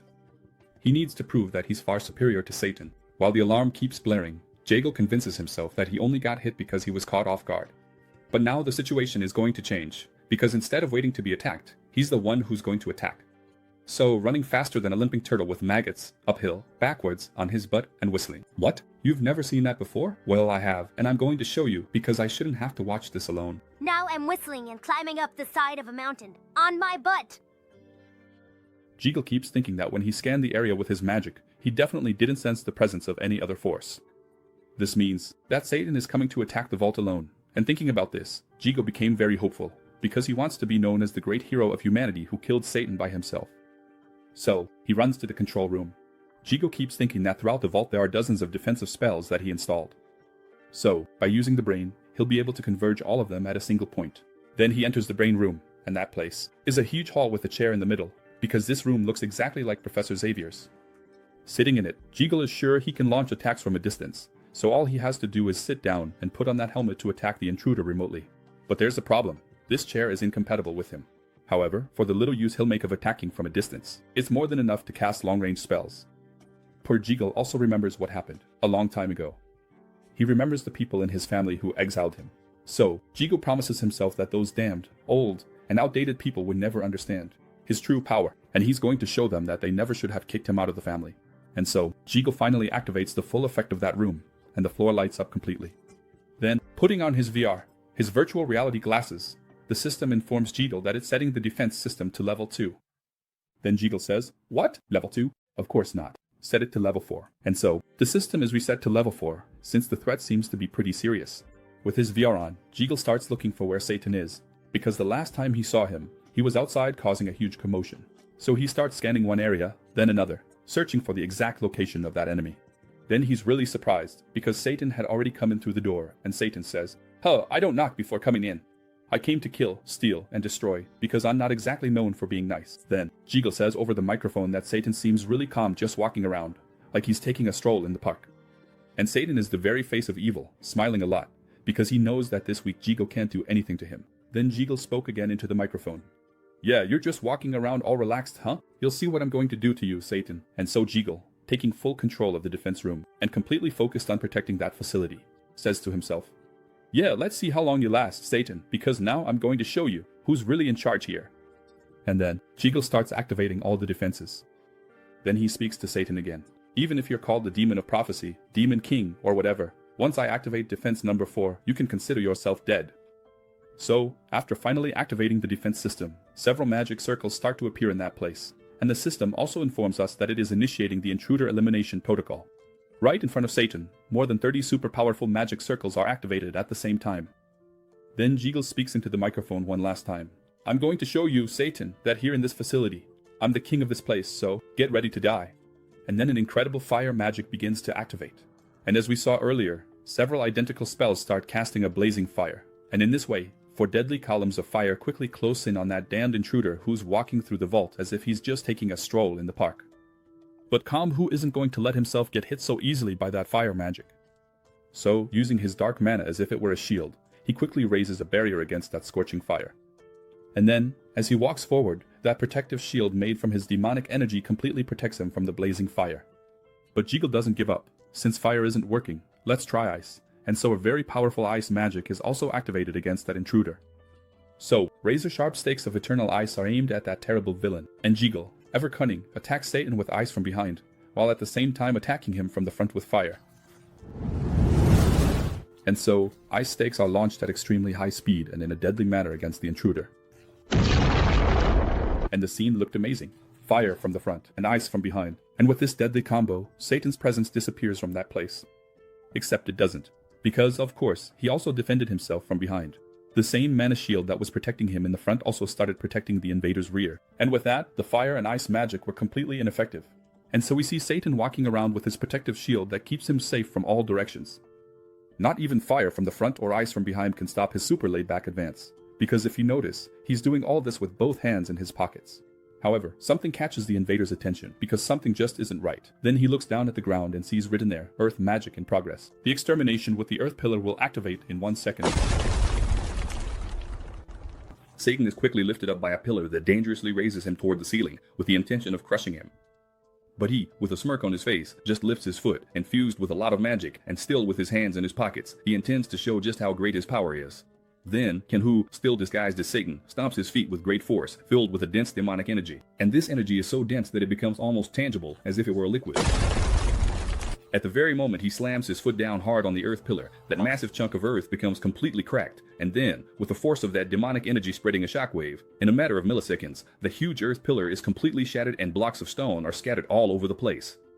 Jeagle, upon seeing that, is frightened because all the powerful spells he's casting against Satan are completely ineffective since this demon is much stronger than he ever imagined. So he starts to sweat and makes a shocked, shell-shocked face. Jeagle looks at Satan's feet and notices that a demonic sludge is flowing from them. And wherever he steps, that strange demonic energy spreads beneath his feet. And he keeps wondering what that really is. Then he realizes that behind Satan, that demonic mana is forming a face, and he sees the projection of the demon of prophecy, the terrifying Satan, because this being, who thinks he's so powerful, came walking straight ahead, not dodging any traps, and what's more, he does all of this with a little smile on his face and his hands in his pockets.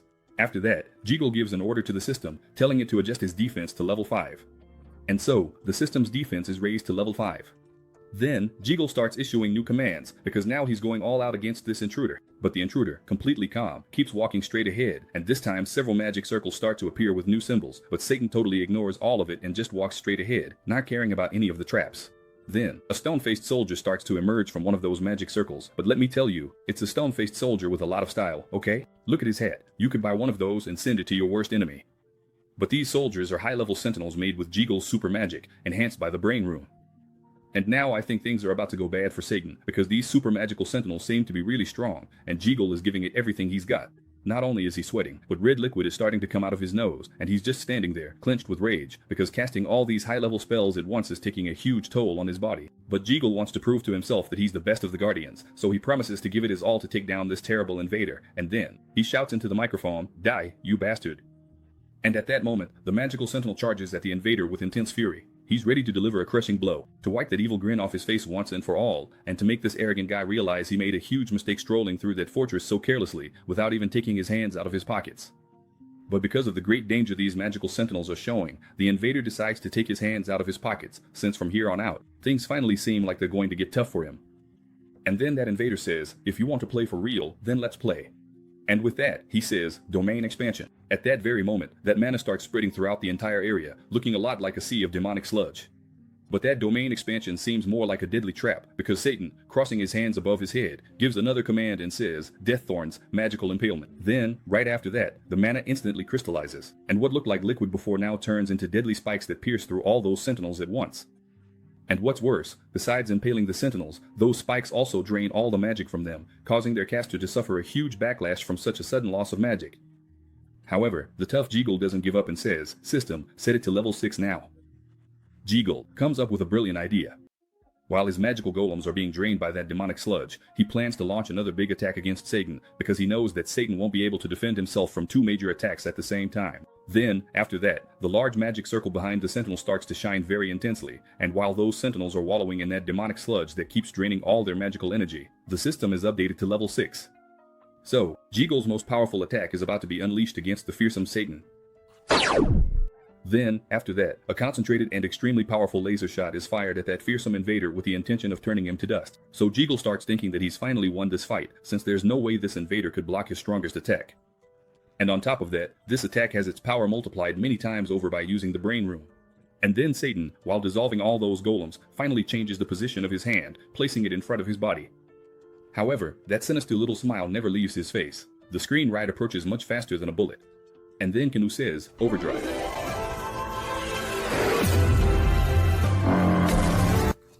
So, that attack is deflected and sent right back. And what's more, with the power of overdrive magic, the strength of that attack was multiplied by 4, and as a result, the entire facility is severely bombarded, making the total collapse of the whole place seem imminent. The mage Jeagle suffered a huge backlash and starts thinking that all of this is madness. He thought he would be able to face the demon of prophecy on his own. However, this being is much stronger than he ever imagined. But consumed by hatred and with even more red liquid pouring from his body, Jeagle knows he can't give up, and now he intends to give it his all. That's when he remembers those old men who kicked him out of his family because they didn't think he was good enough. So, Jeagle pushes himself to the limit and says, "Adjust system to level 7. So, in order to be recognized by Gaia and to honor the trust she placed in him, by accepting him as a guardian, the system is finally activated to level 7, the highest level. Then, warning messages from the system start popping up all around, but Jiggle tells himself that now is not the time to give up. He's going to have to risk everything. And so he shouts, if my power isn't enough, I'll put my life on the line. Then, Jiggle starts burning his own essence to push his magical power beyond its maximum, and with that, he calls forth the activation of the Guardian Sword. Jiggle begins to burn his essence, intending to sacrifice himself to stop this incredibly powerful invader, but then, someone starts knocking on the door and says, knock. Of course Satan isn't going to knock on the door, because he came to kill, steal, and destroy.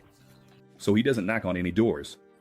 On the contrary, he likes to break down doors, and so, the door to the brain room is struck by a powerful blow from that enemy. And when Jiggle realizes this, he goes on full alert. But then, after the second gentle knock on that door, not only the door but also the walls of that place are completely shattered. So, while Jiggle is still closing his eyes to protect himself from that explosion, a very fast hand reaches for his neck. And when the mage Jiggle thought about saying something, the enemy had already grabbed him by the throat, not letting him say another word, not even a peep. And so, coughing up a lot of red liquid as a result of those previous spells, Jiggle is finally captured by Satan. But then, Jiggle realizes that his enemy got there without any difficulty, and more than that, he arrived completely unscathed. And so, poor Jiggle is captured by an enemy who is much stronger than he is. Then, Kangwoo gives him a little pat, smashes his head against that chair ever so gently, to the point that the virtual reality helmet he's wearing gets thrown far away. Then, Satan says, did you really think you could block me with these toys? You must be mistaken. And with that, he squeezes Jiggle's neck even tighter, and Jiggle is literally shaking with fear, because death is right in front of him, smiling at him as always. Then, Satan says, I am death. I've come to get you. And now, this is your end. Jiggle, shaking with fear and already wetting his pants, starts to lose consciousness, because the chokehold Satan is putting on him is getting tighter and tighter, and the oxygen has stopped reaching his brain. And so, Kangwoo, disguised as Satan, speaks to him one last time, I am the father of all those who were exiled, and I am fury itself. And Jiggle, who is now completely at the mercy of his enemy, starts to lose consciousness. But then, that terrible enemy, smiling in his face and bullying him, says, you are weak. So, remember my name, you weak human. I am Satan. And so, Kangwoo, disguised as Satan, very politely, has just formally introduced himself to that enemy. Then, the scene shifts to the outside of that secret vault, which we know is located in the Grand Canyon. However, it's already nighttime, but you can still see a lot of smoke rising from that place. Grace, upon arriving at that place, is completely devastated, and so she says, damn it, we came as soon as we got the call for help. But from what I can see, I think we got here too late. Kimmy and Kangwoo are shocked, because how could something like this have happened to this place? Then they realize that they arrived too late, because whatever the enemy came here to do, they succeeded, and left a long time ago. Then Guy, who can't see anymore, asks Grace, hey, Grace, what's going on? What's the situation at the site? Grace says that the main door protecting the facility was completely torn apart. But then, emerging from the rubble, Jiggle appears, covered in dust and alive, but with his ego completely shattered, and he says, I apologize, Lady Gaia, for I failed to protect this place. She is startled and says, huh? Guardian Jiggle, how are you doing? He says he was attacked by Satan and tried to protect that place from him. But then, filled with anger, he says, that's why I have something to ask you all. Then, he looks at Kimmy and Kangwoo and says, I want to talk to you too. Where were you two in the last hour? And answer me quickly. Kimmy was startled, and Kangwoo, with his arms crossed, remained silent. But then, he makes a surprised shell-like face. Kimmy tries to answer, and starts to stutter. But Grace starts speaking on behalf of both of them. She says, Guardian Jiggle, you don't need to suspect the two of them, okay? Because they were with us until now. So, Miss Gaia and I are sure it wasn't them, since we've been at Kangwoo's house this whole time, and the two of them were by our side. Then, Jiggle looks at Kangwoo, who is smiling. But Kangwoo is also smiling on the inside, because everything is going much more smoothly than he expected, since without him having to say anything, Grace already cleared up any misunderstanding that could have happened. And then, Kangwoo tells us what happened. Look, when he cast that shadow, he was actually switching places. That black shadow coming out of the ground was him, and the person who stayed there was his clone. So, the real Kangwoo went to attack the facility, while his clone, which is very advanced, went with Gaia, Grace, and Kimmy to Kangwoo's house. And what's more, that Kangwoo clone isn't a perfect copy of him, but he can eat, talk, and do a bunch of everyday things. So, this clone isn't good for fighting, but when it comes to pretending to be a normal person, it's more than enough since it can hold a pleasant conversation with everyone around it. And, besides that, this clone is very polite and knows exactly how to behave. It even eats. So, Kangwoo tells us that at the moment when Gaia was placed on Kimmy's lap, and the two of them got startled, that was exactly when he switched places with his clone, since both of them were so embarrassed and so startled that they couldn't pay attention to what was happening around them. And Grace was having a lot of fun with that situation. So, poor little Jiggle apologizes to Kangwoo and Kimmy for doubting them and stays there, all sad and crying, because he gave it his all, and still got beaten up by the demon of the prophecy, Satan. When Kangwoo was heading to that place, together with Gaia, Grace, and Kimmy, he deactivated the power of that clone, taking its place. And those three didn't even suspect what he had done. So, Kangwoo, with a happy shell face, is absolutely sure of one thing: not only did his plan work, it was much more than that.